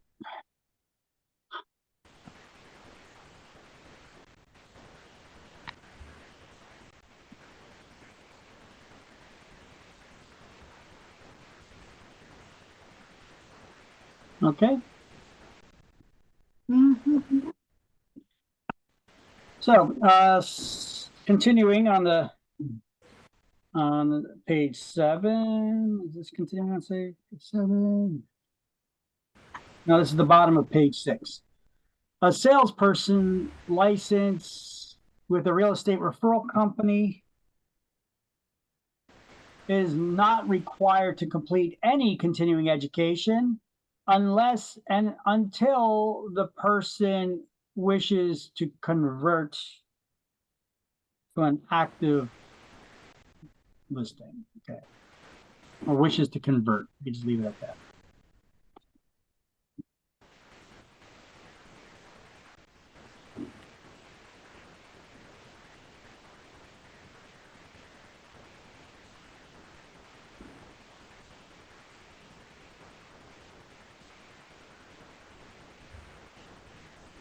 And then on page 7, the rest of this, the failure to renew part.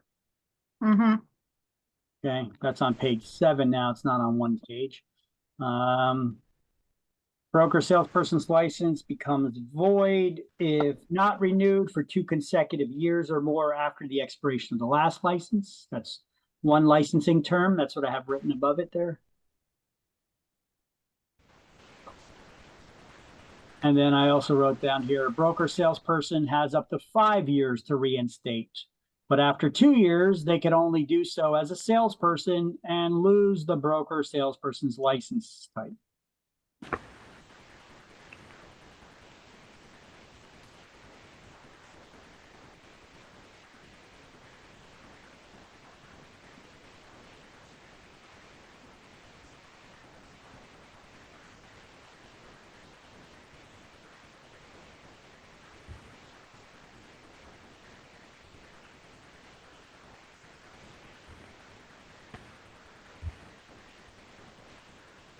I have a question. Yes. Do we do like practice quizzes, or it's just like boom at the end we get tested? Just wondering.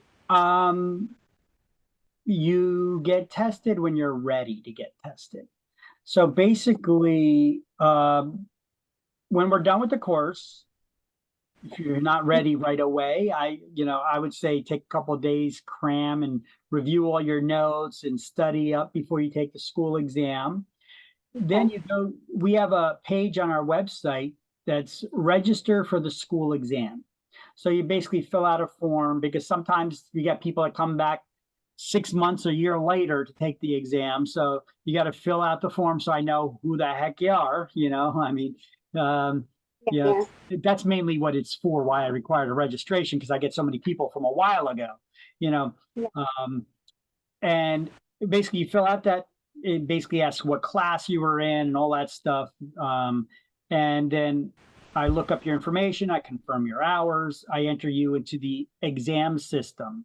It's hosted by a third party and it's funneled into our website. So you actually take your school exam on our website. So once I put your information into the database on this third party's website, I got to log in there, put your information in. And when I do, then you could go to our website, to the exam page, and take there's a link there to start the salesperson exam. I'll show you. Buddy, I need you to do your homework, please. You need to read that book. Go on. Please. So, I'll be there if in you like go 30. to careerpathacademy.com, you see down here, salesperson school exam registration. You can click on that to register. But right underneath, so there's a form on this page. And then later on, right here underneath that, it's start the salesperson school exam.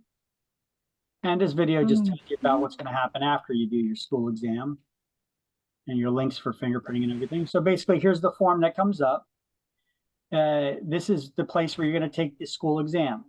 You type in your email address here, and then you click continue. It's going to ask you a couple more questions, and then it's going to go right into the exam. So you're going to take the exam right on this page.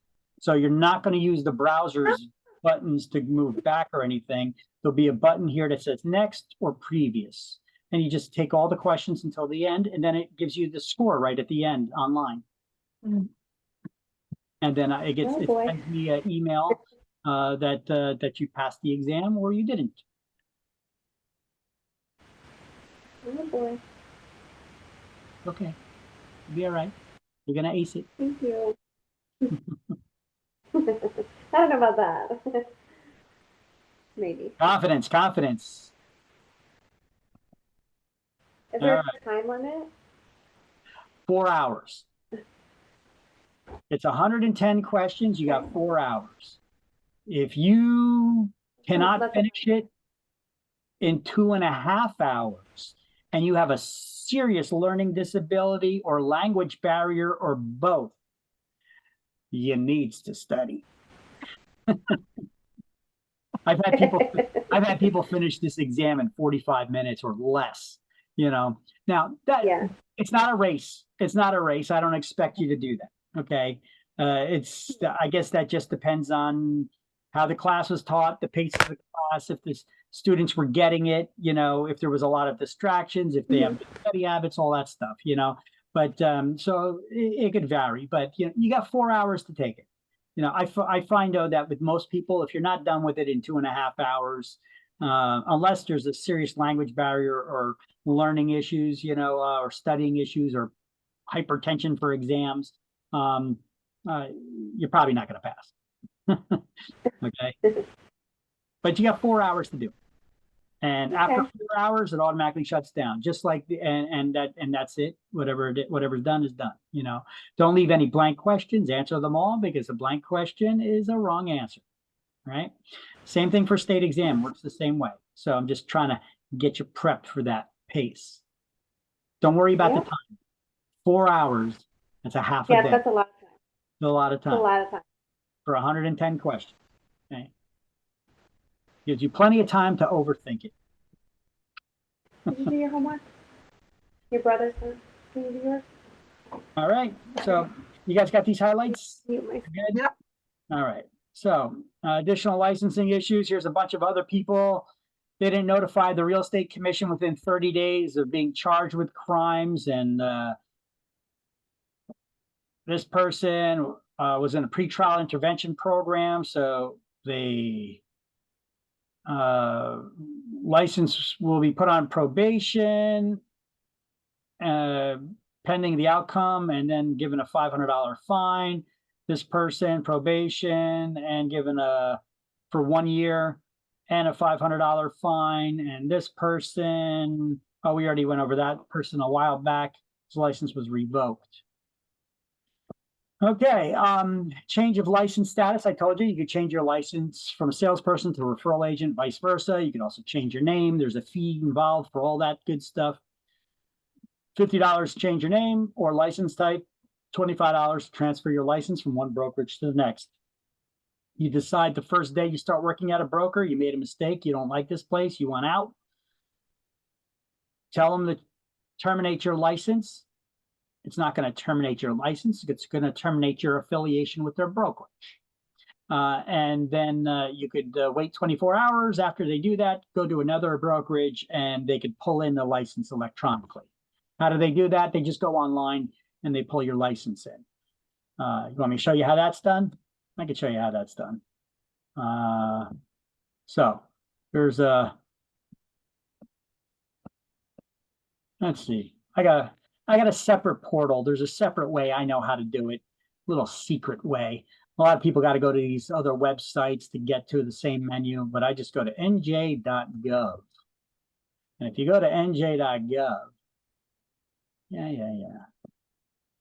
and you log in, you can customize this site, this page. And if you log in, Hold on, let me remove that screen for a second, put my login info. Hopefully I remember it.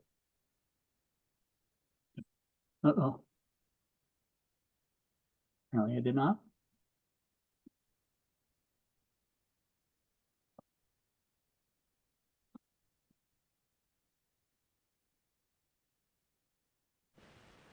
The site looks familiar. Is that where you can access like your pension and stuff?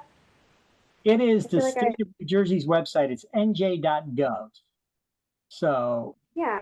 Yeah, that looks familiar. Yep.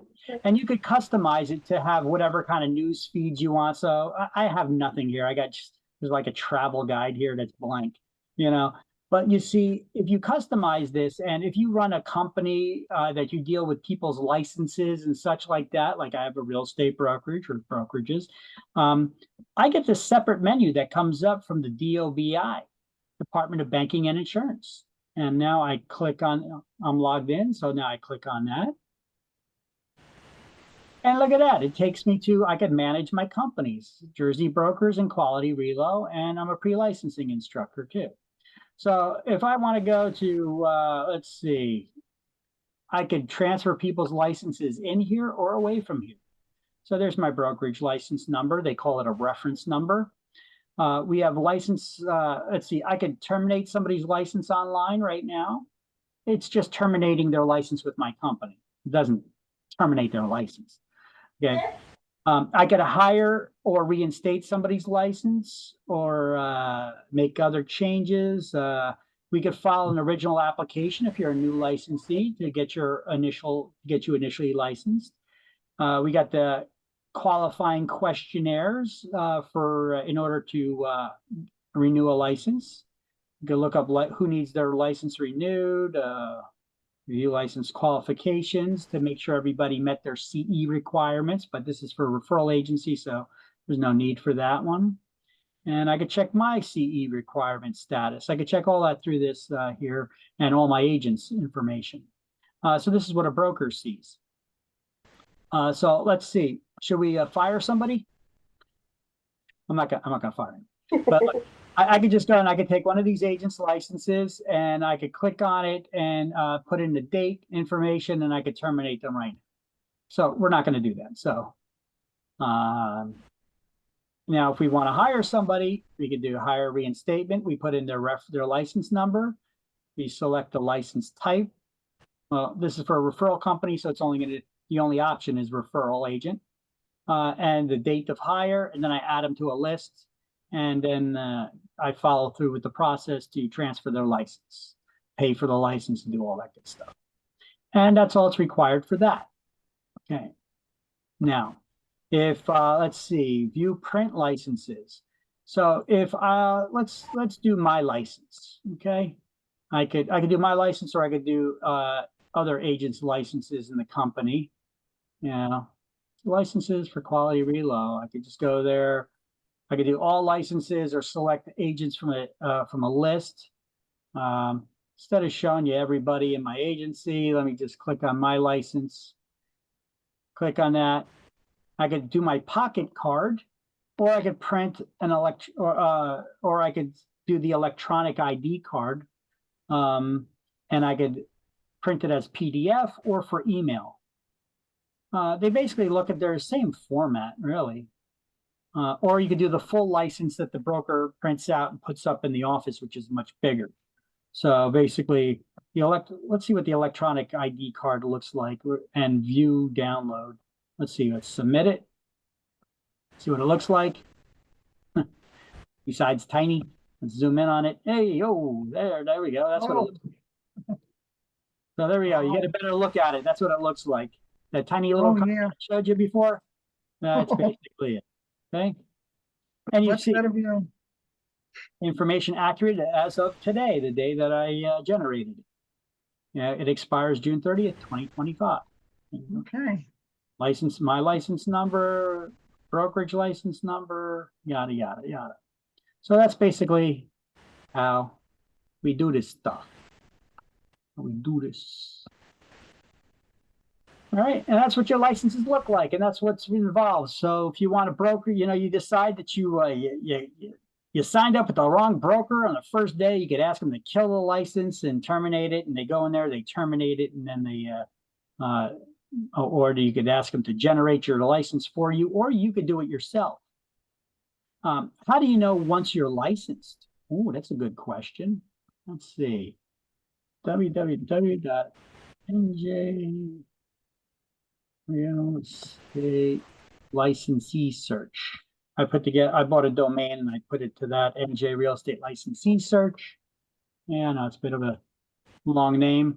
And it just forwards you directly to, but I got a couple of domains that point to the same place. This is basically the real estate, this is the Real Estate Commission's website for their database.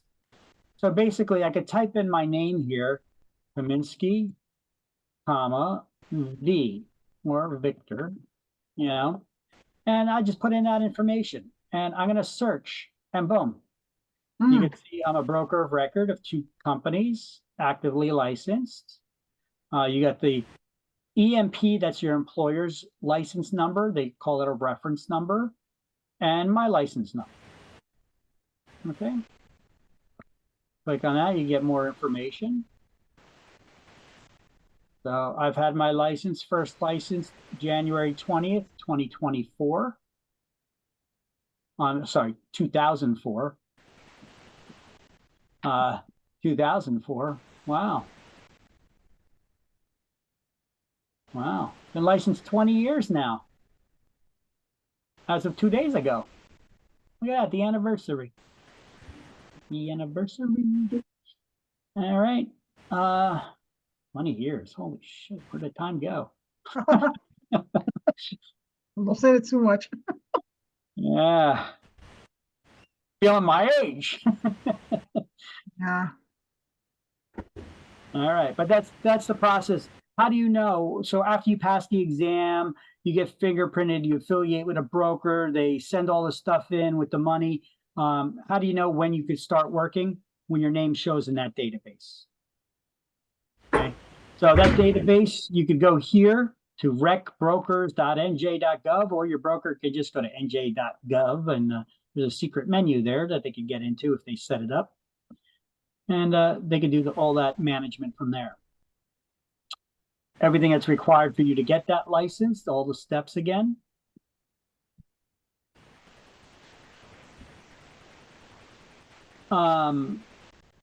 Registering for the exam, bring 2 forms of valid, unexpired U.S. government issued photo IDs, or now you could accept Mexican and Canadian IDs as well.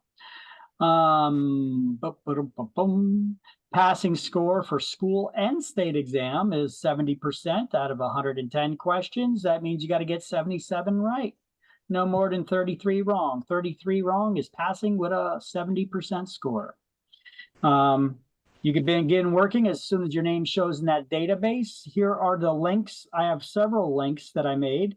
So here's a couple domain names I bought, and I just forwarded to this long domain with dashes and dots and underscores. There's underscores here. That's case sensitive and everything. You could either go there, or you could go to one of these. Here's the shorter one I got. I got a longer one, NJ Real Estate License Search, or njreclicense.com. That'll take you to here. It all takes you to the same place, you see? Different domains take you to the same place. Here's my other domain. Takes you to the same place. Or you could click on the Real Estate Commission's actual link. And that longer link takes you to the same place. That's the actual link that it forwards to. Okay? So once your name shows in that database, you're good to go.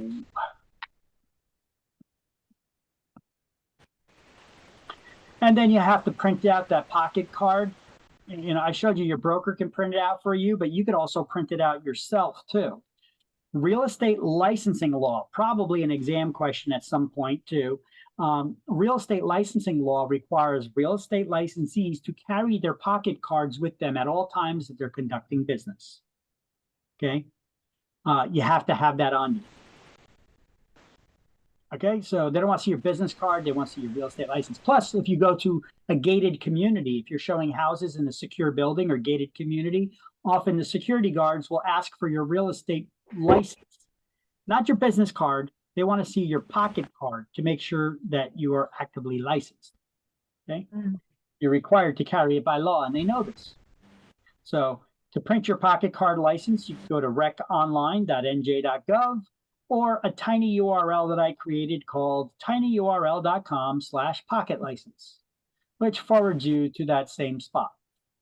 Click on that, and it takes you here.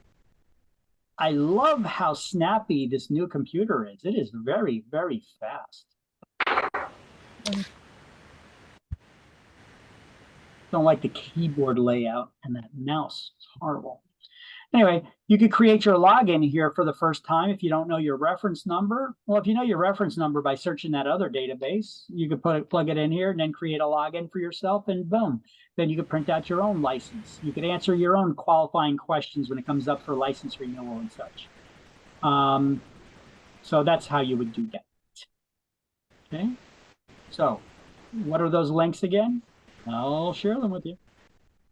So njreclicense.com. You may want to pencil it down somewhere. It's a lot shorter than the actual link. njreclicense.com. That's the database to check if somebody's actively licensed as a real estate agent. And then to print your pocket card, your pocket license, you could go to tinyurl.com/pocket license. tinyurl.com/pocket license. No spaces.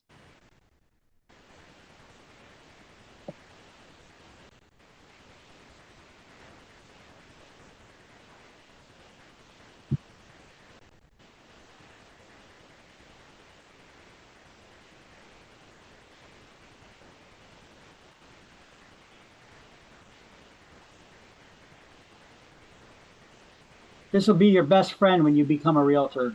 Get something like this, one of these double-walled containers like iron flask, especially if you're a coffee drinker. Oh. My coffee from this morning is still hot. Oh yeah. And I've had it open, the lid open all day long. I still got like a little bit left in there. I've been slowly sipping at it because I've been talking. Now, which one is that? Is that the one everybody's going crazy over for? No, actually, this one's actually cheaper. It's more. It's called the Iron Flask. Ah, okay.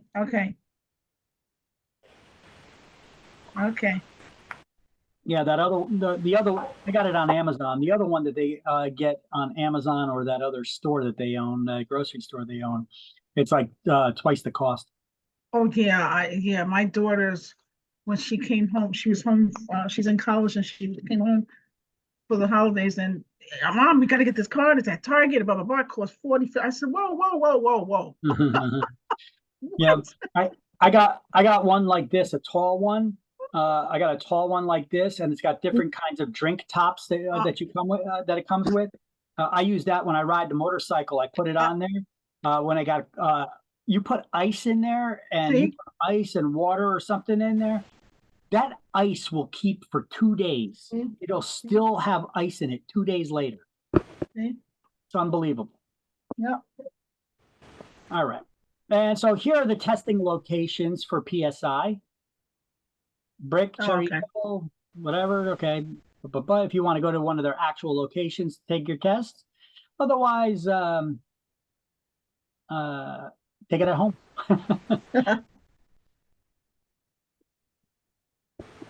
What to bring? Once again, those U.S. government IDs or valid IDs, unexpired. This is a little bit different than the fingerprinting IDs that are required.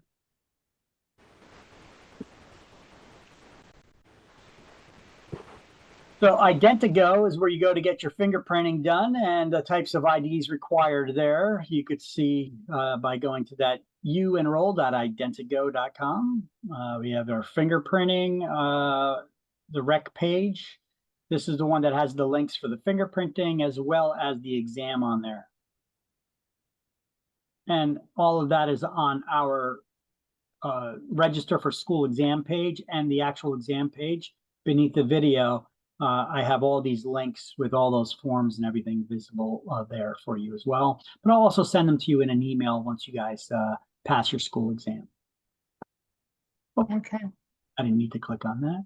Or did I? Try to finish up this chapter real quick.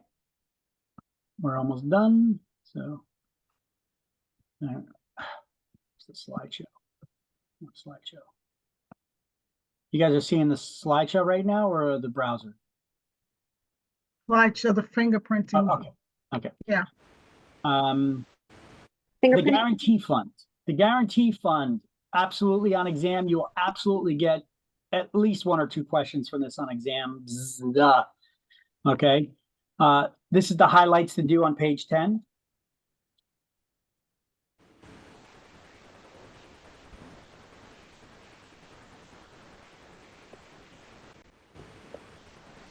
I think that I highlighted these already. You did? Were you watching the videos? I did. I went crazy. You did? I hope it was a decent class. Some of those classes, those last classes, we had my other computer was having all kinds of issues, and some of the classes were boring as hell too. Students were asking, they didn't ask any questions or respond to me when I talked to them. Remember I told you these classes can be boring if we communicate? Oh my God, my last 2 classes at the end of the year were horrid. Had a bunch of people in them too. They were just quiet. All right, so the guarantee fund was established to protect members of the public who basically been robbed by their licensed agent, the broker, or an unlicensed person, employee of the broker. Basically robbed them, stole their money, harmed them in some way, shape, or form. So the guarantee fund was established to reimburse those people for their loss. Now, in order to get reimbursement, they first have to get a court judgment naming the real estate commission as a party to that lawsuit so that the real estate commission is aware something is going down. Then, if you win that judgment and you're unable to collect, because it's one thing to get a piece of paper from a judge that says you owe this person money, it's another thing to collect it. So if you're unable to collect it, you can make a claim within 6 years to the guarantee fund to get that money. I don't know why you'd wait 6 years, but you could collect it within 6 years to the guarantee fund. A criminal complaint also has to be filed against the offending party, and no spouse of a licensee can file a claim against the guarantee fund. Need a little snack. Dinner, okay? Each salesperson contributes $10 when you get your license, and each broker salesperson $20 to the guarantee fund. Now, when it comes up for license renewal, if this fund ever runs low, they could require you to pay into it again. In addition to your license, they could require you to pay that $10 fee again. Or if you're a broker salesperson, $20. But that's never happened in the last 20 years that I've had my license. 20 years. And the maximum payment for a single claim is $20,000 per offense. So I hope you didn't put down more than 20 grand when you got robbed by your agent who thought they were going to double their money at Sands or Parks Casino or whatever it is. And once the fund pays a claim against a broker or salesperson, that person's license is immediately revoked. What happens to your license if there's a payout from the guarantee fund? It's revoked. Now, I know it says until the fund is reimbursed with interest, but that doesn't mean if you pay them back right away, you're going to get your license back right away. I mean, what did you just do? You robbed somebody of their money. You refused to pay them. They had to sue you. They had to file criminal charges. They got a judgment against you. You still didn't pay them until your license got revoked. Then you're like, my bad, I'll pay you now. Don't work that way. You know, you ain't keeping your license. Okay, so what do you need to know here? What is the purpose of the guarantee fund? To protect the public from, to reimburse the public, right? How long do you have to file a claim against the guarantee fund? 6 years. How much do salespeople and brokers pay into the guarantee fund? $10 and $20 respectively. What's the maximum payout from the guarantee fund? $20,000. And what happens to your license if there's a payout? It's revoked. So you see the bunch of different questions that you could get from this section? And these are all the highlights, but I also wrote it up here in the storyline. And same stuff, so I'm not going to go over it again. Is it okay that I take pictures of? Yes, you absolutely can. Like snap away. Absolutely. Listen, the slideshows are available for you to download, and you could print out the whole thing if you want. You know. Yeah, that's and take pictures. But that's a lot of ink and that's a lot of printing, so I wouldn't do that. You know, there's only certain slides that really. Yes, I just have like my little folder. Yeah. Okay. Well, before you were watching it through your cell phone, so I wasn't telling you to snap a picture. I didn't want to. Yeah. But yeah, if you're on your computer now, I took a screenshot. What's that? Yeah, take a screenshot. You were, and I was like, oh, maybe I shouldn't have did that. But oh yeah, let's swipe it. Yeah. Take screenshots, snap a picture of it. Absolutely, they're your notes. Study them. You know, I want you to do good. All right. Let's see. What else we got here? Guarantee fund Oh, you need it again? Did you get it? No. Did you need it? I'm not sure if you got it. This is the one for the guarantee fund. Did you get it? You need it? I got it. I'm not sure if you got it. Okay. Yeah, I'm good. Okay. What was your? Okay, guarantee fund reimbursement. As you can see, this guy, he got, it does happen though, apparently. This was in 2020. Leon Cabarcas, formerly licensed real estate broker. A broker, he should have known better. Not a broker salesperson, but a broker running a company. He robbed somebody blind, and he's got to pay them back, and he's got to pay they revoked his license, and he shall be ineligible for reinstatement of his license until he satisfies the judgment in full, including reimbursement to the guarantee fund with interest. So he had to pay the person back, plus the guarantee fund, if there was any additional. And will he get his license back? Well, maybe in 5 years. Yes. Yeah, you know, second chances and all, but it really depends on the situation and the person and how it went down. It could have been like, hey man, you know, I have a drug problem, you know.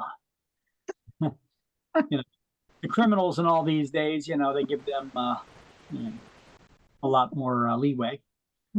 So rental referral agencies, what the heck is a rental referral agency? This is another thing that I read in the book and I did not understand. So I'm looking forward to it. You figure, you know, every real estate company can do rentals, right?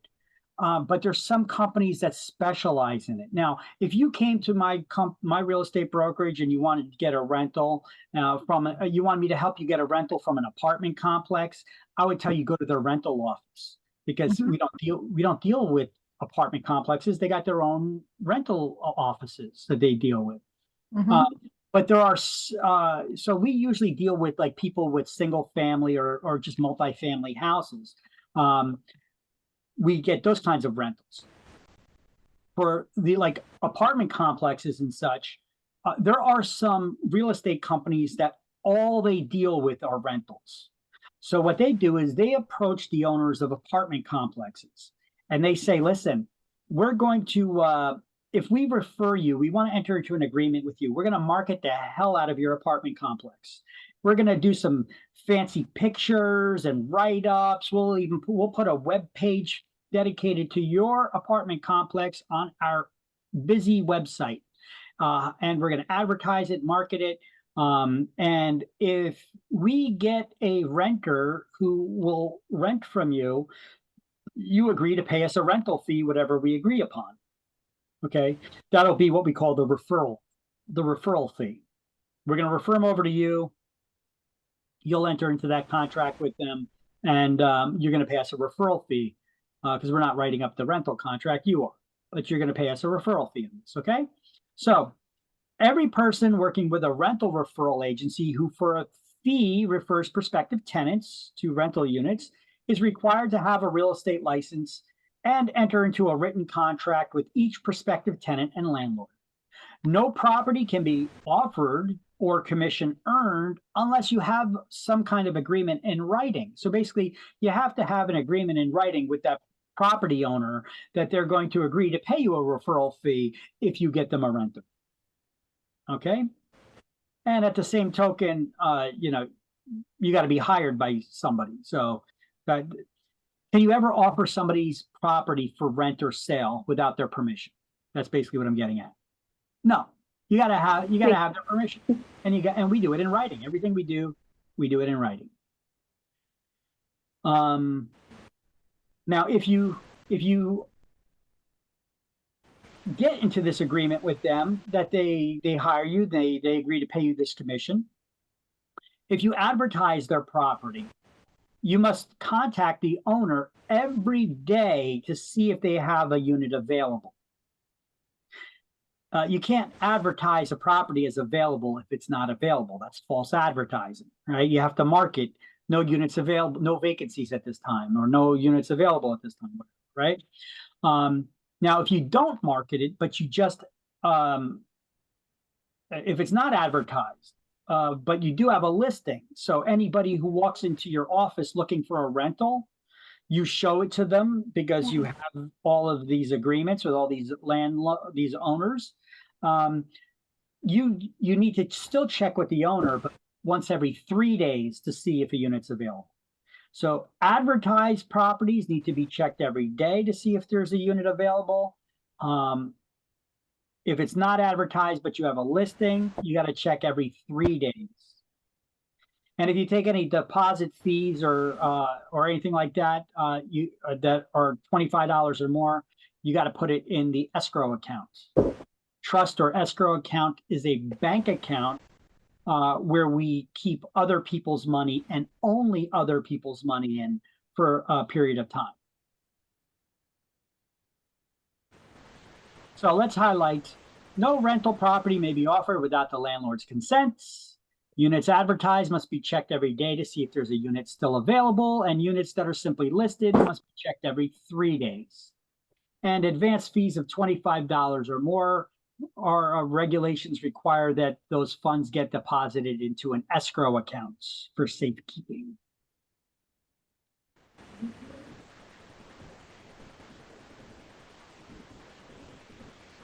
Like in our area, there's very few companies that specialize in this, but there's a couple in our area. I only know one by hand, off the top of my head. This one, Best Rent NJ. Here's what they do. Let me give you an example of what they do. Actually, let me go back to that slideshow, make sure that you have it available. Doing the highlights there. Excuse me, Victor? Yes. I'm sorry to interrupt, but my son has hockey in 1 hour. I have to get him ready. Oh, we're already done. Okay. We're already over here. Okay. Yeah, they're looking at me like. So let's wrap this up. Let's wrap this up right now. So what we're going to do is do these highlights, and let's go to the key terms to review. It'll take us a minute to get through it really quick, okay? And then we'll wrap it up. But just let me know next time if we're getting close to this time, because I'm a chatter. Okay. Okay. Okay. So right. Go to page 12. I'm all highlighted. You guys can go on when you're ready. I'm highlighting. Sure. Go to page 12. There's the key terms to review. The way it works is like this. You got the terms on the left-hand side of the page and a definition on the right-hand side of the page, and we need to match them up. So I'm going to read out what I'm going to read out what the definition. I did those, but I'm logging off. Okay. I'm going to read out what the definition is. Go ahead. And you could shout out what the corresponding term to it is on the other side. So the law governing the practice of real estate in New Jersey. What is the law that governs the practice of real estate in New Jersey? I can't even see. The law governing the practice. Mm-hmm.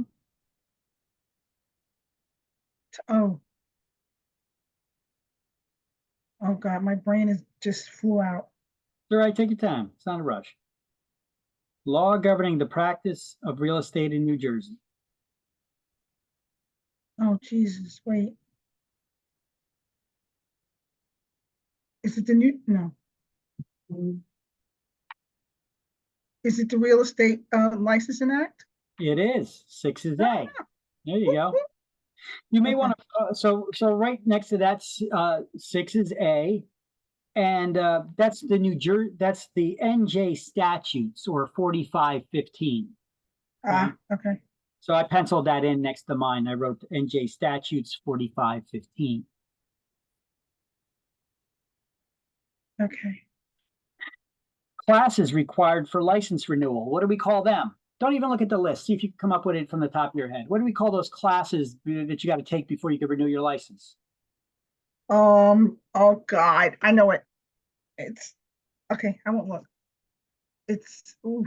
You can look if you want to, but often pop into your head. But if you're not getting it, you can look.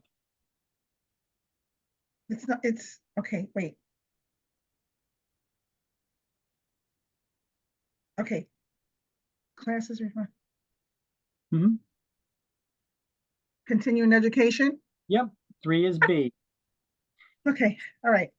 State rules and regulations for real estate licensees. State rules, regulations, and real estate licenses.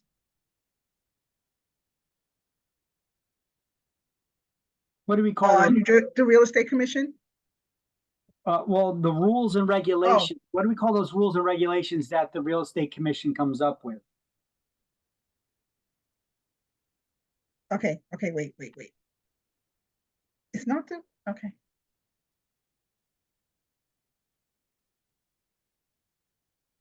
I'm drawing a blank on that one.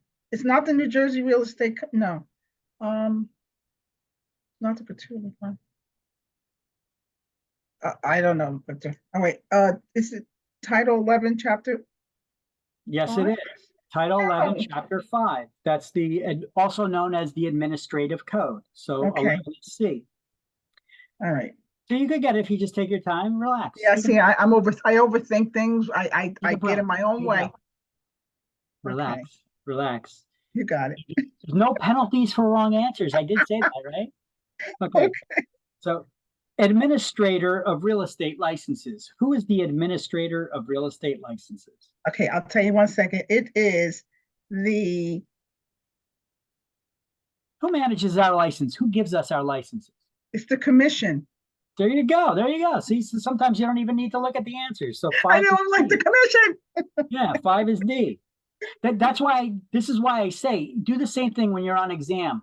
Try to think of the answer in your head. Sometimes it pops in your head and you can get it right away without even looking at the answer options. And then when you look at them, it's like, oh, there it is. Other times it's like, oh, I know what it is, but I just can't remember. So look at the list. And then, okay, there you go. You got it. So that's the way that you should do it. That's a strategy. Okay. So 5 was D. Yeah, member of a private real estate trade organization. What do we call a member of the private real estate trade organization? Well, first of all, what's a real estate trade organization that we've gone over? This private organization that real estate licensees join. We become members of them. Oh, What do you call the member? It's not a license type. It's what they call their members.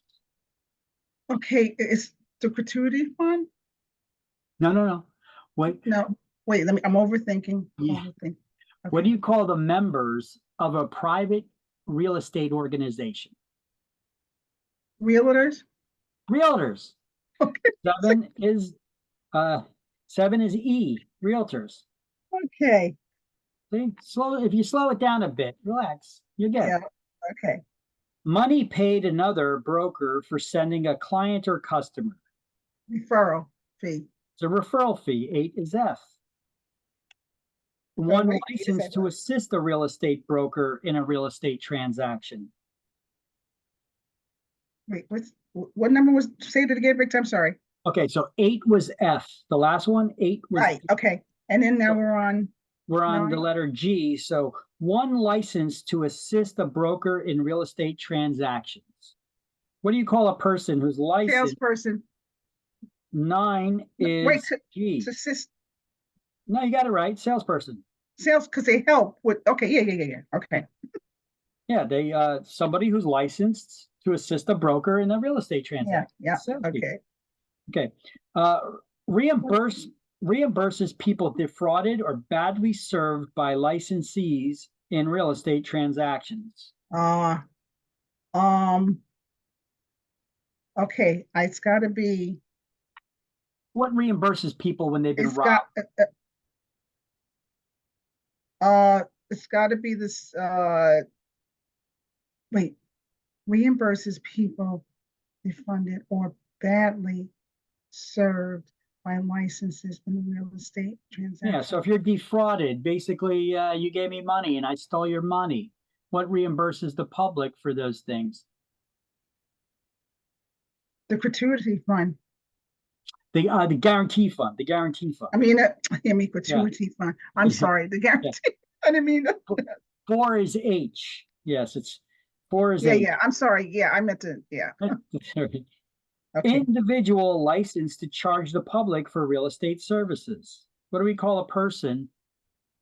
And there's only one person who can charge the public for real estate services. the broker, The broker, 1 is I.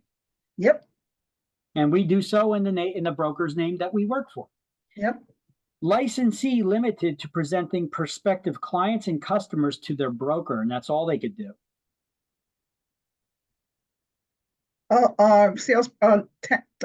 Salesperson licensed with a real estate referral company, So basically, they're a referral agent, right? referral agent, yes. So, yeah. So 10 is J. And fully qualified broker who remains under another broker's supervision. So that's the broker salesperson. That's the broker salesperson. 2 is K. And that's all she wrote. Okay. All right. I love it. What a great way to end it. There you go. You get all the highlights here for this I did. Oh, I feel much better because I started so late and I'm like, damn it, I'm gonna miss out again. Oh God, but this is great. I love it. All right. You're good. Thanks You're so good. much, Victor. You're All welcome. right. See you in the morning. I'll see you tomorrow. Bye. Okay, have a good night. You too. Okay.